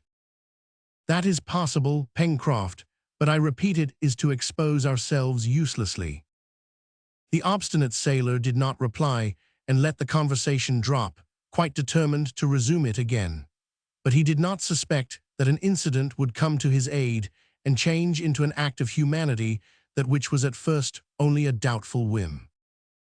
After standing off the shore, the Bonadventure again approached it in the direction of Port Balloon. It was important to ascertain the channels between the sandbanks and reefs, that buoys might be laid down, since this little creek was to be the harbor. They were not more than half a mile from the coast, and it was necessary to tack to beat against the wind. The Bonadventure was then going at a very moderate rate, as the breeze, partly intercepted by the high land, scarcely swelled her sails, and the sea, smooth as glass, was only rippled now and then by passing gusts. Herbert had stationed himself in the bows that he might indicate the course to be followed among the channels, when all at once he shouted, "Luff, Pencroft, luff!" "What's the matter?" replied the sailor. "A rock." "No, wait," said Herbert, "I don't quite see. Luff again right now." So saying, Herbert, leaning over the side, plunged his arm into the water and pulled it out, exclaiming, "A bottle!" He held in his hand a corked bottle which he had just seized a few cables' length from the shore. Cyrus Harding took the bottle without uttering a single word. He drew the cork, and took from it a damp paper on which were written these words: "Castaway, Tabor Island, 153 degrees W long, 37 degrees 11 S lat. Luff, Pencroft, luff, luff, Pencroft, luff." Chapter 13. Departure decided upon conjectures, preparations. The 3 passengers, first night, second night, Tabor Island, searching the shore, searching the wood, no one, animals, plants, a dwelling deserted. "A castaway," exclaimed Pencroft, left on this Tabor Island not 200 miles from us. Ah, Captain Harding, you won't now oppose my going." "No, Pencroft," replied Cyrus Harding, "and you shall set out as soon as possible." "Tomorrow! Tomorrow!" The engineer still held in his hand the paper which he had taken from the bottle. He contemplated it for some instants, then resumed. "From this document, my friends, from the way in which it is worded, we may conclude this. First, that the castaway on Tabor Island is a man possessing a considerable knowledge of navigation, since he gives the latitude and longitude of the island exactly as we ourselves found it, and to a second of approximation. Secondly, that he is either English or American, as the document is written in the English language." "That is perfectly logical," answered Spilett, "and the presence of this castaway explains the arrival of the case on the shores of our island. There must have been a wreck, since there is a castaway. As to the latter, whoever he may be, it is lucky for him that Pencroft thought of building this boat and of trying her this very day, for a day later, and this bottle might have been broken on the rocks." "Indeed," said Herbert, "it is a fortunate chance that the Bonadventure passed exactly where the bottle was still floating." "Does not this appear strange to you?" asked Harding of Pencroft. "It appears fortunate, that's all," answered the sailor. "Do you see anything extraordinary in it, Captain? The bottle must go somewhere, and why not here as well as anywhere else?" "Perhaps you are right, Pencroft," replied the engineer, "and yet—" "But," observed Herbert, "there's nothing to prove that this bottle has been floating long in the sea." "Nothing," replied Gideon Spilett, "and the document appears even to have been recently written. What do you think about it, Cyrus?" "It is difficult to say, and besides we shall soon know," replied Harding. During this conversation, Pencroft had not remained inactive. He had put the vessel about, and the Bonadventure, all sails set, was running rapidly towards Claw Cape. Everyone was thinking of the castaway on Tabor Island. Should they be in time to save him? This was a great event in the life of the colonists. They themselves were but castaways, but it was to be feared that another might not have been so fortunate, and their duty was to go to his succor. Claw Cape was doubled, and about 4 o'clock the Bonadventure dropped her anchor at the mouth of the Mersey. That same evening, the arrangements for the new expedition were made. It appeared best that Pencroft and Herbert, who knew how to work the vessel, should undertake the voyage alone. By setting out the next day, the 10th of October, they would arrive on the 13th, for with the present wind it would not take more than 48 hours to make this passage of 150 miles. 1 day in the island, 3 or 4 to return. They might hope, therefore, that on the 17th they would again reach Lincoln Island. The weather was fine, the barometer was rising. The wind appeared settled. Everything then was in favor of these brave men whom an act of humanity was taking far from their island. Thus it had been agreed that Cyrus Harding, Neb, and Gideon Spilett should remain at Granite House, but an objection was raised, and Spilett, who had not forgotten his business as reporter to the New York Herald, having declared that he would go by swimming rather than lose such an opportunity, he was admitted to take a part in the voyage. The evening was occupied in transporting on board the Bonadventure articles of bedding, utensils, arms, ammunition, a compass, provisions for a week, and this business being rapidly accomplished, the colonists ascended to Granite House. The next day at 5 o'clock in the morning, the farewells were said, not without some emotion on both sides, and Pencroft, setting sail, made towards Claw Cape, which had to be doubled in order to proceed to the southwest. The Bonadventure was already a quarter of a mile from the coast, when the passengers perceived on the heights of Granite House 2 men waving their farewells. They were Cyrus Harding and Neb. "Our friends," exclaimed Spilett, "this is our first separation for 15 months."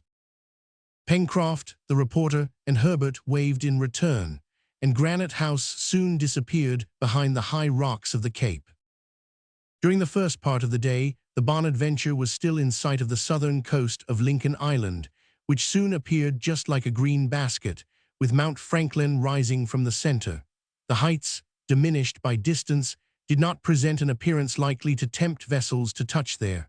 Reptile End was passed in about an hour, though at a distance of about 10 miles. At this distance, it was no longer possible to distinguish anything of the western coast, which stretched away to the ridges of Mount Franklin, and 3 hours after the last of Lincoln Island sank below the horizon. The Bonadventure behaved capitally. Bounding over the waves, she proceeded rapidly on her course. Pencroft had hoisted the foresail, and steering by the compass, followed a rectilinear direction. From time to time, Herbert relieved him at the helm, and the lad's hand was so firm that the sailor had not a point to find fault with. Gideon Spilett chatted sometimes with one, sometimes with the other. If wanted, he lent a hand with the ropes, and Captain Pencroft was perfectly satisfied with his crew. The departure, the departure. In the evening, the crescent moon, which would not be in its first quarter until the 16th, appeared in the twilight and soon set again. The night was dark but starry, and the next day again promised to be fine. Pencroft prudently lowered the foresail, not wishing to be caught by a sudden gust while carrying too much canvas. It was perhaps an unnecessary precaution on such a calm night, but Pencroft was a prudent sailor and cannot be blamed for it. The reporter slept part of the night. Pencroft and Herbert took turns for a spell of 2 hours each at the helm. The sailor trusted Herbert as he would himself, and his confidence was justified by the coolness and judgment of the lad. Pencroft gave him his directions as a commander to his steersman, and Herbert never allowed the Bonadventure to swerve even a point. The night passed quietly, as did the day of the 12th of October. A southeasterly direction was strictly maintained. Unless the Bonadventure fell in with some unknown current, she would come exactly within sight of Tabor Island. As to the sea over which the vessel was then sailing, it was absolutely deserted. Now and then, a great albatross or frigate bird passed within gunshot, and Gideon Spilett wondered if it was to one of them that he had confided his last letter addressed to the New York Herald. These birds were the only beings that appeared to frequent this part of the ocean between Tabor and Lincoln Island. And yet, observed Herbert, this is the time that whalers usually proceed towards the southern part of the Pacific. Indeed, I do not think there could be a more deserted sea than this. It is not quite so deserted as all that, replied Pencroft. What do you mean? Asked the reporter. We are on it. Do you take our vessel for a wreck and us for porpoises? And Pencroft laughed at his joke. By the evening, according to calculation, it was thought that the Bonadventure had accomplished a distance of 120 miles since her departure from Lincoln Island, that is to say in 36 hours, which would give her a speed of between 3 and 4 knots an hour.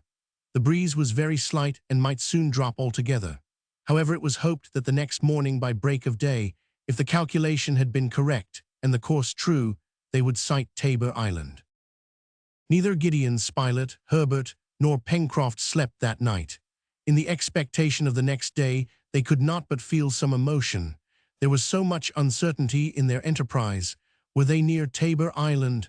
Was the island still inhabited by the castaway to whose succor they had come? Who was this man? Would not his presence disturb the little colony till then so united?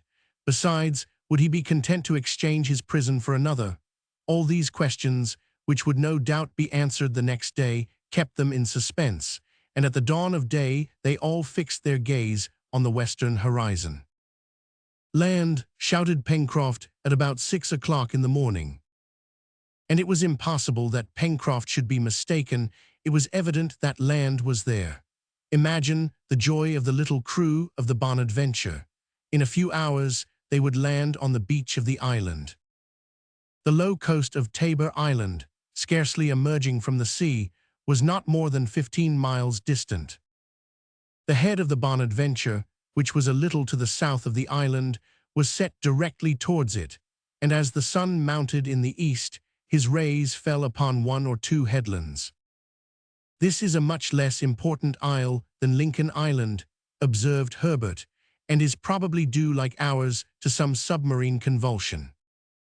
At 11 o'clock, the Bonadventure was not more than 2 miles off, and Pencroft, whilst looking for a suitable place at which to land, proceeded very cautiously through the unknown waters.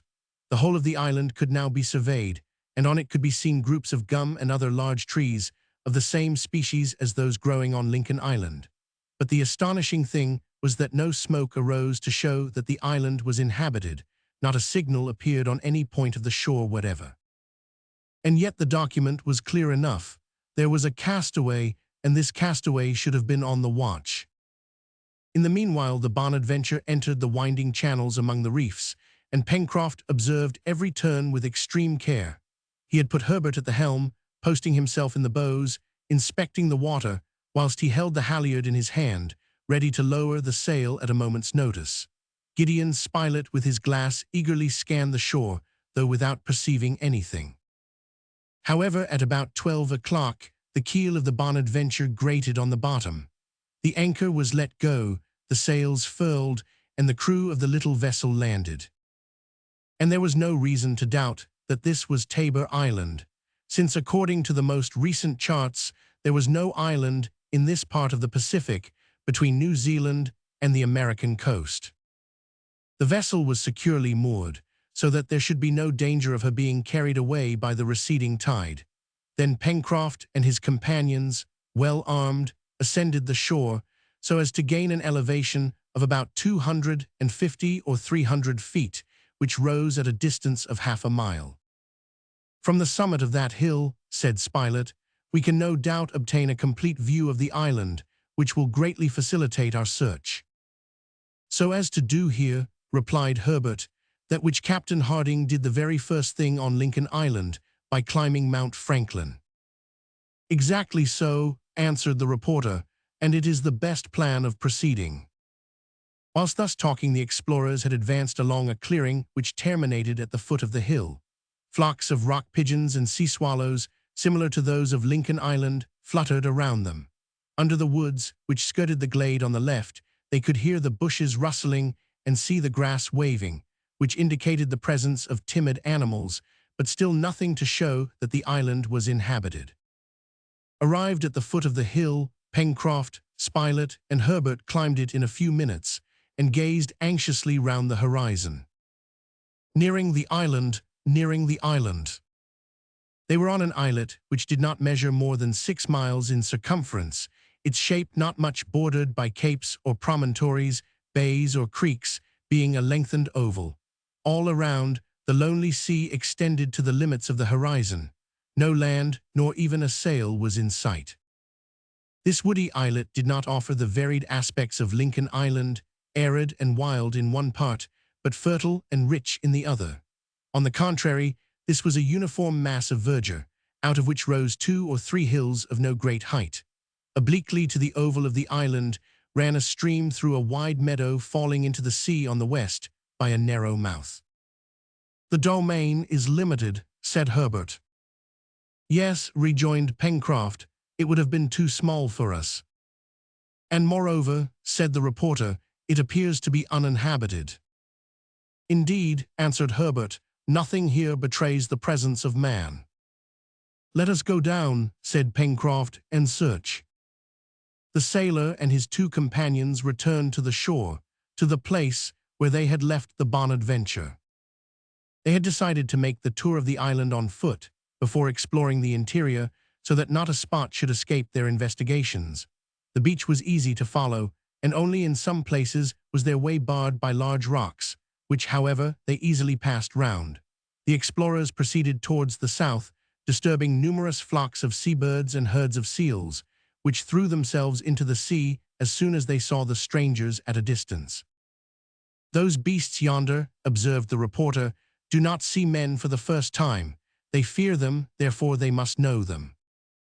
An hour after their departure, they arrived on the southern point of the islet, terminated by a sharp cape, and proceeded towards the north along the western coast, equally formed by sand and rocks, the background bordered with thick woods. There was not a trace of a habitation in any part, not the print of a human foot on the shore of the island, which after 4 hours' walking had been gone completely round. It was, to say the least, very extraordinary, and they were compelled to believe that Tabor Island was not, or was no longer inhabited.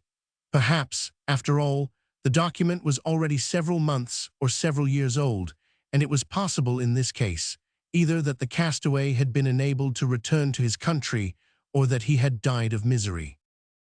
Pencroft, Spilett, and Herbert, forming more or less probable conjectures, dined rapidly on board the Bonadventure so as to be able to continue their excursion until nightfall. This was done at 5 o'clock in the evening, at which hour they entered the wood. Numerous animals fled at their approach, being principally, one might say, only goats and pigs, which it was easy to see belonged to European species. Doubtless some whaler had landed them on the island, where they had rapidly increased. Herbert resolved to catch one or two living and take them back to Lincoln Island. It was no longer doubtful that men at some period or other had visited this islet, and this became still more evident when paths appeared trodden through the forest, felled trees, and everywhere traces of the hand of man. But the trees were becoming rotten and had been felled many years ago.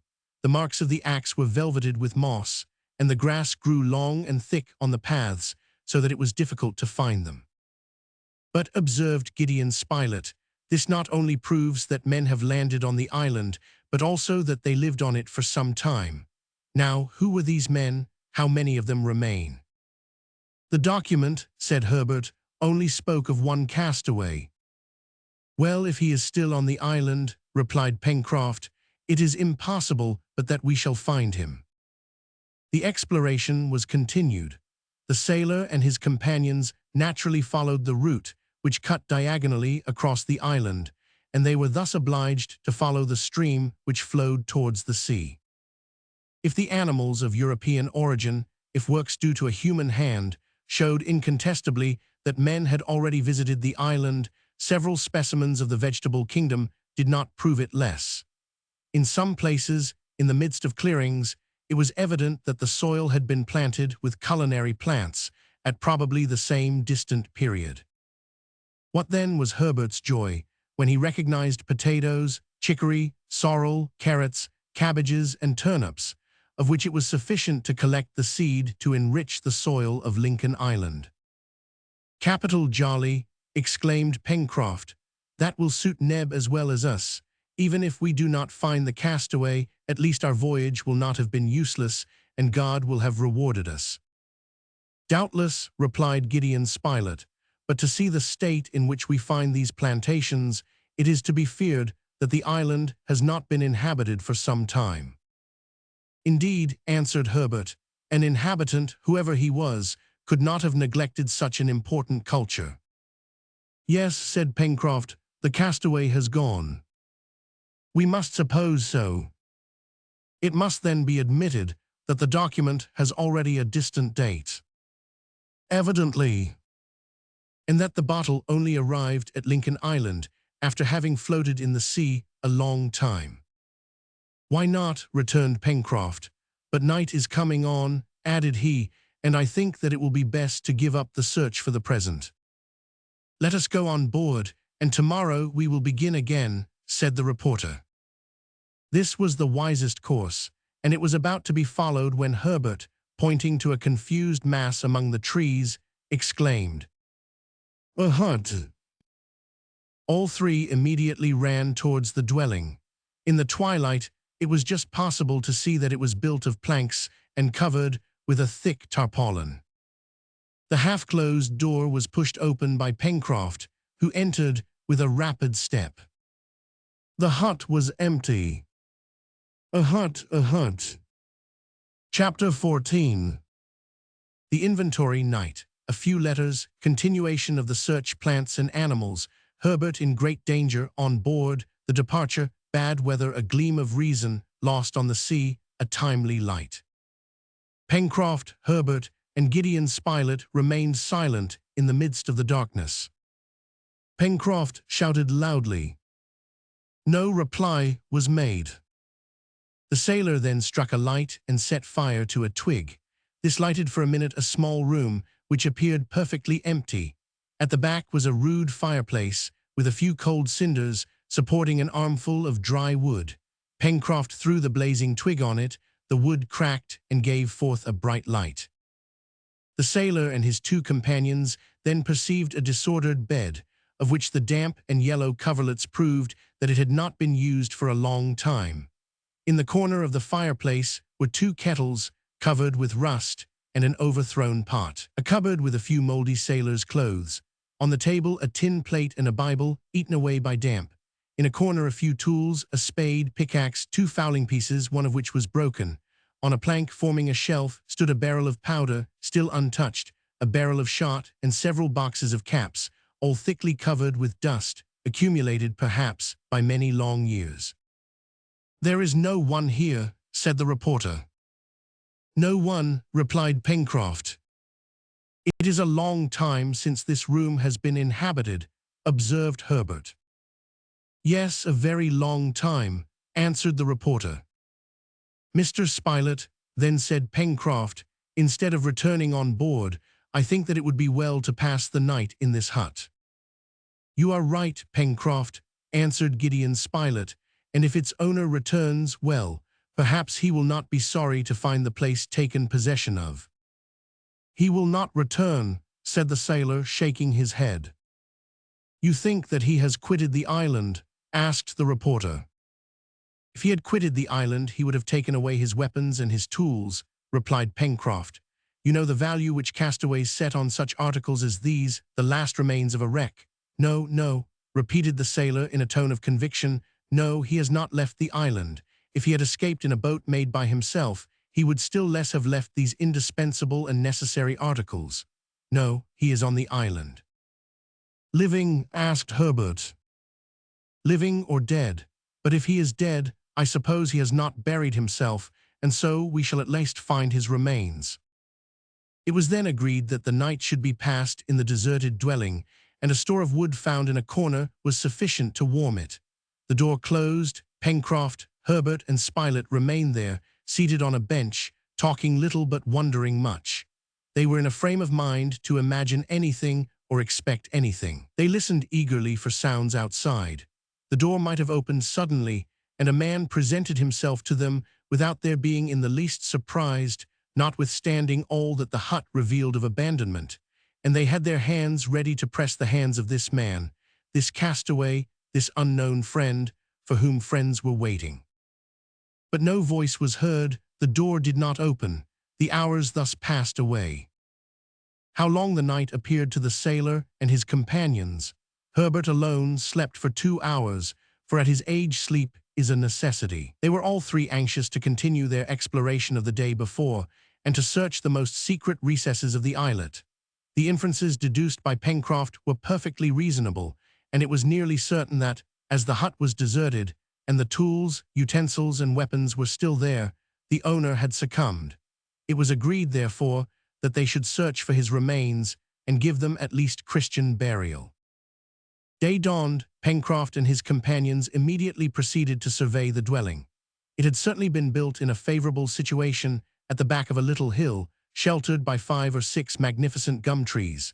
Before its front and through the trees, the axe had prepared a wide clearing, which allowed the view to extend to the sea.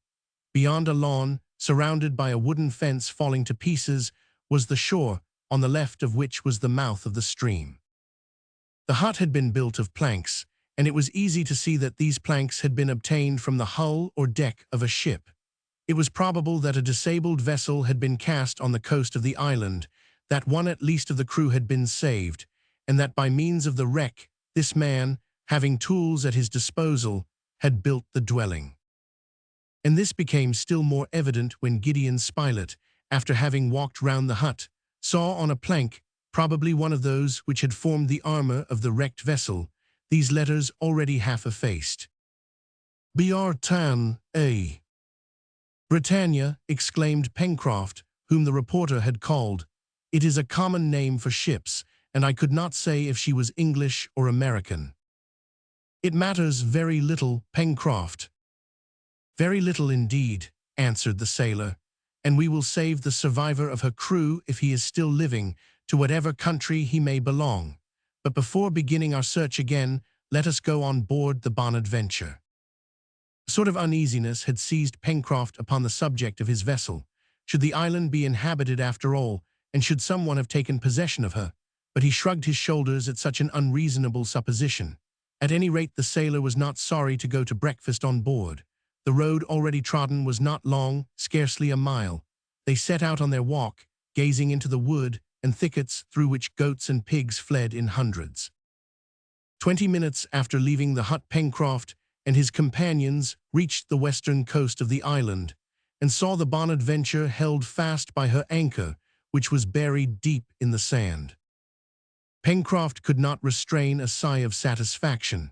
After all, this vessel was his child, and it is the right of fathers to be often uneasy when there is no occasion for it. They returned on board, breakfasted, so that it should not be necessary to dine until very late. Then, the repast being ended, the exploration was continued and conducted with the most minute care. Indeed, it was very probable that the only inhabitant of the island had perished. It was therefore more for the traces of a dead than of a living man that Pencroft and his companions searched. But their searches were vain, and during the half of that day they sought to no purpose among the thickets of trees which covered the islet. There was then scarcely any doubt that, if the castaway was dead, no trace of his body now remained, but that some wild beast had probably devoured it to the last bone. "We will set off tomorrow at daybreak," said Pencroft to his two companions, as about 2 o'clock they were resting for a few minutes under the shade of a clump of firs. "I should think that we might without scruple take the utensils which belonged to the castaway," added Herbert. "I think so too," returned Gideon Spilett, "and these arms and tools will make up the stores of Granite House. The supply of powder and shot is also most important." "Yes," replied Pencroft, "but we must not forget to capture a couple or two of those pigs, of which Lincoln Island is destitute." "Nor to gather those seeds," added Herbert, "which will give us all the vegetables of the Old and the New Worlds." "Then perhaps it would be best," said the reporter, "to remain a day longer on Tabor Island, so as to collect all that may be useful to us." "No, Mr. Spilett," answered Pencroft, "I will ask you to set off tomorrow at daybreak. The wind seems to me to be likely to shift to the west, and after having had a fair wind for coming, we shall have a fair wind for going back." "Then do not let us lose time," said Herbert, rising. "We won't waste time," returned Pencroft. "You, Herbert, go and gather the seeds, which you know better than we do. Whilst you do that, Mr. Spilett and I will go and have a pig hunt, and even without Top I hope we shall manage to catch a few." Herbert accordingly took the path which led towards the cultivated part of the islet, whilst the sailor and the reporter entered the forest. Many specimens of the porcine race fled before them, and these animals, which were singularly active, did not appear to be in a humor to allow themselves to be approached. However, after an hour's chase, the hunters had just managed to get hold of a couple lying in a thicket, when cries were heard resounding from the north part of the island. With the cries were mingled terrible yells, in which there was nothing human. Pencroft and Gideon Spilett were at once on their feet, and the pigs, by this movement, began to run away, at the moment when the sailor was getting ready the rope to bind them. "That's Herbert's voice," said the reporter. "Run!" exclaimed Pencroft. And the sailor and Spilett immediately ran at full speed towards the spot from whence the cries proceeded. They did well to hasten, for at a turn of the path near a clearing they saw the lad thrown on the ground and in the grasp of a savage being, apparently a gigantic ape, who was about to do him some great harm. To rush on this monster, throw him on the ground in his turn, snatch Herbert from him, then bind him securely, was the work of a minute for Pencroft and Gideon Spilett. The sailor was of Herculean strength, the reporter also very powerful, and in spite of the monster's resistance, he was firmly tied so that he could not even move. "You are not hurt, Herbert?" asked Spilett. "No, no." "Oh, if this ape had wounded him!" exclaimed Pencroft. "But he is not an ape," answered Herbert. At these words Pencroft and Gideon Spilett looked at the singular being who lay on the ground. Indeed, it was not an ape, it was a human being, a man. But what a man! a savage in all the horrible acceptation of the word, and so much the more frightful that he seemed fallen to the lowest degree of brutishness. Herbert in danger, Herbert in danger. Shaggy hair, untrimmed beard descending to the chest, the body almost naked except a rag round the waist, wild eyes, enormous hands with immensely long nails, skin the color of mahogany, feet as hard as if made of horn. Such was the miserable creature who yet had a claim to be called a man. But it might justly be asked if there were yet a soul in this body, or if the brute instinct alone survived in it. "Are you quite sure that this is a man, or that he has ever been one?" said Pencroft to the reporter. "Alas, there is no doubt about it," replied Spilett. "Then this must be the castaway?" asked Herbert. "Yes," replied Gideon Spilett, "but the unfortunate man has no longer anything human about him." The reporter spoke the truth. It was evident that if the castaway had ever been a civilized being, solitude had made him a savage, or worse, perhaps a regular man of the woods. Hoarse sounds issued from his throat between his teeth, which were sharp as the teeth of a wild beast made to tear raw flesh. Memory must have deserted him long before, and for a long time also he had forgotten how to use his gun and tools, and he no longer knew how to make a fire. It could be seen that he was active and powerful, but the physical qualities had been developed in him to the injury of the moral qualities. Gideon Spilett spoke to him.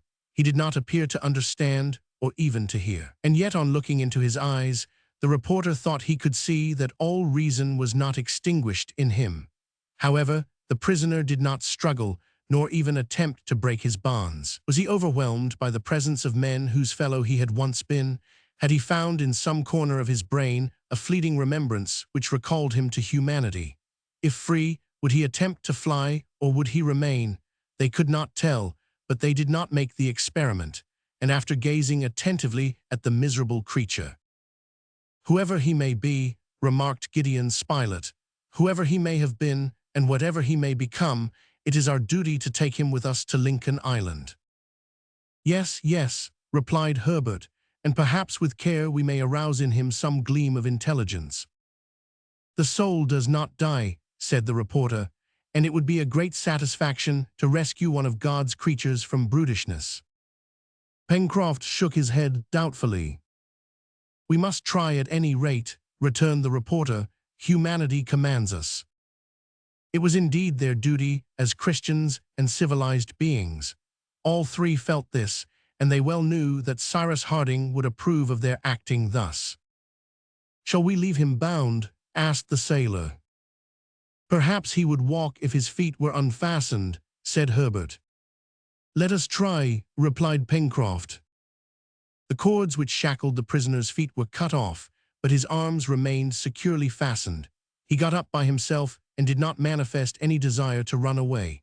His hard eyes darted a piercing glance at the three men who walked near him, but nothing denoted that he recollected being their fellow, or at least having been so. A continual hissing sound issued from his lips. His aspect was wild, but he did not attempt to resist. By the reporter's advice, the unfortunate man was taken to the hut. Perhaps the sight of the things that belonged to him would make some impression on him. Perhaps a spark would be sufficient to revive his obscured intellect, to rekindle his dulled soul. The dwelling was not far off. In a few minutes they arrived there, but the prisoner remembered nothing, and it appeared that he had lost consciousness of everything. What could they think of the degree of brutishness into which this miserable being had fallen, unless that his imprisonment on the islet dated from a very distant period, and after having arrived there, a rational being solitude had reduced him to this condition. The reporter then thought that perhaps the sight of fire would have some effect on him, and in a moment one of those beautiful flames that attract even animals blazed up on the hearth. The sight of the flame seemed at first to fix the attention of the unhappy object, but soon he turned away and the look of intelligence faded. Evidently there was nothing to be done, for the time at least, but to take him on board the Bonadventure. This was done, and he remained there in Pencroft's charge. Herbert and Spilett returned to finish their work, and some hours after they came back to the shore, carrying the utensils and guns, a store of vegetables, of seeds, some game, and 2 couple of pigs. All was embarked, and the Bonadventure was ready to weigh anchor and sail with the morning tide. The prisoner had been placed in the fore cabin, where he remained quiet, silent, apparently deaf and dumb. Pencroft offered him something to eat, but he pushed away the cooked meat that was presented to him and which doubtless did not suit him. But on the sailor showing him one of the ducks which Herbert had killed, he pounced on it like a wild beast and devoured it greedily. "You think that he will recover his senses?" asked Pencroft. "It is not impossible that our care will have an effect upon him, for it is solitude that has made him what he is, and from this time forward he will be no longer alone." "The poor man must no doubt have been in this state for a long time," said Herbert. "Perhaps," answered Gideon Spilett. "About what age is he?" asked the lad. "It is difficult to say," replied the reporter, "for it is impossible to see his features under the thick beard which covers his face, but he is no longer young, and I suppose he might be about 50. "Have you noticed, Mr. Spilett, how deeply sunk his eyes are?" asked Herbert. "Yes, Herbert, but I must add that they are more human than one could expect from his appearance."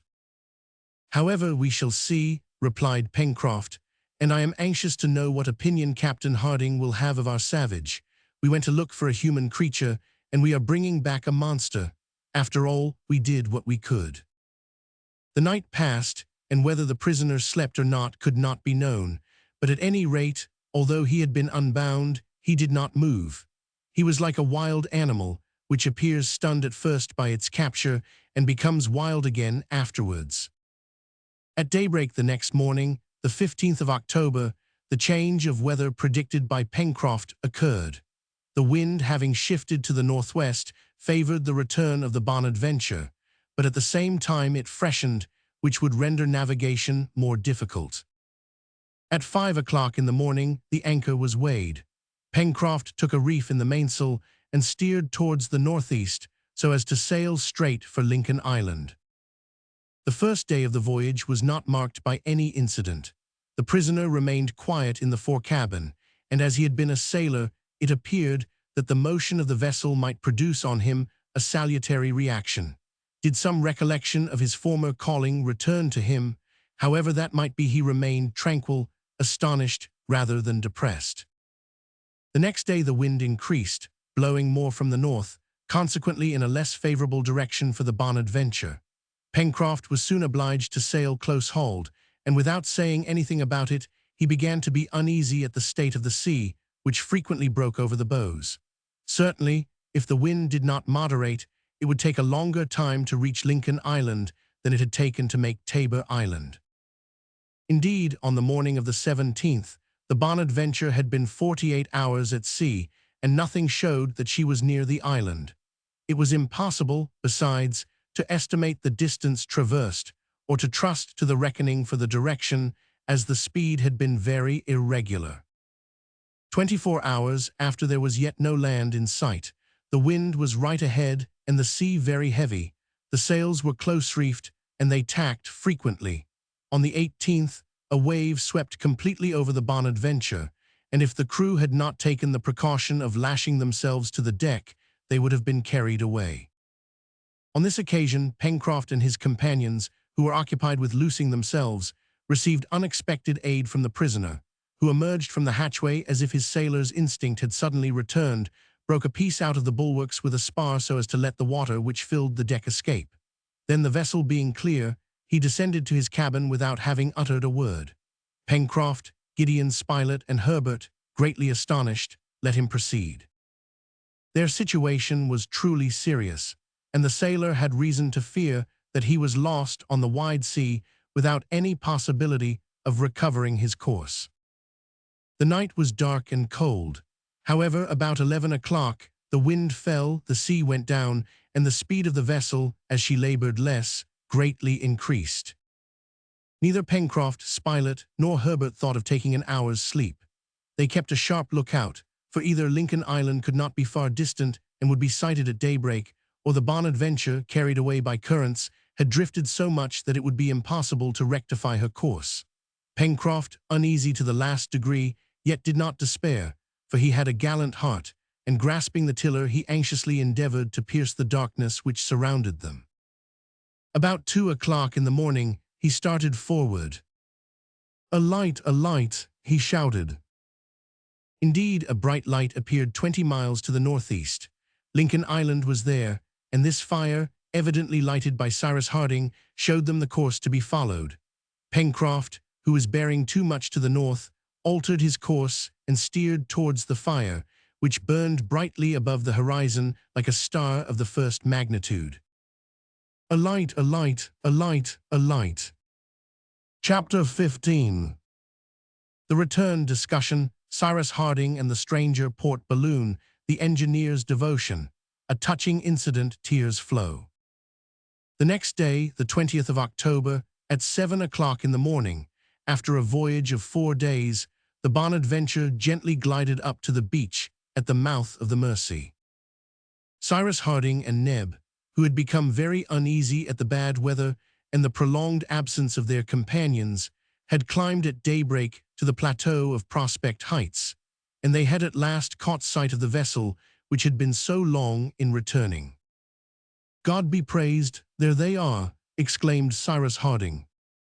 As to Neb in his joy, he began to dance, to twirl round, clapping his hands and shouting, "Oh, my master!" a more touching pantomime than the finest discourse. The engineer's first idea, on counting the people on the deck of the Bonadventure, was that Pencroft had not found the castaway of Tabor Island, or at any rate that the unfortunate man had refused to leave his island and change one prison for another. Indeed, Pencroft, Gideon Spilett, and Herbert were alone on the deck of the Bonadventure. The moment the vessel touched, the engineer and Neb were waiting on the beach, and before the passengers had time to leap on to the sand, Harding said, "We have been very uneasy at your delay, my friends. Did you meet with any accident?" "No," replied Gideon Spilett. "On the contrary, everything went wonderfully well. We will tell you all about it." "However," returned the engineer, "your search has been unsuccessful, since you are only 3 just as you went." "Excuse me, Captain," replied the sailor, "we are 4. "You have found the castaway?" "Yes." "And you have brought him?" "Yes." "Living?" "Yes." "Where is he? Who is he?" "He is," replied the reporter, "or rather he was, a man. There, Cyrus, that is all we can tell you." The engineer was then informed of all that had passed during the voyage, and under what conditions the search had been conducted, how the only dwelling in the island had long been abandoned, how at last a castaway had been captured who appeared no longer to belong to the human species.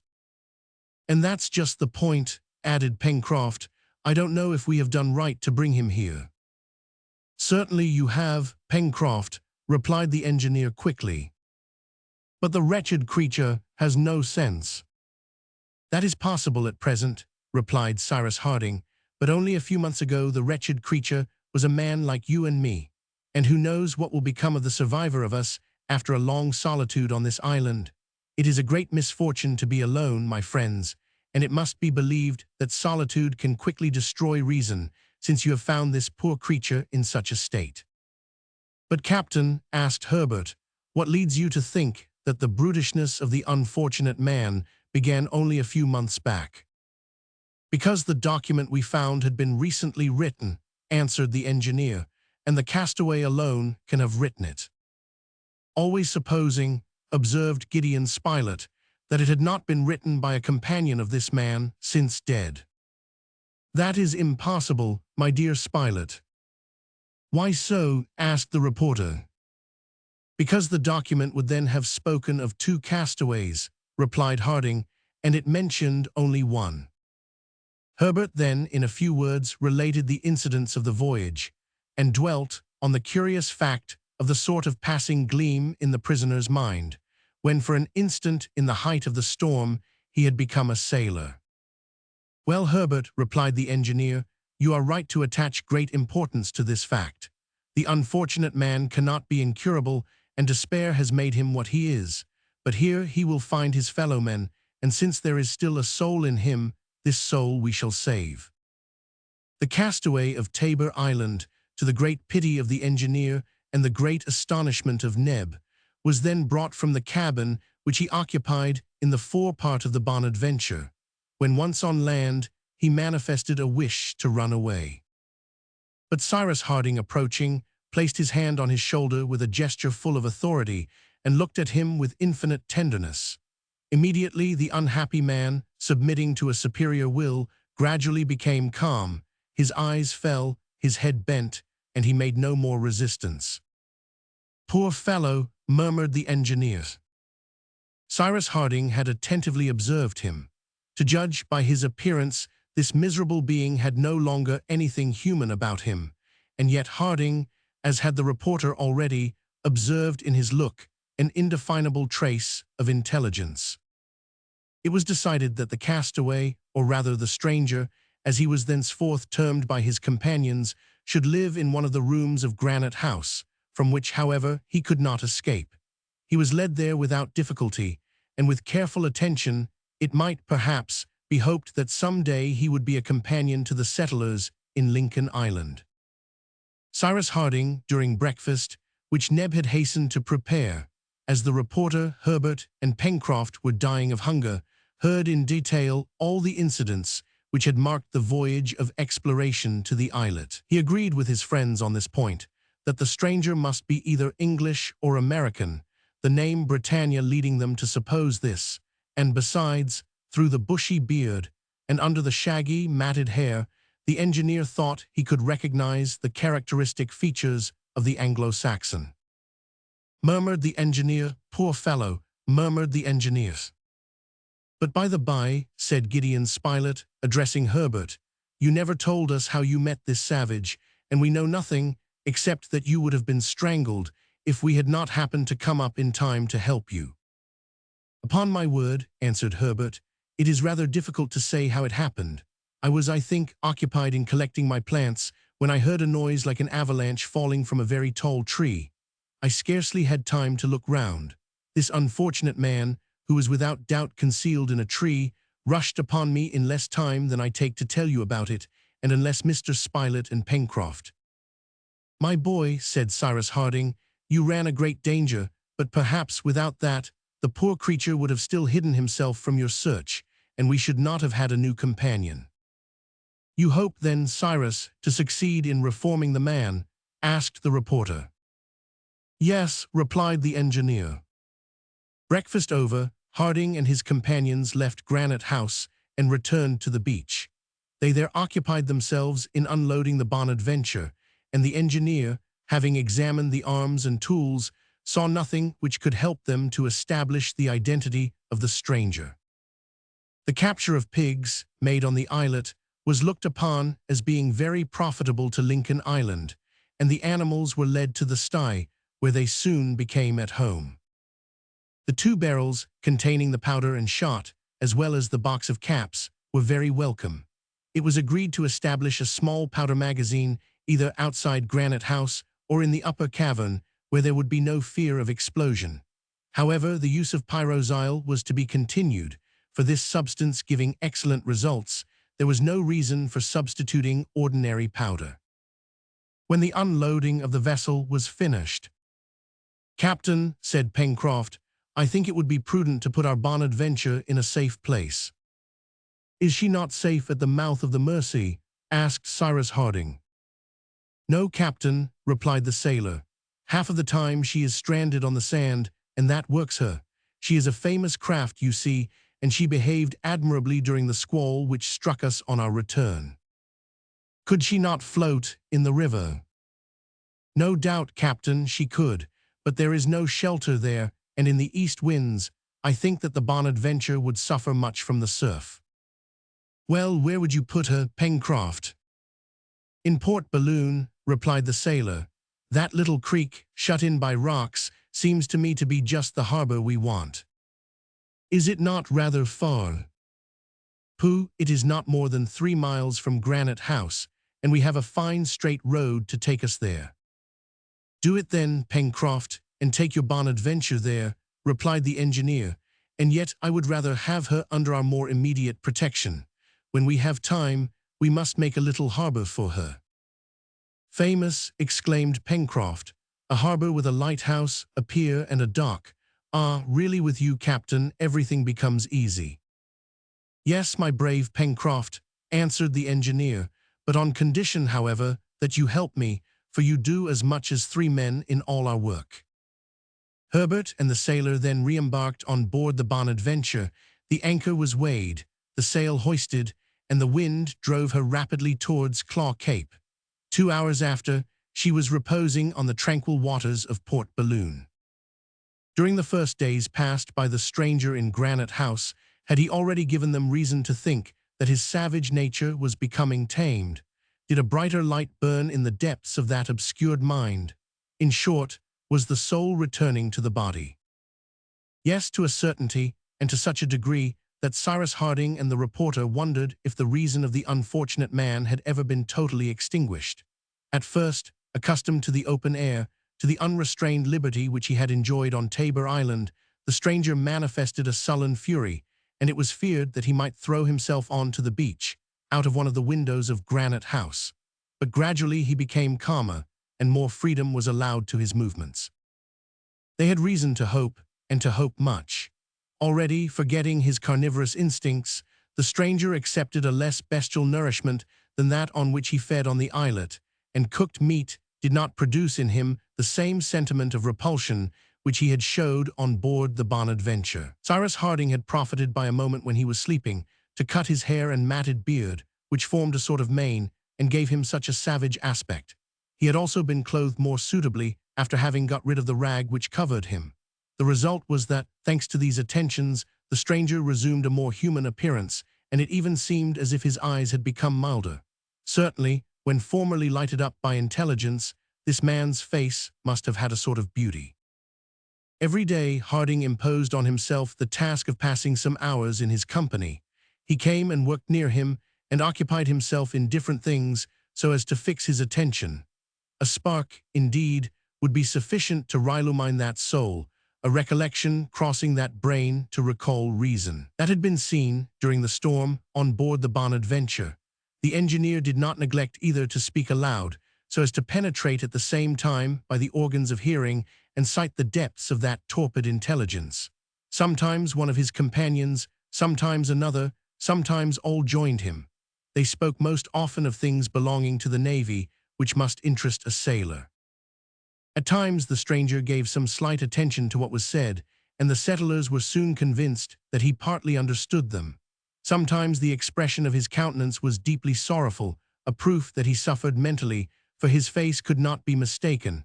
But he did not speak, although at different times, however, they almost thought that words were about to issue from his lips.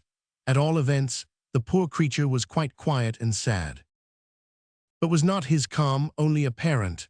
Was not his sadness only the result of his seclusion? Nothing could yet be ascertained. Seeing only certain objects, and in a limited space, always in contact with the colonists, to whom he would soon become accustomed, having no desires to satisfy, better fed, better clothed, it was natural that his physical nature should gradually improve.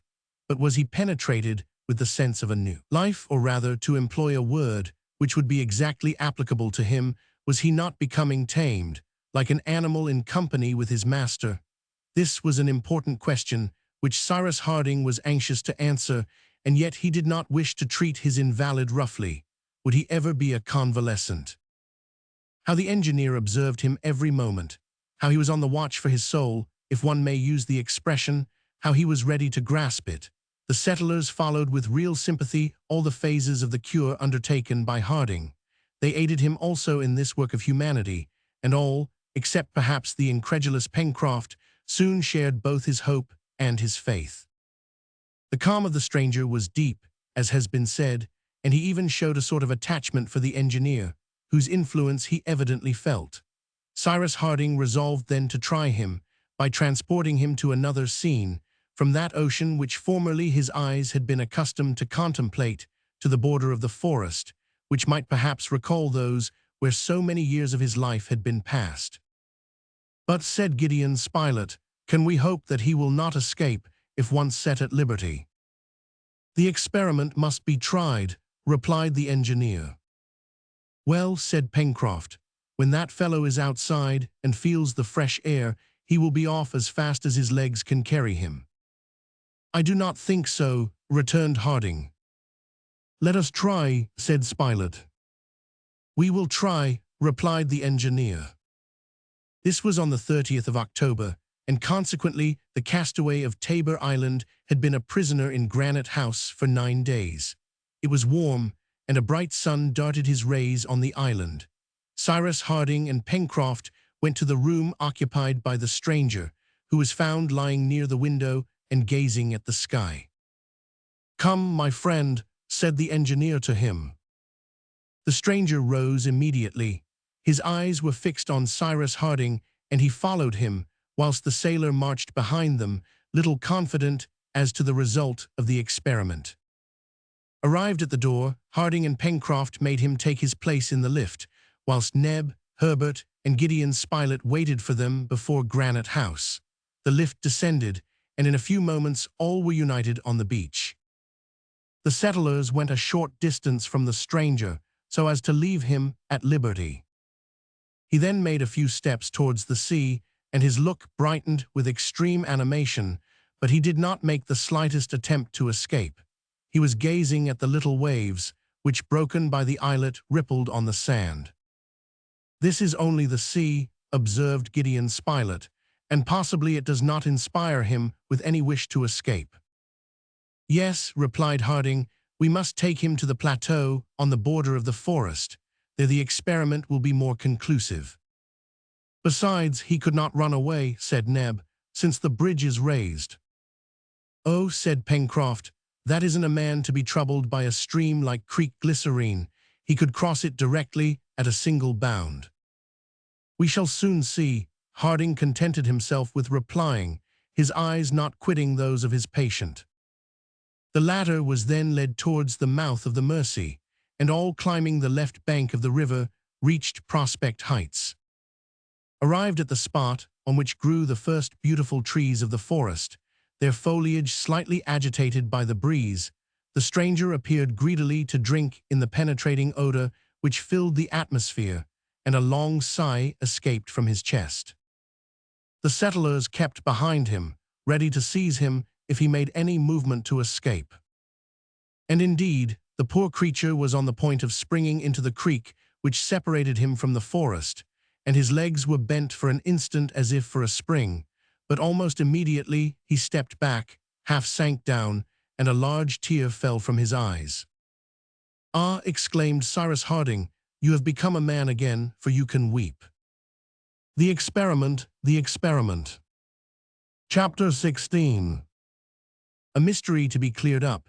The stranger's first words, 12 years on the islet, avowal which escapes him, the disappearance, Cyrus Harding's confidence, construction of a mill, the first bread, an act of devotion, honest hands. Yes, the unfortunate man had wept. Some recollection doubtless had flashed across his brain, and to use Cyrus Harding's expression, by those tears he was once more a man. The colonists left him for some time on the plateau and withdrew themselves to a short distance, so that he might feel himself free, but he did not think of profiting by this liberty, and Harding soon brought him back to Granite House. 2 days after this occurrence, the stranger appeared to wish gradually to mingle with their common life. He evidently heard and understood, but no less evidently was he strangely determined not to speak to the colonists. For one evening, Pencroft, listening at the door of his room, heard these words escape from his lips. "No, here I never." The sailor reported these words to his companions. "There is some painful mystery there," said Harding. The stranger had begun to use the laboring tools, and he worked in the garden. When he stopped in his work, as was often the case, he remained retired within himself, but on the engineer's recommendation, they respected the reserve which he apparently wished to keep. If one of the settlers approached him, he drew back, and his chest heaved with sobs as if overburthened. Was it remorse that overwhelmed him thus? They were compelled to believe so, and Gideon Spilett could not help one day making this observation. If he does not speak, it is because he has, I fear, things too serious to be told. They must be patient and wait. He asked in a hollow voice, "Who are you?" He asked in a hollow voice. A few days later, on the 3rd of November, the stranger, working on the plateau, had stopped, letting his spade drop to the ground, and Harding, who was observing him from a little distance, saw that tears were again flowing from his eyes. A sort of irresistible pity led him towards the unfortunate man, and he touched his arm lightly. "My friend," said he. The stranger tried to avoid his look, and Cyrus Harding, having endeavored to take his hand, he drew back quickly. "My friend," said Harding in a firmer voice, "look at me, I wish it." The stranger looked at the engineer and seemed to be under his power as a subject under the influence of a mesmerist.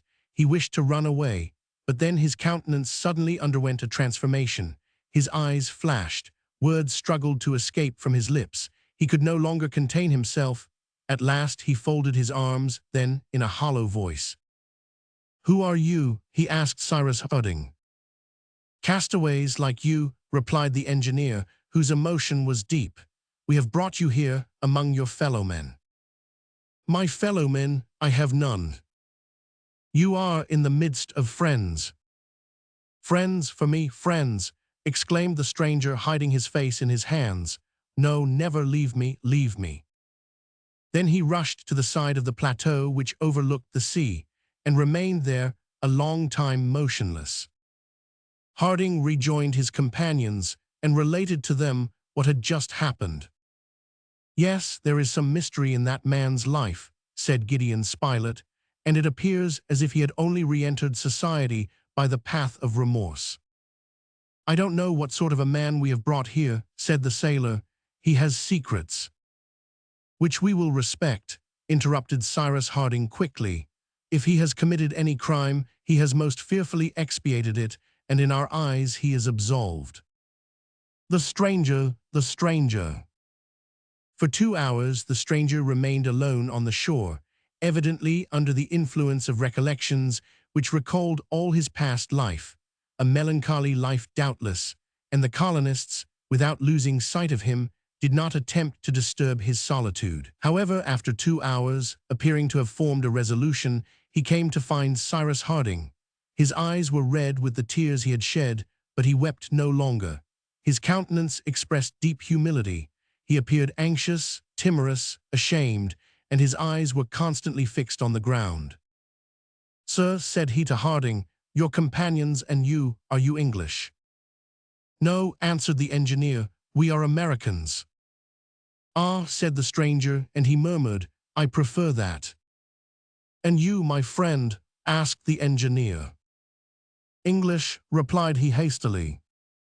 And as if these few words had been difficult to say, he retreated to the beach, where he walked up and down between the cascade and the mouth of the Mersey, in a state of extreme agitation.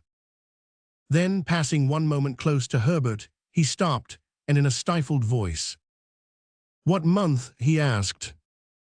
"December," replied Herbert. "What year?" 1866. 12 years, 12 years, he exclaimed. Then he left him abruptly. Herbert reported to the colonists the questions and answers which had been made. "This unfortunate man," observed Gideon Spilett, "was no longer acquainted with either months or years." "Yes," added Herbert, "and he had been 12 years already on the islet when we found him there." 12 years, rejoined Harding. "Ah, 12 years of solitude, after a wicked life, perhaps, may well impair a man's reason." "I am induced to think," said Pencroft, "that this man was not wrecked on Tabor Island, but that in consequence of some crime he was left there."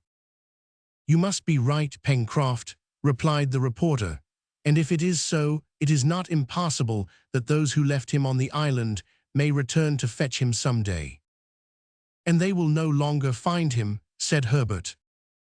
"But then," added Pencroft, "they must return and—" "My friends," said Cyrus Harding, Do not let us discuss this question until we know more about it. I believe that the unhappy man has suffered, that he has severely expiated his faults, whatever they may have been, and that the wish to unburden himself stifles him. Do not let us press him to tell us his history. He will tell it to us doubtless, and when we know it, we shall see what course it will be best to follow. He alone besides can tell us if he has more than a hope, a certainty of returning some day to his country, but I doubt it. And why? Asked the reporter. Because that, in the event of his being sure of being delivered at a certain time, he would have waited the hour of his deliverance, and would not have thrown this document into the sea. No, it is more probable that he was condemned to die on that islet, and that he never expected to see his fellow creatures again. But, observed the sailor, there is one thing which I cannot explain. What is it? If this man had been left for 12 years on Tabor Island, one may well suppose that he had been several years already in the wild state in which we found him. That is probable, replied Cyrus Harding. It must then be many years since he wrote that document.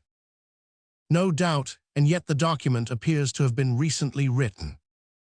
Besides, how do you know that the bottle which enclosed the document may not have taken several years to come from Tabor Island to Lincoln Island?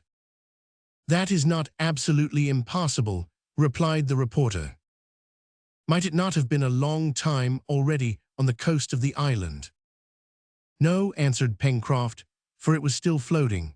We could not even suppose that after it had stayed for any length of time on the shore, it would have been swept off by the sea, for the south coast is all rocks, and it would certainly have been smashed to pieces there.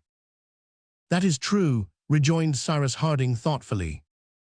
And then, continued the sailor, if the document was several years old, if it had been shut up in that bottle for several years, it would have been injured by damp.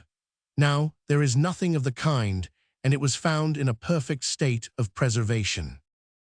The sailor's reasoning was very just, and pointed out an incomprehensible fact, for the document appeared to have been recently written, when the colonists found it in the bottle. Moreover, it gave the latitude and longitude of Tabor Island correctly, which implied that its author had a more complete knowledge of hydrography than could be expected of a common sailor. There is in this, again, something unaccountable, said the engineer, but we will not urge our companion to speak. When he likes, my friends, then we shall be ready to hear him. During the following days, the stranger did not speak a word, and did not once leave the precincts of the plateau. He worked away, without losing a moment, without taking a minute's rest, but always in a retired place. At meal times, he never came to Granite House, although invited several times to do so, but contented himself with eating a few raw vegetables. At nightfall, he did not return to the room assigned to him, but remained under some clump of trees, or when the weather was bad crouched in some cleft of the rocks.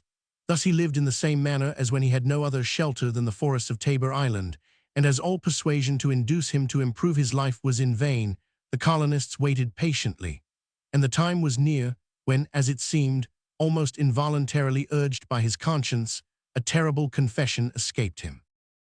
On the 10th of November, about 8 o'clock in the evening, as night was coming on, the stranger appeared unexpectedly before the settlers, who were assembled under the veranda.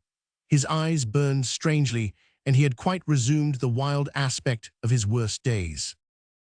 Cyrus Harding and his companions were astounded on seeing that, overcome by some terrible emotion, his teeth chattered like those of a person in a fever. What was the matter with him? Was the sight of his fellow creatures insupportable to him? Was he weary of this return to a civilized mode of existence? Was he pining for his former savage life? It appeared so, as soon he was heard to express himself in these incoherent sentences. Why am I here? By what right have you dragged me from my islet? Do you think there could be any tie between you and me? Do you know who I am, what I have done, why I was there, alone? And who told you that I was not abandoned there, that I was not condemned to die there? Do you know my past? How do you know that I have not stolen, murdered, that I am not a wretch, an accursed being, only fit to live like a wild beast far from all speak? Do you know it? The colonists listened without interrupting the miserable creature, from whom these broken confessions escaped, as it were, in spite of himself. Harding, wishing to calm him, approached him, but he hastily drew back. "No, no," he exclaimed. "One word only, am I free?" "You are free," answered the engineer. "Farewell then," he cried, and fled like a madman. Neb, Pencroft, and Herbert ran also towards the edge of the wood, but they returned alone. "We must let him alone," said Cyrus Harding. "He will never come back," exclaimed Pencroft. "He will come back," replied the engineer. Many days passed, but Harding, was it a sort of presentiment, persisted in the fixed idea that sooner or later the unhappy man would return. "It is the last revolt of his wild nature," said he, "which remorse has touched, and which renewed solitude will terrify." In the meanwhile, works of all sorts were continued, as well on Prospect Heights as at the corral, where Harding intended to build a farm. It is unnecessary to say that the seeds collected by Herbert on Tabor Island had been carefully sown. The plateau thus formed one immense kitchen garden, well laid out and carefully tended, so that the arms of the settlers were never in want of work. There was always something to be done. As the esculents increased in number, it became necessary to enlarge the simple beds, which threatened to grow into regular fields and replace the meadows. But grass abounded in other parts of the island, and there was no fear of the onagas being obliged to go on short allowance. It was well worth while, besides, to turn Prospect Heights into a kitchen garden, defended by its deep belt of creeks, and to remove them to the meadows, which had no need of protection against the depredations of quadrumana and quadrupeds. On the 15th of November, the third harvest was gathered in. How wonderfully had the field increased in extent since 18 months ago, when the first grain of wheat was sown. The second crop of 600,000 grains produced this time 4,000 bushels, or 500 millions of grains. The colony was rich in corn, for 10 bushels alone were sufficient for sowing every year to produce an ample crop for the food both of men and beasts.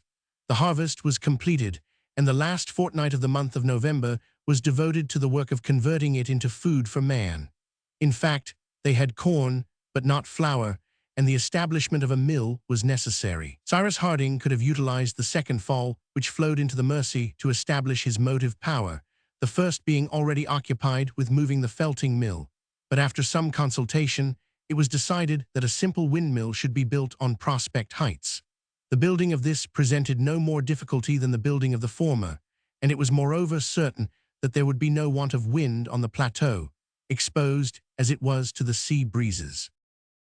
"Not to mention," said Pencroft, "that the windmill will be more lively and will have a good effect in the landscape." They set to work by choosing timber for the frame and machinery of the mill. Some large stones, found at the north of the lake, could be easily transformed into millstones, and as to the sails, the inexhaustible case of the balloon furnished the necessary material. Cyrus Harding made his model, and the site of the mill was chosen a little to the right of the poultry yard, near the shore of the lake. The frame was to rest on a pivot supported with strong timbers, so that it could turn with all the machinery it contained according as the wind required it. The work advanced rapidly. Neb and Pencroft had become very skillful carpenters, and had nothing to do but to copy the models provided by the engineer. Soon a sort of cylindrical box, in shape like a pepper pot, with a pointed roof, rose on the spot chosen. The 4 frames which formed the sails had been firmly fixed in the center beam, so as to form a certain angle with it, and secured with iron clamps. As to the different parts of the internal mechanism, the box destined to contain the 2 millstones, the fixed stone and the moving stone, the hopper, a sort of large square trough, wide at the top, narrow at the bottom, which would allow the grain to fall on the stones, the oscillating spout intended to regulate the passing of the grain, and lastly the bolting machine, which by the operation of sifting separates the bran from the flour, were made without difficulty. The tools were good, and the work not difficult, for in reality the machinery of a mill is very simple. This was only a question of time.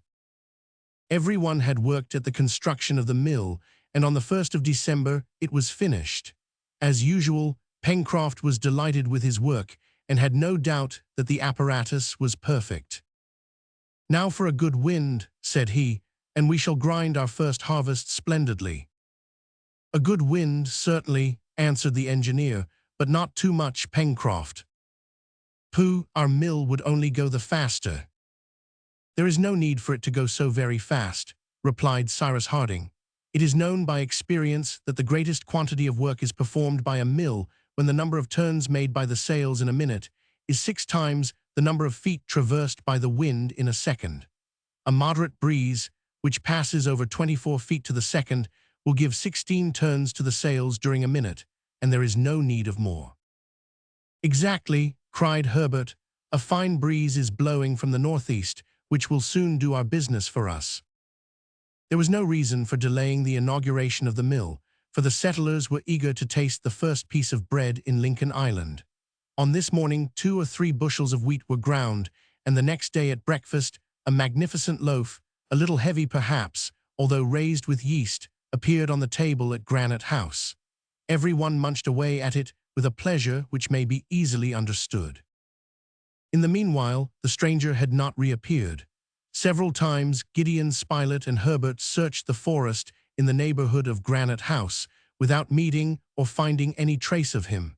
They became seriously uneasy at this prolonged absence. Certainly the former savage of Tabor Island could not be perplexed how to live in the forest, abounding in game, but was it not to be feared that he had resumed his habits, and that this freedom would revive in him his wild instincts? However, Harding, by a sort of presentiment, doubtless, always persisted in saying that the fugitive would return. "Yes, he will return," he repeated with a confidence which his companions could not share. When this unfortunate man was on Tabor Island, he knew himself to be alone. Here, he knows that fellow men are awaiting him. Since he has partially spoken of his past life, the poor penitent will return to tell the whole, and from that day he will belong to us. The event justified Cyrus Harding's predictions. On the 3rd of December, Herbert had left the plateau to go and fish on the southern bank of the lake. He was unarmed, and till then had never taken any precautions for defense, as dangerous animals had not shown themselves on that part of the island. Meanwhile, Pencroft and Neb were working in the poultry yard, whilst Harding and the reporter were occupied at the chimneys in making soda, the store of soap being exhausted. Suddenly cries resounded. "Help! Help!" Cyrus Harding and the reporter, being at too great a distance, had not been able to hear the shouts. Pencroft and Neb, leaving the poultry yard in all haste, rushed towards the lake. "Now for a good wind, now for a good wind!" But before them, the stranger, whose presence at this place no one had suspected, crossed Creek Glycerine, which separated the plateau from the forest, and bounded up the opposite bank. Herbert was there face to face with a fierce jaguar, similar to the one which had been killed on Reptile End. Suddenly surprised, he was standing with his back against a tree, whilst the animal, gathering itself together, was about to spring.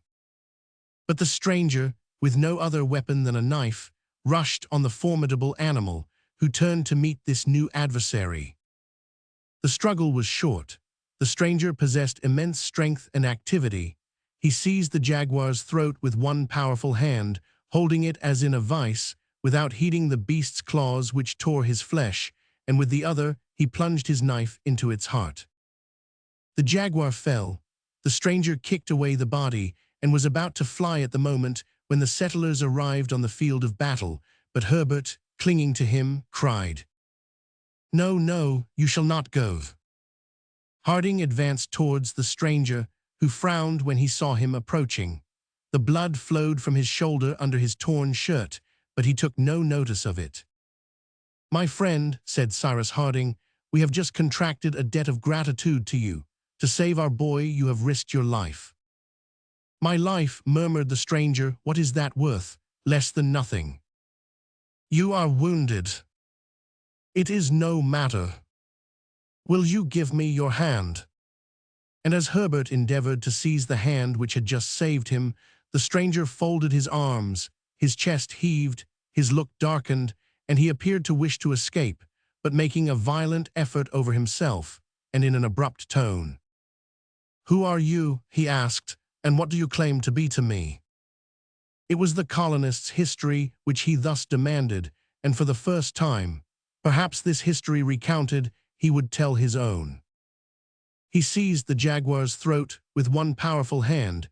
He seized the jaguar's throat with one powerful hand. In a few words, Harding related all that had happened since their departure from Richmond, how they had managed, and what resources they now had at their disposal. The stranger listened with extreme attention. Then the engineer told who they all were: Gideon Spilett, Herbert, Pencroft, Neb himself, and he added that the greatest happiness they had felt since their arrival in Lincoln Island was on the return of the vessel from Tabor Island, when they had been able to include amongst them a new companion. At these words, the stranger's face flushed, his head sunk on his breast, and confusion was depicted on his countenance. "And now that you know us," added Cyrus Harding, "will you give us your hand?" "No," replied the stranger in a hoarse voice. "No, you are honest men, you and I." Chapter 17. Still alone, the stranger's request. The farm established at the corral 12 years ago, the boatswain's mate of the Britannia left on Tabor Island, Cyrus Harding's hand, the mysterious document. These last words justified the colonist's presentiment. There had been some mournful past, perhaps expiated in the sight of men, but from which his conscience had not yet absolved him. At any rate, the guilty man felt remorse, he repented, and his new friends would have cordially pressed the hand which they sought, but he did not feel himself worthy to extend it to honest men. However, after the scene with the jaguar, he did not return to the forest, and from that day did not go beyond the enclosure of Granite House. What was the mystery of his life? Would the stranger one day speak of it? Time alone could show. At any rate, it was agreed that his secret should never be asked from him, and that they would live with him as if they suspected nothing. For some days, their life continued as before. Cyrus Harding and Gideon Spilett worked together, sometimes chemists, sometimes experimentalists. The reporter never left the engineer except to hunt with Herbert, for it would not have been prudent to allow the lad to ramble alone in the forest, and it was very necessary to be on their guard. As to Neb and Pencroft, one day at the stables and poultry yard, another at the corral, without reckoning work in Granite House, they were never in want of employment. The stranger worked alone, and he had resumed his usual life, never appearing at meals, sleeping under the trees in the plateau, never mingling with his companions. It really seemed as if the society of those who had saved him was insupportable to him. But then, observed Pencroft, why did he entreat the help of his fellow creatures? Why did he throw that paper into the sea? "He will tell us why," invariably replied Cyrus Harding. "When?" "Perhaps sooner than you think, Pencroft." And indeed, the day of confession was near. On the 10th of December, a week after his return to Granite House, Harding saw the stranger approaching, who, in a calm voice and humble tone, said to him, "Sir, I have a request to make you." "Speak," answered the engineer, "but first let me ask you a question." At these words, the stranger reddened and was on the point of withdrawing. Cyrus Harding understood what was passing in the mind of the guilty man, who doubtless feared that the engineer would interrogate him on his past life. Harding held him back. "Comrade," said he, "we are not only your companions but your friends. I wish you to believe that, and now I will listen to you." The stranger pressed his hand over his eyes. He was seized with a sort of trembling and remained a few moments without being able to articulate a word.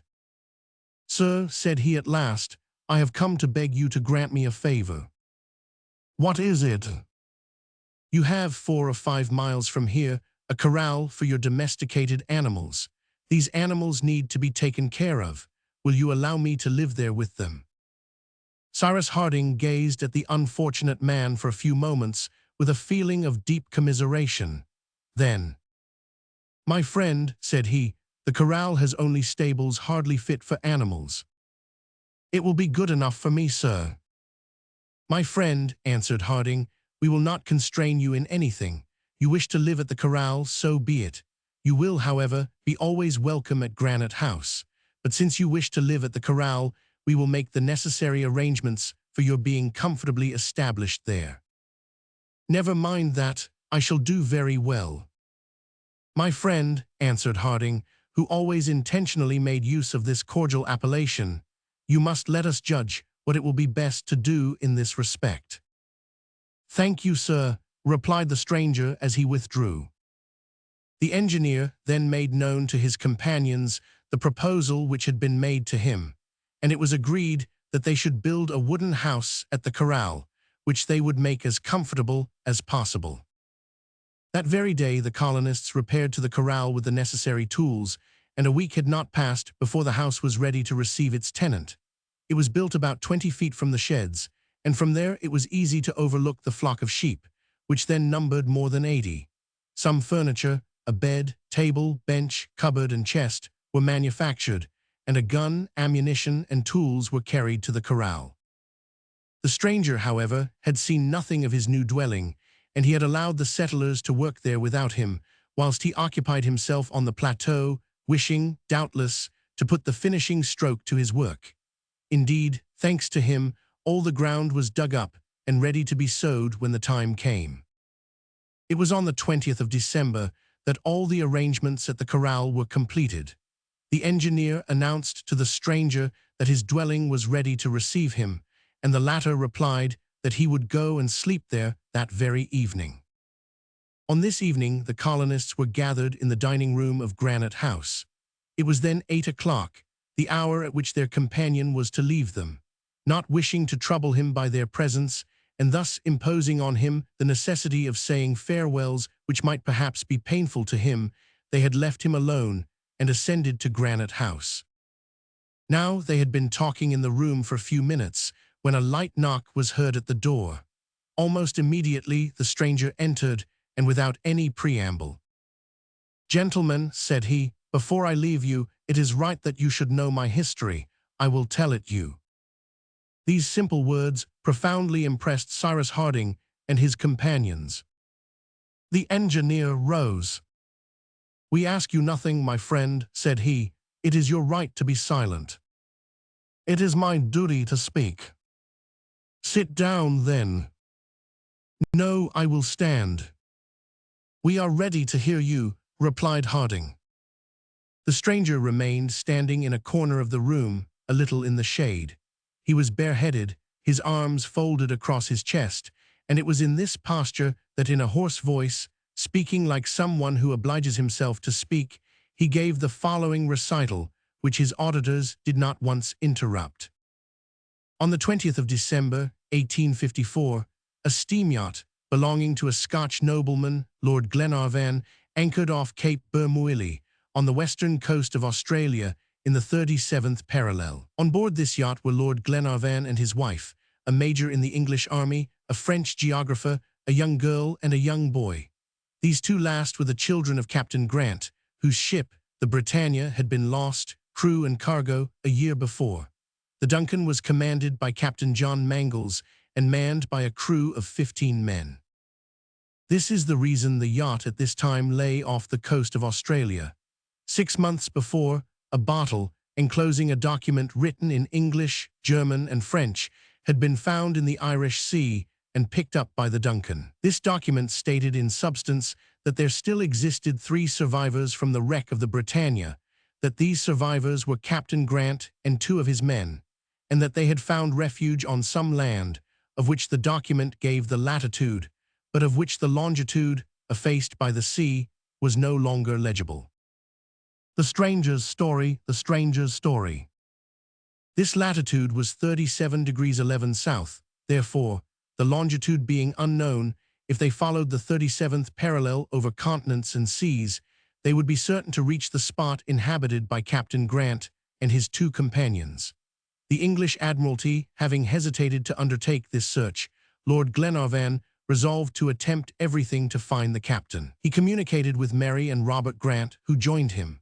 The Duncan yacht was equipped for the distant voyage, in which the nobleman's family and the captain's children wished to take part, and the Duncan, leaving Glasgow, proceeded towards the Atlantic, passed through the Straits of Magellan, and ascended the Pacific as far as Patagonia, where, according to a previous interpretation of the document, they supposed that Captain Grant was a prisoner among the Indians. The Duncan disembarked her passengers on the western coast of Patagonia and sailed to pick them up again on the eastern coast at Cape Corrientes. Lord Glenarvan traversed Patagonia, following the 37th parallel, and having found no trace of the captain, he re-embarked on the 13th of November so as to pursue his search through the ocean. After having unsuccessfully visited the islands of Tristan da Cunha and Amsterdam, situated in her course, the Duncan, as I have said, arrived at Cape Bermuili on the Australian coast on the 20th of December, 1854. It was Lord Glenarvan's intention to traverse Australia as he had traversed America, and he disembarked. A few miles from the coast was established a farm belonging to an Irishman who offered hospitality to the travelers. Lord Glenarvan made known to the Irishman the cause which had brought him to these parts, and asked if he knew whether a three-masted English vessel, the Britannia, had been lost less than 2 years before on the west coast of Australia. The Irishman had never heard of this wreck, but to the great surprise of the bystanders, one of his servants came forward and said, "My lord, praise and thank God. If Captain Grant is still living, he is living on the Australian shores." "Who are you?" asked Lord Glenarvan. "A Scotchman like yourself, my lord," replied the man.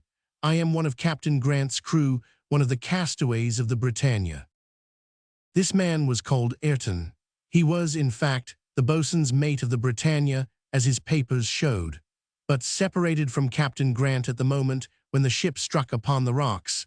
He had till then believed that the captain with all his crew had perished, and that he, Ayrton, was the sole survivor of the Britannia.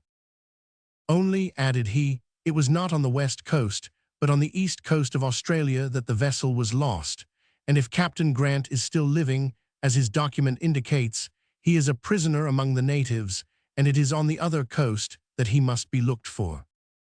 This man spoke in a frank voice and with a confident look. His words could not be doubted. The Irishman, in whose service he had been for more than a year, answered for his trustworthiness. Lord Glenarvan, therefore, believed in the fidelity of this man, and by his advice resolved to cross Australia, following the 37th parallel. Lord Glenarvan, his wife, the 2 children, the Major, the Frenchman, Captain Mangles, and a few sailors composed the little band under the command of Ayrton, whilst the Duncan, under charge of the mate, Tom Austin, proceeded to Melbourne, there to await Lord Glenarvan's instructions. They set out on the 23rd of December, 1854. It is time to say that Ayrton was a traitor. He was indeed the boatswain's mate of the Britannia, but after some dispute with his captain, he had endeavored to incite the crew to mutiny and seize the ship, and Captain Grant had landed him on the 8th of April, 1852, on the west coast of Australia, and then sailed, leaving him there, as was only just. Therefore this wretched man knew nothing of the wreck of the Britannia. He had just heard of it from Glenarvan's account. Since his abandonment, he had become, under the name of Ben Joyce, the leader of the escaped convicts, and if he boldly maintained that the wreck had taken place on the east coast and led Lord Glenarvan to proceed in that direction, it was that he hoped to separate him from his ship, seize the Duncan, and make the yacht a pirate in the Pacific. Here the stranger stopped for a moment. His voice trembled, but he continued. The expedition set out and proceeded across Australia. It was inevitably unfortunate, since Ayrton, or Ben Joyce, as he may be called, guided it, sometimes preceded, sometimes followed by his band of convicts, who had been told what they had to do. Meanwhile, the Duncan had been sent to Melbourne for repairs. It was necessary, then, to get Lord Glenarvan to order her to leave Melbourne and go to the east coast of Australia, where it would be easy to seize her. After having led the expedition near enough to the coast, in the midst of vast forests with no resources, Ayrton obtained a letter, which he was charged to carry to the mate of the Duncan, a letter which ordered the yacht to repair immediately to the east coast, to Twofold Bay, that is to say, a few days' journey from the place where the expedition had stopped. It was there that Ayrton had agreed to meet his accomplices, and 2 days after gaining possession of the letter, he arrived at Melbourne. So far the villain had succeeded in his wicked design. He would be able to take the Duncan into Twofold Bay, where it would be easy for the convicts to seize her, and her crew massacred, Ben Joyce would become master of the seas. But it pleased God to prevent the accomplishment of these terrible projects. Ayrton arrived at Melbourne, delivered the letter to the mate, Tom Austin, who read it and immediately set sail. But judge of Ayrton's rage and disappointment when the next day he found that the mate was taking the vessel not to the east coast of Australia, to Twofold Bay, but to the east coast of New Zealand. He wished to stop him, but Austin showed him the letter, and indeed, by a providential error of the French geographer who had written the letter, the east coast of New Zealand was mentioned as the place of destination. All Ayrton's plans were frustrated. He became outrageous. They put him in irons. He was then taken to the coast of New Zealand, not knowing what would become of his accomplices or what would become of Lord Glenarvan. The Duncan cruised about on this coast until the 3rd of March. On that day, Ayrton heard the report of guns. The guns of the Duncan were being fired, and soon Lord Glenarvan and his companions came on board. This is what had happened. After 1,000 hardships, 1,000 dangers, Lord Glenarvan had accomplished his journey and arrived on the east coast of Australia at Twofold Bay. "No Duncan," he telegraphed to Melbourne. They answered, "Duncan sailed on the 18th instant, destination unknown." Lord Glenarvan could only arrive at one conclusion, that his honest yacht had fallen into the hands of Ben Joyce and had become a pirate vessel. However, Lord Glenarvan would not give up. He was a bold and generous man. He embarked in a merchant vessel, sailed to the west coast of New Zealand, traversed it along the 37th parallel without finding any trace of Captain Grant. But on the other side, to his great surprise, and by the will of heaven, he found the Duncan under command of the mate, who had been waiting for him for 5 weeks. This was on the 3rd of March, 1855. Lord Glenarvan was now on board the Duncan, but Ayrton was there also. He appeared before the nobleman, who wished to extract from him all that the villain knew about Captain Grant. Ayrton refused to speak. Lord Glenarvan then told him that at the first port they put into, he would be delivered up to the English authorities. Ayrton remained mute. The Duncan continued her voyage along the 37th parallel. In the meanwhile, Lady Glenarvan undertook to vanquish the resistance of the ruffian. At last her influence prevailed, and Ayrton, in exchange for what he could tell, proposed that Lord Glenarvan should leave him on some island in the Pacific, instead of giving him up to the English authorities. Lord Glenarvan, resolving to do anything to obtain information about Captain Grant, consented. Ayrton then related all his life, and it was certain that he knew nothing from the day on which Captain Grant had landed him on the Australian coast. Nevertheless, Lord Glenarvan kept the promise which he had given. The Duncan continued her voyage and arrived at Tabor Island. It was there that Ayrton was to be landed, and it was there also that, by a veritable miracle, they found Captain Grant and 2 men, exactly on the 37th parallel. The convict then went to take their place on this desert islet, and at the moment he left the yacht, these words were pronounced by Lord Glenarvan. "Here, Ayrton, you will be far from any land, and without any possible communication with your fellow creatures. You cannot escape from this islet on which the Duncan leaves you. You will be alone, under the eye of a God who reads the depths of the heart, but you will be neither lost nor forgotten, as was Captain Grant. Unworthy as you are to be remembered by men, men will remember you. I know where you are, Ayrton, and I know where to find you. I will never forget it." And the Duncan, making sail, soon disappeared. This was on the 18th of March, 1855. Ayrton was alone, but he had no want of either ammunition, weapons, tools, or seeds. At his, the convict's, disposal was the house built by honest Captain Grant. He had only to live and expiate in solitude the crimes which he had committed. "Gentlemen," he repented, he was ashamed of his crimes and was very miserable. He said to himself that if men came some day to take him from that islet, he must be worthy to return amongst them. How he suffered, that wretched man! how he labored to recover himself by work, how he prayed to be reformed by prayer. For 2 years, 3 years, this went on, but Ayrton, humbled by solitude, always looking for some ship to appear on the horizon, asking himself if the time of expiation would soon be complete, suffered as none other ever suffered. Oh, how dreadful was this solitude to a heart tormented by remorse!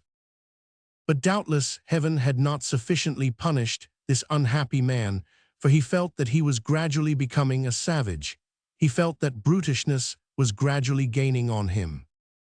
He could not say if it was after 2 or 3 years of solitude, but at last he became the miserable creature you found. I have no need to tell you, gentlemen, that Ayrton, Ben Joyce, and I are the same. Cyrus Harding and his companions rose at the end of this account. It is impossible to say how much they were moved, what misery, grief, and despair lay revealed before them. "Here is my hand," said the engineer. "Here is my hand," said the engineer. "Ayrton," said Harding, rising, "you have been a great criminal, but heaven must certainly think that you have expiated your crimes. That has been proved by your having been brought again among your fellow creatures. Ayrton, you are forgiven, and now you will be our companion." Ayrton drew back. "Here is my hand," said the engineer. Ayrton grasped the hand which Harding extended to him, and great tears fell from his eyes. "Will you live with us?" asked Cyrus Harding. "Captain Harding, leave me some time longer," replied Ayrton. "Leave me alone in the hut in the corral." "As you like, Ayrton," answered Cyrus Harding. Ayrton was going to withdraw when the engineer addressed one more question to him. "One word more, my friend. Since it was your intention to live alone, why did you throw into the sea the document which put us on your track?" "A document?" repeated Ayrton, who did not appear to know what he meant. "Yes, the document which we found enclosed in a bottle, giving us the exact position of Tabor Island." Ayrton passed his hand over his brow, then after having thought, "I never threw any document into the sea," he answered. "Never!" exclaimed Pencroft. "Never!" And Ayrton, bowing, reached the door and departed. Chapter 18.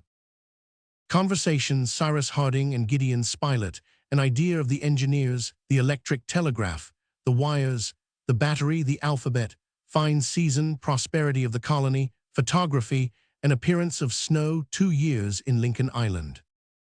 "Poor man," said Herbert, who had rushed to the door, but returned, having seen Ayrton slide down the rope of the lift and disappear in the darkness. "He will come back," said Cyrus Harding.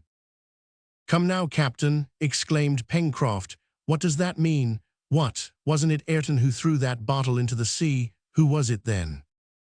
"Certainly, if ever a question was necessary to be made, it was that one." "It was he," answered Neb, "only the unhappy man was half mad." "Yes," said Herbert, "and he was no longer conscious of what he was doing." "It can only be explained in that way, my friends," replied Harding quickly, "and I understand now how Ayrton was able to point out exactly the situation of Tabor Island, since the events which had preceded his being left on the island had made it known to him." "However," observed Pencroft, "if he was not yet a brute when he wrote that document, and if he threw it into the sea 7 or 8 years ago, how is it that the paper has not been injured by damp?" "That proves," answered Cyrus Harding, "that Ayrton was deprived of intelligence at a more recent time than he thinks." "Of course it must be so," replied Pencroft, "without that the fact would be unaccountable."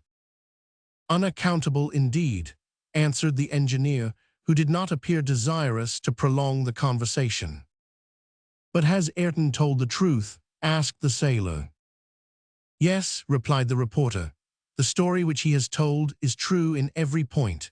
I remember quite well the account in the newspapers of the yacht expedition undertaken by Lord Glenarvan and its result." "Ayrton has told the truth," added Harding. "Do not doubt it, Pencroft, for it was painful to him. People tell the truth when they accuse themselves like that." The next day, the 21st of December, the colonists descended to the beach, and having climbed the plateau, they found nothing of Ayrton. He had reached his house in the corral during the night, and the settlers judged it best not to agitate him by their presence. Time would doubtless perform what sympathy had been unable to accomplish. Herbert, Pencroft, and Neb resumed their ordinary occupations. On this day, the same work brought Harding and the reporter to the workshop at the Chimneys. "Do you know, my dear Cyrus," said Gideon Spilett, "that the explanation you gave yesterday on the subject of the bottle has not satisfied me at all? How can it be supposed that the unfortunate man was able to write that document and throw the bottle into the sea without having the slightest recollection of it?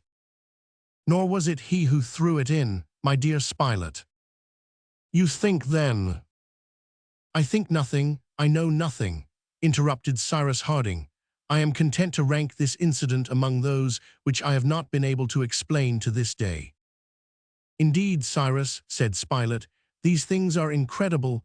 Your rescue, the case stranded on the sand, Top's adventure, and lastly this bottle. Shall we never have the answer to these enigmas?" "Yes," replied the engineer quickly, "yes, even if I have to penetrate into the bowels of this island. Chance will perhaps give us the key to this mystery." "Chance, Spilett? I do not believe in chance any more than I believe in mysteries in this world. There is a reason for everything unaccountable which has happened here, and that reason I shall discover. But in the meantime, we must work and observe." The month of January arrived. The year 1867 commenced. The summer occupations were assiduously continued. During the days which followed, Herbert and Spilett, having gone in the direction of the corral, ascertained that Ayrton had taken possession of the habitation which had been prepared for him. He busied himself with the numerous flock confided to his care, and spared his companions the trouble of coming every 2 or 3 days to visit the corral. Nevertheless, in order not to leave Ayrton in solitude for too long a time, the settlers often paid him a visit.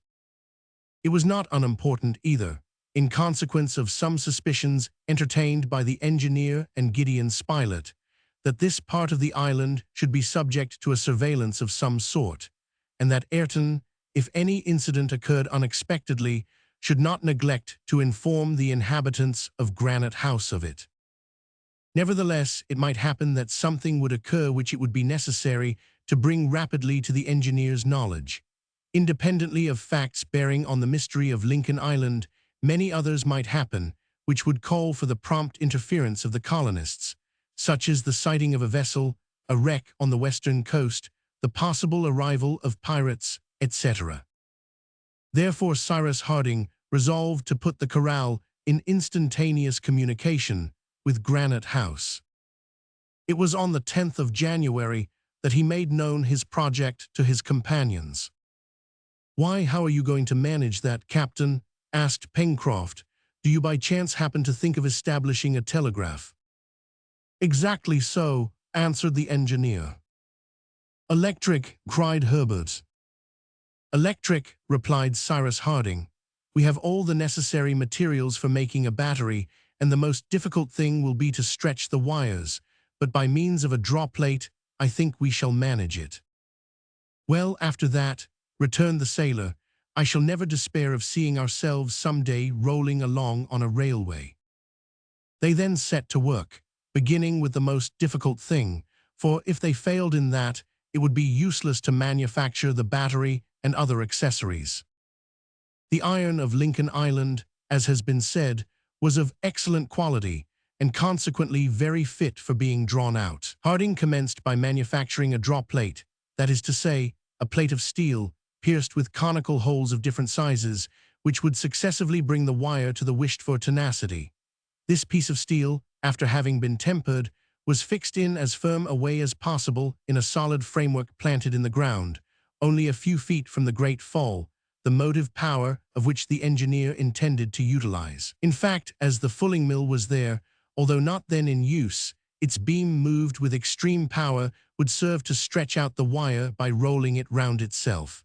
It was a delicate operation and required much care. The iron, prepared previously in long, thin rods, the ends of which were sharpened with the file, having been introduced into the largest hole of the draw plate, was drawn out by the beam which wound it round itself, to a length of 25 or 30 feet, then unrolled, and the same operation was performed successively through the holes of a less size.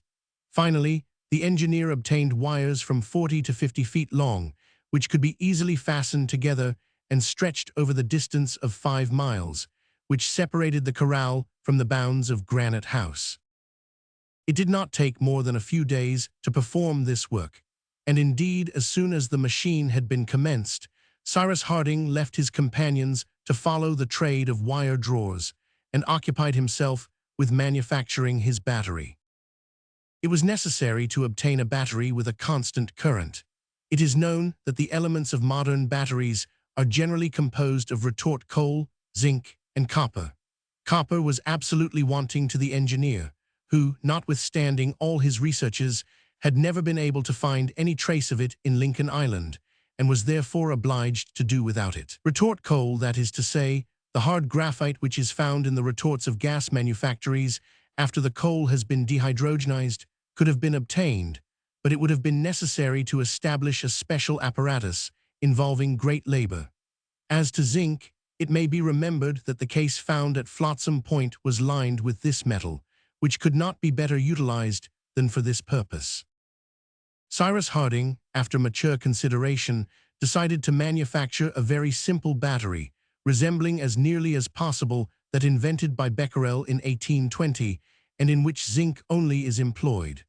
The other substances, azotic acid and potash, were all at his disposal.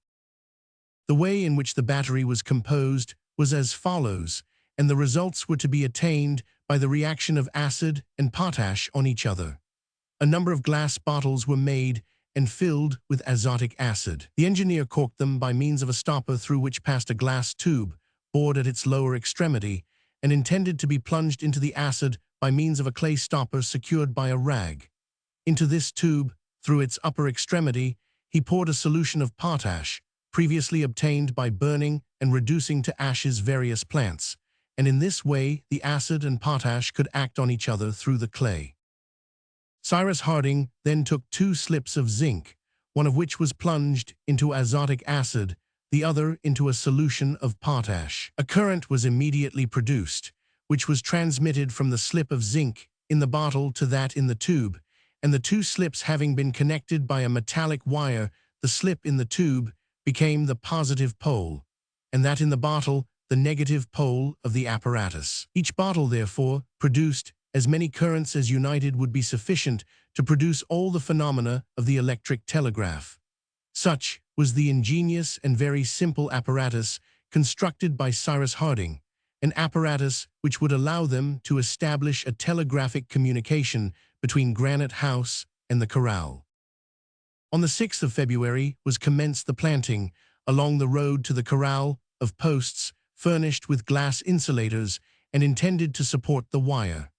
A few days after, the wire was extended, ready to produce the electric current at a rate of 20,000 miles a second. 2 batteries had been manufactured, one for Granite House, the other for the corral, for if it was necessary the corral should be able to communicate with Granite House, it might also be useful that Granite House should be able to communicate with the corral. As to the receiver and manipulator, they were very simple. At the 2 stations, the wire was wound round a magnet, that is to say, round a piece of soft iron surrounded with a wire. The communication was thus established between the 2 poles. The current, starting from the positive pole, traversed the wire, passed through the magnet which was temporarily magnetized, and returned through the earth to the negative pole. If the current was interrupted, the magnet immediately became unmagnetized. It was sufficient to place a plate of soft iron before the magnet, which, attracted during the passage of the current, would fall back when the current was interrupted. This movement of the plate thus obtained, Harding could easily fasten to it a needle arranged on a dial, bearing the letters of the alphabet, and in this way communicate from one station to the other. All was completely arranged by the 12th of February. On this day, Harding, having sent the current through the wire, asked if all was going on well at the corral, and received in a few moments a satisfactory reply from Ayrton. Pencroft was wild with joy, and every morning and evening he sent a telegram to the corral, which always received an answer. This mode of communication presented two very real advantages. Firstly, because it enabled them to ascertain that Ayrton was at the corral, and secondly, that he was thus not left completely isolated. Besides, Cyrus Harding never allowed a week to pass without going to see him, and Ayrton came from time to Granite House, where he always found a cordial welcome. The fine season passed away in the midst of the usual work. The resources of the colony, particularly in vegetables and corn, increased from day to day, and the plants brought from Tabor Island had succeeded perfectly. The engineer at work, the engineer at work. The plateau of Prospect Heights presented an encouraging aspect. The fourth harvest had been admirable, and it may be supposed that no one thought of counting whether the 400,000 millions of grains duly appeared in the crop. However, Pencroft had thought of doing so, but Cyrus Harding having told him that even if he managed to count 300 grains a minute, or 9,000 an hour, it would take him nearly 5,500 years to finish his task, the honest sailor considered it best to give up the idea. The weather was splendid, the temperature very warm in the daytime, but in the evening the sea breezes tempered the heat of the atmosphere and procured cool nights for the inhabitants of Granite House. There were, however, a few storms, which, although they were not of long duration, swept over Lincoln Island with extraordinary fury. The lightning blazed, and the thunder continued to roll for some hours. At this period, the little colony was extremely prosperous. The tenants of the poultry yard swarmed, and they lived on the surplus, but it became necessary to reduce the population to a more moderate number. The pigs had already produced young, and it may be understood that their care for those animals absorbed a great part of Neb and Pencroft's time. The onagas, who had two pretty colts, were most often mounted by Gideon Spilett and Herbert, who had become an excellent rider under the reporter's instruction, and they also harnessed them to the cart, either for carrying wood and coal to Granite House, or different mineral productions required by the engineer. Several expeditions were made about this time into the depths of the far west forests. The explorers could venture there without having anything to fear from the heat, for the sun's rays scarcely penetrated through the thick foliage spreading above their heads. They thus visited all the left bank of the Mersey, along which ran the road from the corral to the mouth of Falls River. But in these excursions, the settlers took care to be well armed, for they frequently met with savage wild boars, with which they often had a tussle. They also, during this season, made fierce war against the jaguars. Gideon Spilett had vowed a special hatred against them, and his pupil Herbert seconded him well. Armed as they were, they no longer feared to meet one of those beasts. Herbert's courage was superb, and the reporters sang Freud astonishing. Already 20 magnificent skins ornamented the dining room of Granite House, and if this continued, the jaguar race would soon be extinct in the island, the object aimed at by the hunters. The engineer sometimes took part in the expeditions made to the unknown parts of the island, which he surveyed with great attention. It was for other traces than those of animals that he searched the thickest of the vast forest, but nothing suspicious ever appeared. Neither Top nor Jup, who accompanied him, ever betrayed by their behavior that there was anything strange there, and yet more than once again the dog barked at the mouth of the well, which the engineer had before explored without result. At this time Gideon Spilett, aided by Herbert, took several views of the most picturesque parts of the island, by means of the photographic apparatus found in the cases, and of which they had not as yet made any use. This apparatus, provided with a powerful object glass, was very complete. Substances necessary for the photographic reproduction, collodion for preparing the glass plate, nitrate of silver to render it sensitive, hyposulfate of soda to fix the prints obtained, chloride of ammonium in which to soak the paper destined to give the positive proof, acetate of soda and chloride of gold in which to immerse the paper. Nothing was wanting. Even the papers were there, all prepared, and before laying in the printing frame upon the negatives, it was sufficient to soak them for a few minutes in the solution of nitrate of silver.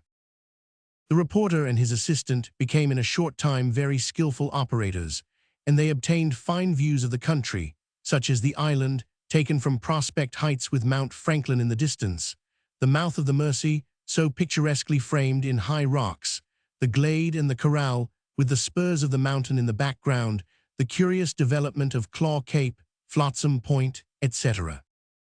Nor did the photographers forget to take the portraits of all the inhabitants of the island, leaving out no one.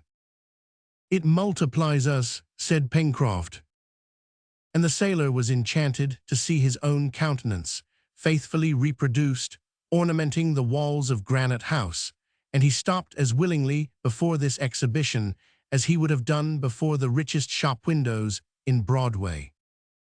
But it must be acknowledged that the most successful portrait was incontestably that of Master Jup. Master Jup had sat with a gravity not to be described, and his portrait was lifelike. "He looks as if he was just going to grin," exclaimed Pencroft. And if Master Jup had not been satisfied, he would have been very difficult to please, but he was quite contented, and contemplated his own countenance with a sentimental air which expressed some small amount of conceit. The summer heat ended with the month of March. The weather was sometimes rainy, but still warm.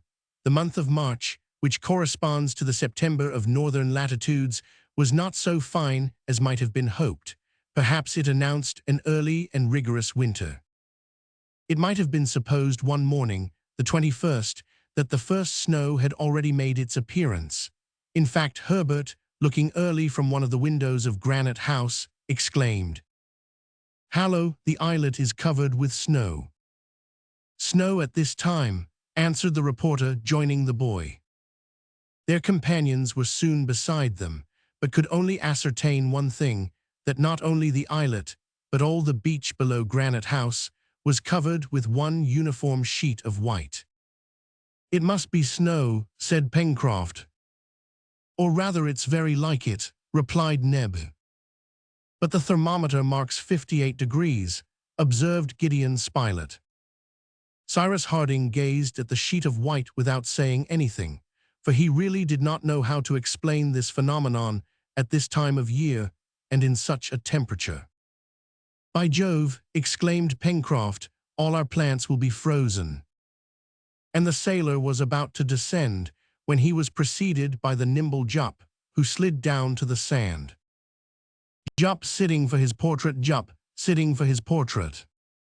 But the orang had not touched the ground, when the snowy sheet arose and dispersed in the air in such innumerable flakes that the light of the sun was obscured for some minutes. "Birds!" cried Herbert. They were indeed swarms of seabirds, with dazzling white plumage.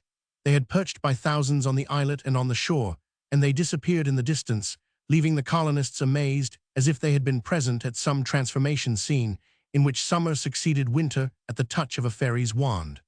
Unfortunately, the change had been so sudden that neither the reporter nor the lad had been able to bring down one of these birds, of which they could not recognize the species.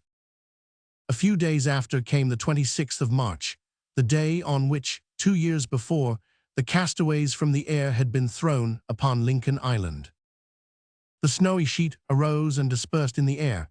The snowy sheet arose and dispersed in the air. Chapter 19.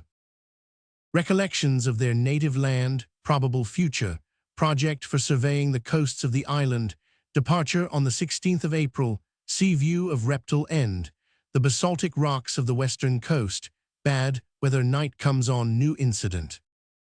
2 years already, and for 2 years the colonists had had no communication with their fellow creatures.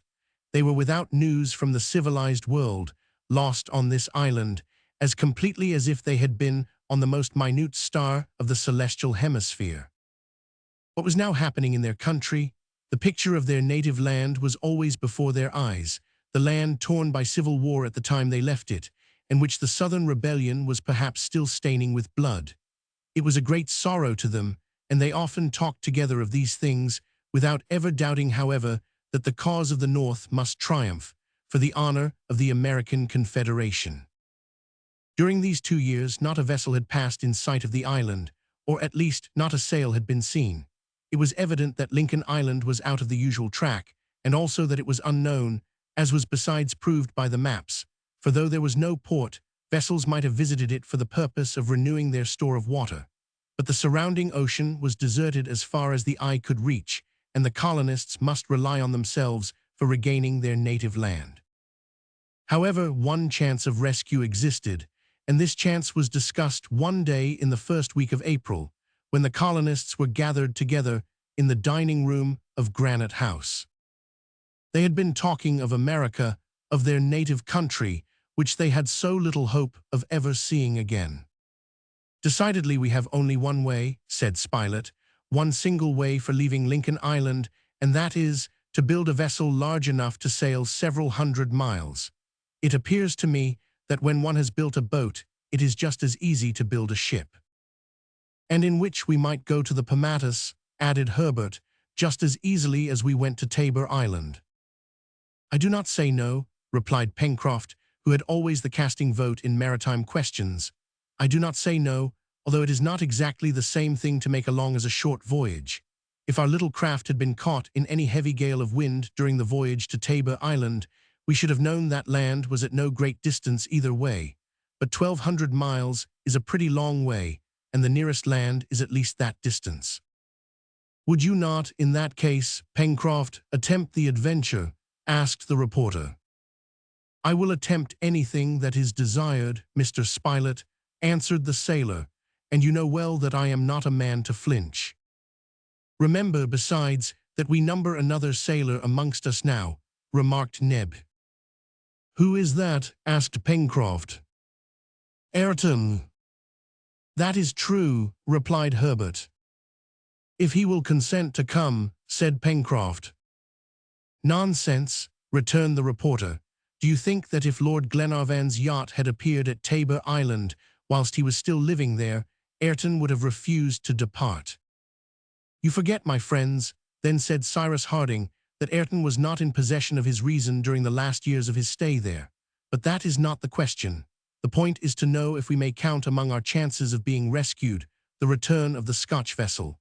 Now, Lord Glenarvan promised Ayrton that he would return to take him off Tabor Island when he considered that his crimes were expiated, and I believe that he will return." "Yes," said the reporter, "and I will add that he will return soon, for it is 12 years since Ayrton was abandoned." "Well," answered Pencroft, "I agree with you that the nobleman will return, and soon too, but where will he touch? At Tabor Island, and not at Lincoln Island." "That is the more certain," replied Herbert, "as Lincoln Island is not even marked on the map."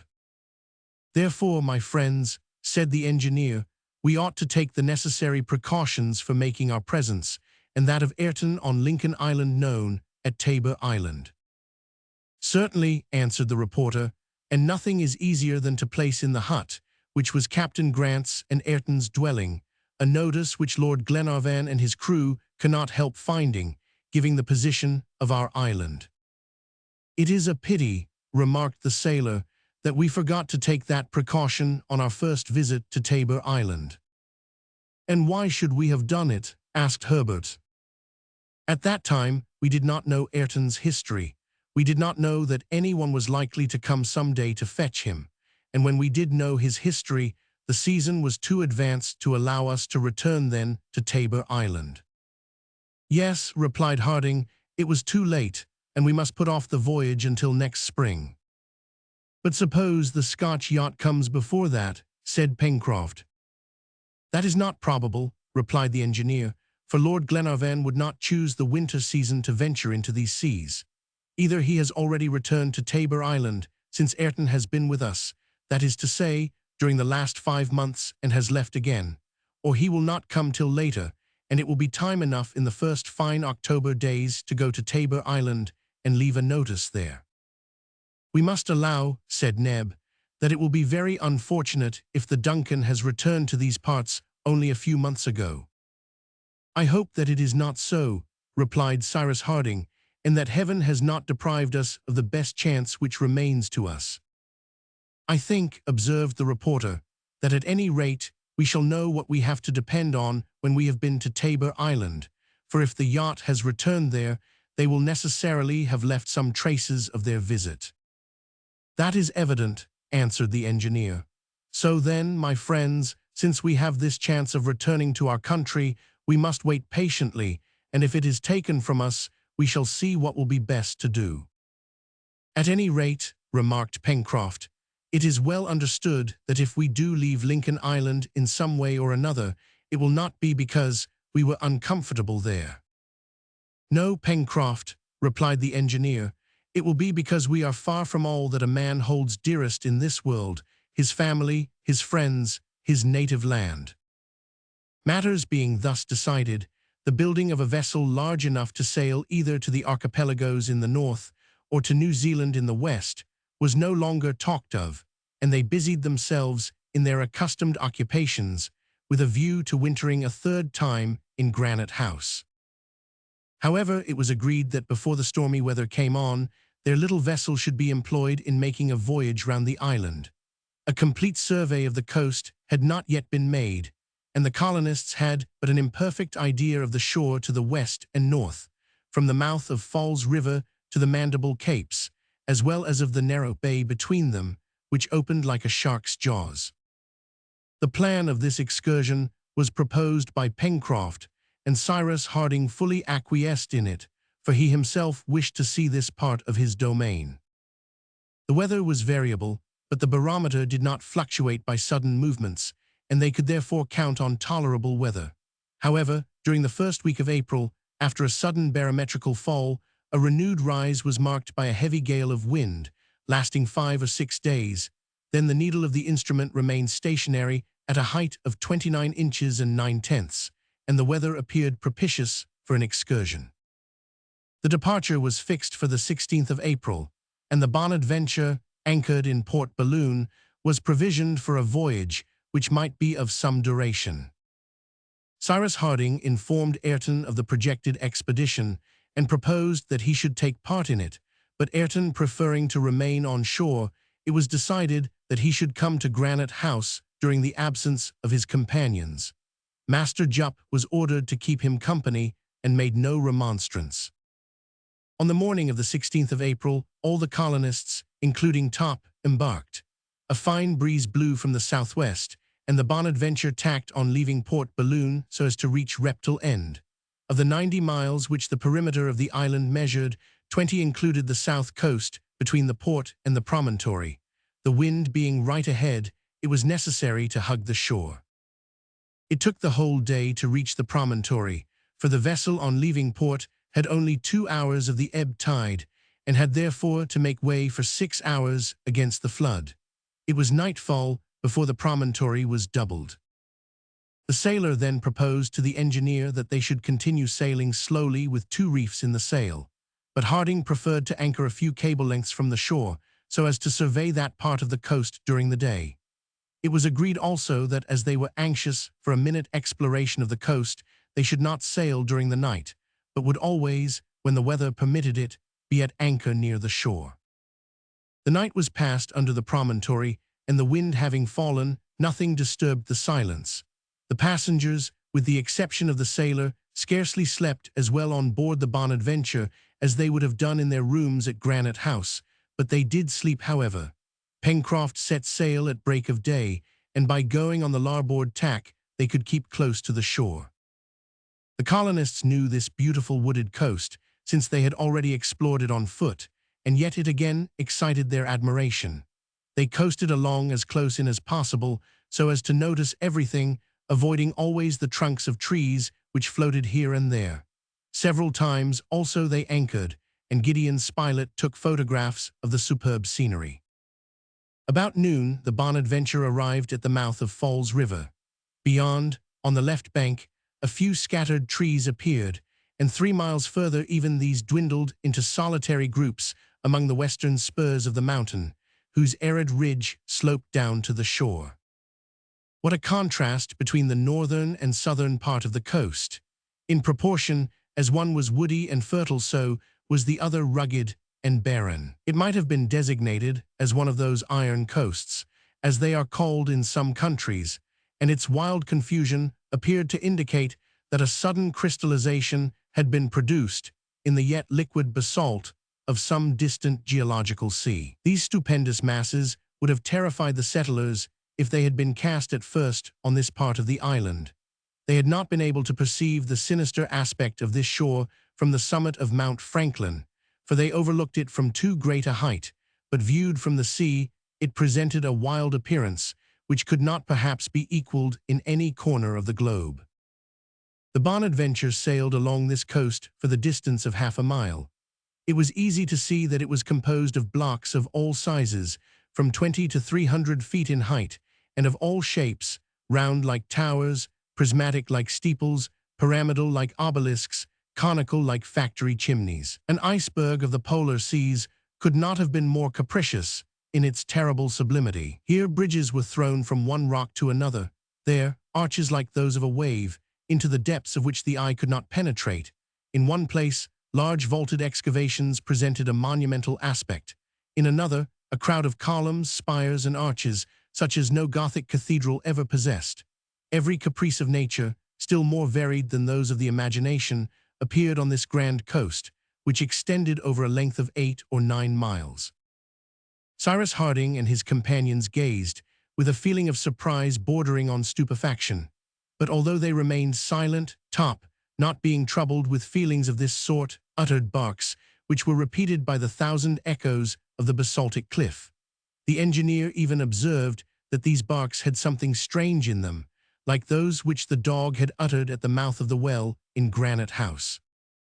"Let us go close in," said he. And the Bonadventure sailed as near as possible to the rocky shore. Perhaps some cave, which it would be advisable to explore, existed there, but Harding saw nothing, not a cavern, not a cleft, which could serve as a retreat to any being whatever, for the foot of the cliff was washed by the surf. Soon Top's barks ceased, and the vessel continued her course at a few cable lengths from the coast. In the northwest part of the island, the shore became again flat and sandy. A few trees here and there rose above a low, marshy ground, which the colonists had already surveyed, and in violent contrast to the other desert shore, life was again manifested by the presence of myriads of waterfowl. That evening, the Bonadventure anchored in a small bay to the north of the island, near the land. Such was the depth of water there. The night passed quietly, for the breeze died away with the last light of day, and only rose again with the first streaks of dawn. As it was easy to land, the usual hunters of the colony, that is to say, Herbert and Gideon Spilett, went for a ramble of 2 hours or so, and returned with several strings of wild duck and snipe. Top had done wonders, and not a bird had been lost, thanks to his zeal and cleverness. At 8 o'clock in the morning, the Bonadventure set sail, and ran rapidly towards North Mandible Cape, for the wind was right astern and freshening rapidly. "However," observed Pencroft, "I should not be surprised if a gale came up from the west. Yesterday the sun set in a very red-looking horizon, and now, this morning, those mare's-tails don't forebode anything good." These mare's-tails are cirrus clouds, scattered in the zenith, their height from the sea being less than 5,000 feet. They look like light pieces of cotton wool, and their presence usually announces some sudden change in the weather. "Well," said Harding, "let us carry as much sail as possible and run for shelter into Shark Gulf. I think that the Bonadventure will be safe there." "Perfectly," replied Pencroft, "and besides, the north coast is merely sand, very uninteresting to look at." "I shall not be sorry," resumed the engineer, "to pass not only tonight but tomorrow in that bay, which is worth being carefully explored." "I think that we shall be obliged to do so, whether we like it or not," answered Pencroft, "for the sky looks very threatening towards the west. Dirty weather is coming on." "At any rate, we have a favorable wind for reaching Cape Mandible," observed the reporter. "A very fine wind," replied the sailor, "but we must tack to enter the Gulf, and I should like to see my way clear in these unknown quarters." "Quarters which appear to be filled with rocks," added Herbert, "if we judge by what we saw on the south coast of Shark Gulf." "Pencroft," said Cyrus Harding, "do as you think best, we will leave it to you." "Don't make your mind uneasy, Captain," replied the sailor. "I shall not expose myself needlessly. I would rather a knife were run into my ribs than a sharp rock into those of my Bonadventure." That which Pencroft called ribs was the part of his vessel under water, and he valued it more than his own skin. "What o'clock is it?" asked Pencroft. 10 o'clock, replied Gideon Spilett. "And what distance is it to the Cape, Captain?" "About 15 miles, replied the engineer. "That's a matter of 2 hours and a half," said the sailor, "and we shall be off the Cape between 12 and 1 o'clock. Unluckily, the tide will be turning at that moment and will be ebbing out of the Gulf. I am afraid that it will be very difficult to get in, having both wind and tide against us." "And the more so that it is a full moon today," remarked Herbert, "and these April tides are very strong." "Well, Pencroft," asked Cyrus Harding, "can you not anchor off the Cape?" "Anchor near land, with bad weather coming on," exclaimed the sailor. "What are you thinking of, Captain? We should run aground to a certainty." "What will you do then?" "I shall try to keep in the offing until the flood, that is to say, till about 7 in the evening, and if there is still light enough, I will try to enter the Gulf. If not, we must stand off and on during the night, and we will enter tomorrow at sunrise." "As I told you, Pencroft, we will leave it to you," answered Harding. "Ah," said Pencroft, "if there was only a lighthouse on the coast, it would be much more convenient for sailors." "Yes," replied Herbert, "and this time we shall have no obliging engineer to light a fire to guide us into port." "Why indeed, my dear Cyrus," said Spilett, "we have never thanked you for it, but frankly, without that fire we should never have been able to reach." "A fire?" asked Harding, much astonished at the reporter's words. "We mean, Captain," answered Pencroft, "that on board the Bonadventure we were very anxious during the few hours before our return, and we should have passed to windward of the island if it had not been for the precaution you took of lighting a fire in the night of the 19th of October on Prospect Heights." "Yes, yes, that was a lucky idea of mine," replied the engineer. "And this time," continued the sailor, "unless the idea occurs to Ayrton, there will be no one to do us that little service." "No, no one," answered Cyrus Harding. A few minutes after, finding himself alone in the bows of the vessel with the reporter, the engineer bent down and whispered, "If there is one thing certain in this world, Spilett, it is that I never lighted any fire during the night of the 19th of October, neither on Prospect Heights nor on any other part of the island." Another mystery, another mystery. Chapter 20. A night at sea, Shark Gulf, confidences, preparations for winter, forwardness of the bad season, severe cold, work in the interior, in 6 months, a photographic negative, unexpected incident. Things happened as Pencroft had predicted, he being seldom mistaken in his prognostications. The wind rose, and from a fresh breeze it soon increased to a regular gale. That is to say, it acquired a speed of from 40 to 45 miles an hour, before which a ship in the open sea would have run under close-reefed topsails. Now, as it was nearly 6 o'clock when the Bonadventure reached the Gulf, and as at that moment the tide turned, it was impossible to enter. They were therefore compelled to stand off, for even if he had wished to do so, Pencroft could not have gained the mouth of the Mercy. Hoisting the jib to the mainmast by way of a storm sail, he hove to, putting the head of the vessel towards the land. Fortunately, although the wind was strong, the sea, being sheltered by the land, did not run very high.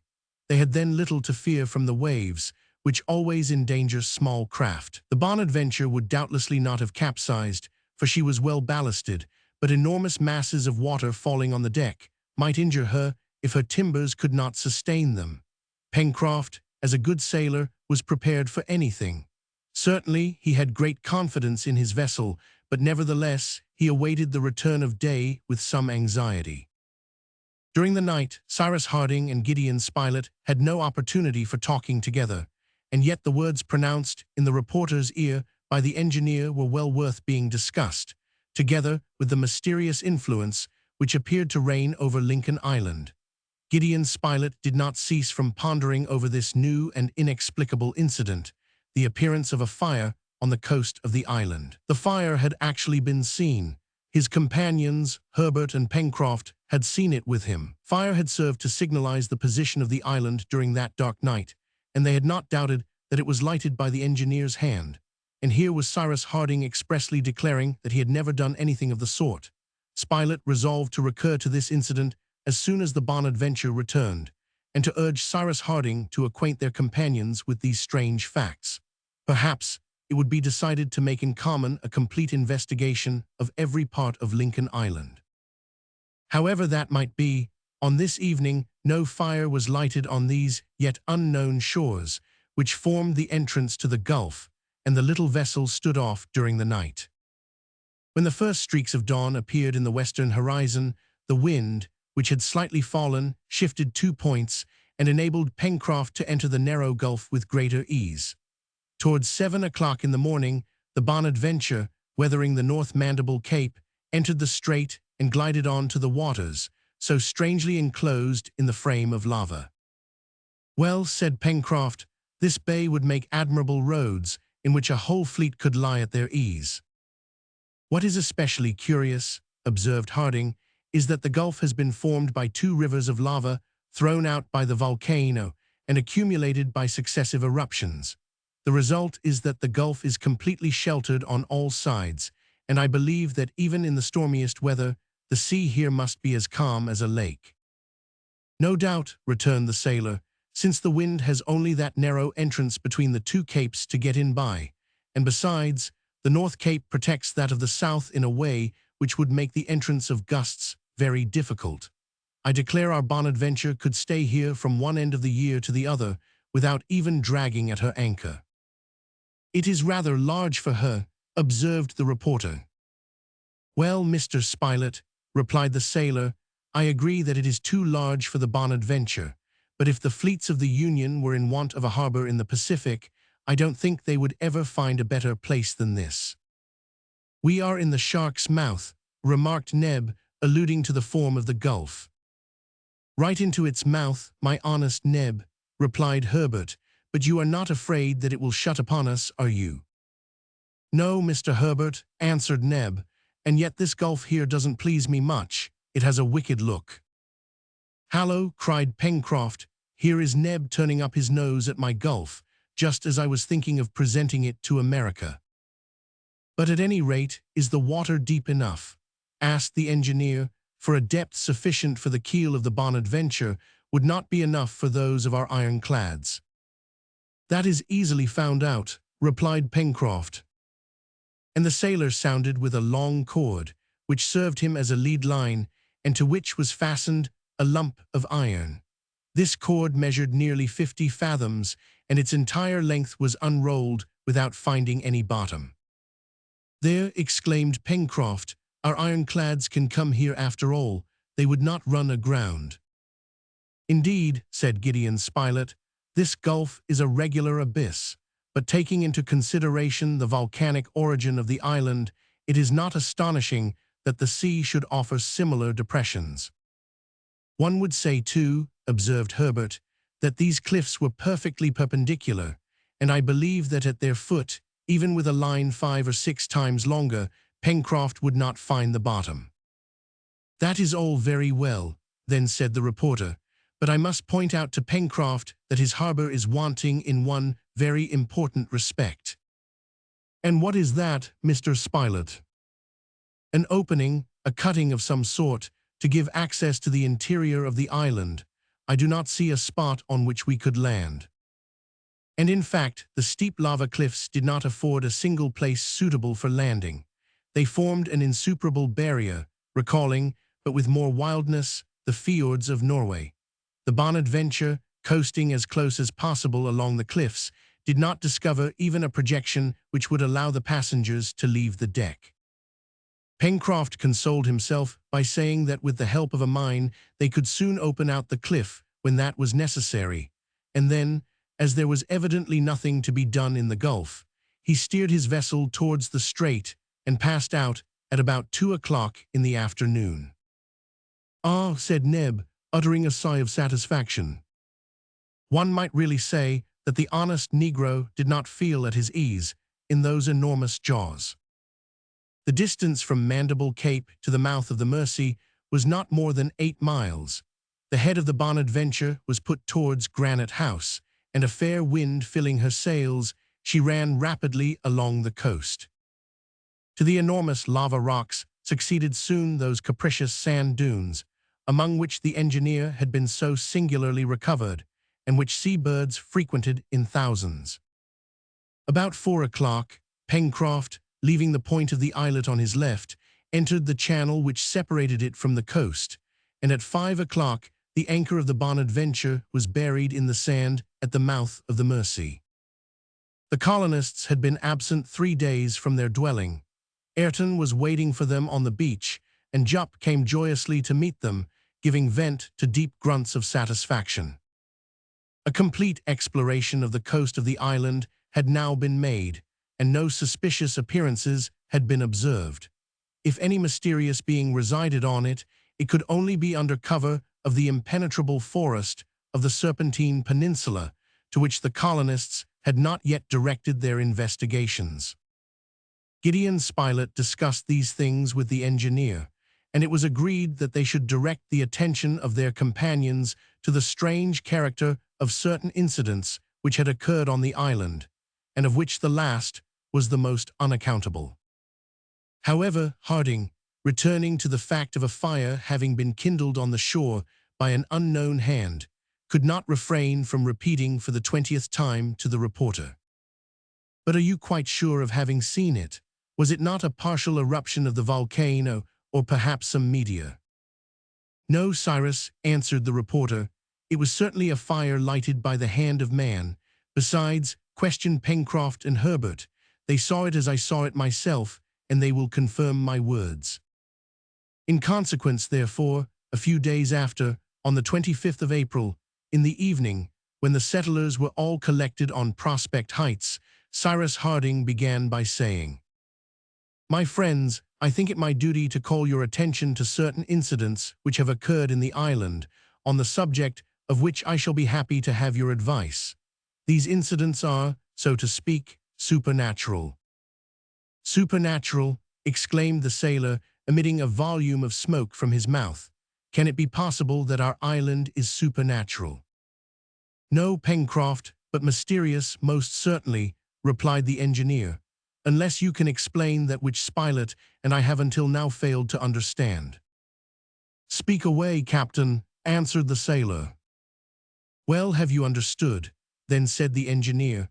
"How was it that after falling into the sea, I was found a quarter of a mile into the interior of the island, and that, without my having any consciousness of my removal there?" "Unless, being unconscious," said Pencroft. "That is not admissible," replied the engineer. "But to continue, have you understood how Top was able to discover your retreat 5 miles from the cave in which I was lying?" "The dog's instinct," observed Herbert.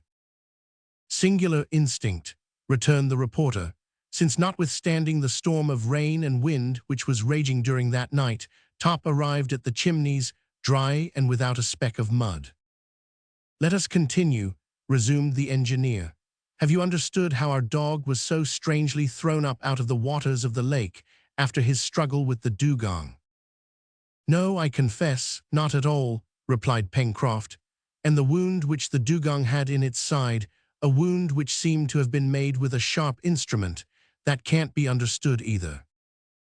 "Let us continue again," said Harding. "Have you understood, my friends, how that bullet got into the body of the young peccary, how that case happened to be so fortunately stranded, without there being any trace of a wreck, how that bottle containing the document presented itself so opportunely during our first sea excursion, how our canoe, having broken its moorings, floated down the current of the Mersey and rejoined us precisely at the very moment we needed it, how after the ape invasion the ladder was so obligingly thrown down from Granite House, and lastly, how the document, which Ayrton asserts was never written by him, fell into our hands." As Cyrus Harding thus enumerated, without forgetting one, the singular incidents which had occurred in the island, Herbert, Neb, and Pencroft stared at each other, not knowing what to reply, for this succession of incidents, grouped thus for the first time, could not but excite their surprise to the highest degree. "'Pon my word," said Pencroft at last, "you are right, Captain, and it is difficult to explain all these things." "Well, my friends," resumed the engineer, "a last fact has just been added to these, and it is no less incomprehensible than the others." "What is it, Captain?" asked Herbert quickly. "When you were returning from Tabor Island, Pencroft," continued the engineer, "you said that a fire appeared on Lincoln Island." "Certainly," answered the sailor. "And you are quite certain of having seen this fire?" "As sure as I see you now." "You also, Herbert?" "Why, Captain," cried Herbert, "that fire was blazing like a star of the first magnitude." "But was it not a star?" urged the engineer. "No," replied Pencroft, "for the sky was covered with thick clouds, and at any rate a star would not have been so low on the horizon. But Mr. Spilett saw it as well as we, and he will confirm our words." "I will add," said the reporter, "that the fire was very bright, and that it shot up like a sheet of lightning." "Yes, yes, exactly," added Herbert, "and it was certainly placed on the heights of Granite House." "Well, my friends," replied Cyrus Harding, "during the night of the 19th of October, neither Neb nor I lighted any fire on the coast." "You did not?" exclaimed Pencroft, in the height of his astonishment, not being able to finish his sentence. "We did not leave Granite House," answered Cyrus Harding, "and if a fire appeared on the coast, it was lighted by another hand than ours." Pencroft, Herbert, and Neb were stupefied. No illusion could be possible, and a fire had actually met their eyes during the night of the 19th of October. Yes, they were obliged to acknowledge it, a mystery existed, an inexplicable influence, evidently favorable to the colonists, but very irritating to their curiosity, was executed always in the nick of time on Lincoln Island. Could there be some being hidden in its profoundest recesses? It was necessary at any cost to ascertain this.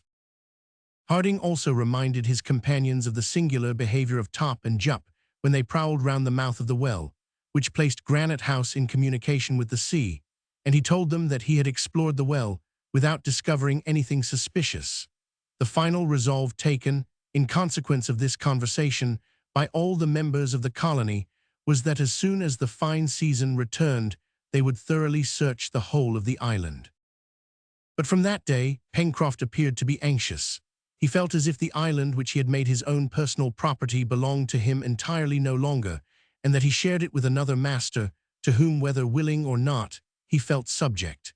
Neb and he often talked of those unaccountable things, and both, their natures inclining them to the marvelous, were not far from believing that Lincoln Island was under the dominion of some supernatural power. In the meanwhile, the bad weather came with the month of May, the November of the northern zones. It appeared that the winter would be severe and forward. The preparations for the winter season were therefore commenced without delay. Returning from a sporting excursion. Nevertheless, the colonists were well prepared to meet the winter, however hard it might be. They had plenty of felt clothing, and the Musmons, very numerous by this time, had furnished an abundance of the wool necessary for the manufacture of this warm material.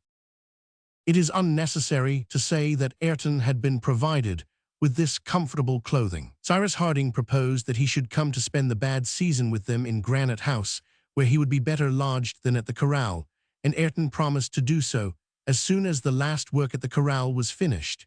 He did this towards the middle of April. From that time, Ayrton shared the common life and made himself useful on all occasions, but still humble and sad, he never took part in the pleasures of his companions. For the greater part of this, the third winter which the settlers passed in Lincoln Island, they were confined to Granite House. There were many violent storms and frightful tempests, which appeared to shake the rocks to their very foundations. Immense waves threatened to overwhelm the island, and certainly any vessel anchored near the shore would have been dashed to pieces. Twice, during one of these hurricanes, the Mersey swelled to such a degree as to give reason to fear that the bridges would be swept away, and it was necessary to strengthen those on the shore, which disappeared under the foaming waters when the sea beat against the beach. It may well be supposed that such storms, comparable to waterspouts in which were mingled rain and snow, would cause great havoc on the plateau of Prospect Heights. The mill and the poultry yard particularly suffered. The colonists were often obliged to make immediate repairs, without which the safety of the birds would have been seriously threatened. The photographic negative. The photographic negatives. During the worst weather, several jaguars and troops of quadrumana ventured to the edge of the plateau, and it was always to be feared that the most active and audacious would, urged by hunger, manage to cross the stream, which besides, when frozen, offered them an easy passage. Plantations and domestic animals would then have been infallibly destroyed without a constant watch, and it was often necessary to make use of the guns to keep those dangerous visitors at a respectful distance. Occupation was not wanting to the colonists, for without reckoning their outdoor cares, they had always 1,000 plans for the fitting up of Granite House.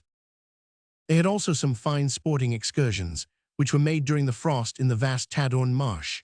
Gideon Spilett and Herbert, aided by Jup and Top, did not miss a shot in the midst of the myriads of wild duck, snipe, teal, and others. The access to these hunting grounds was easy. Besides, whether they reached them by the road to Port Balloon, after having passed the Mersey Bridge, or by turning the rocks from Flotsam Point, the hunters were never distant from Granite House more than 2 or 3 miles.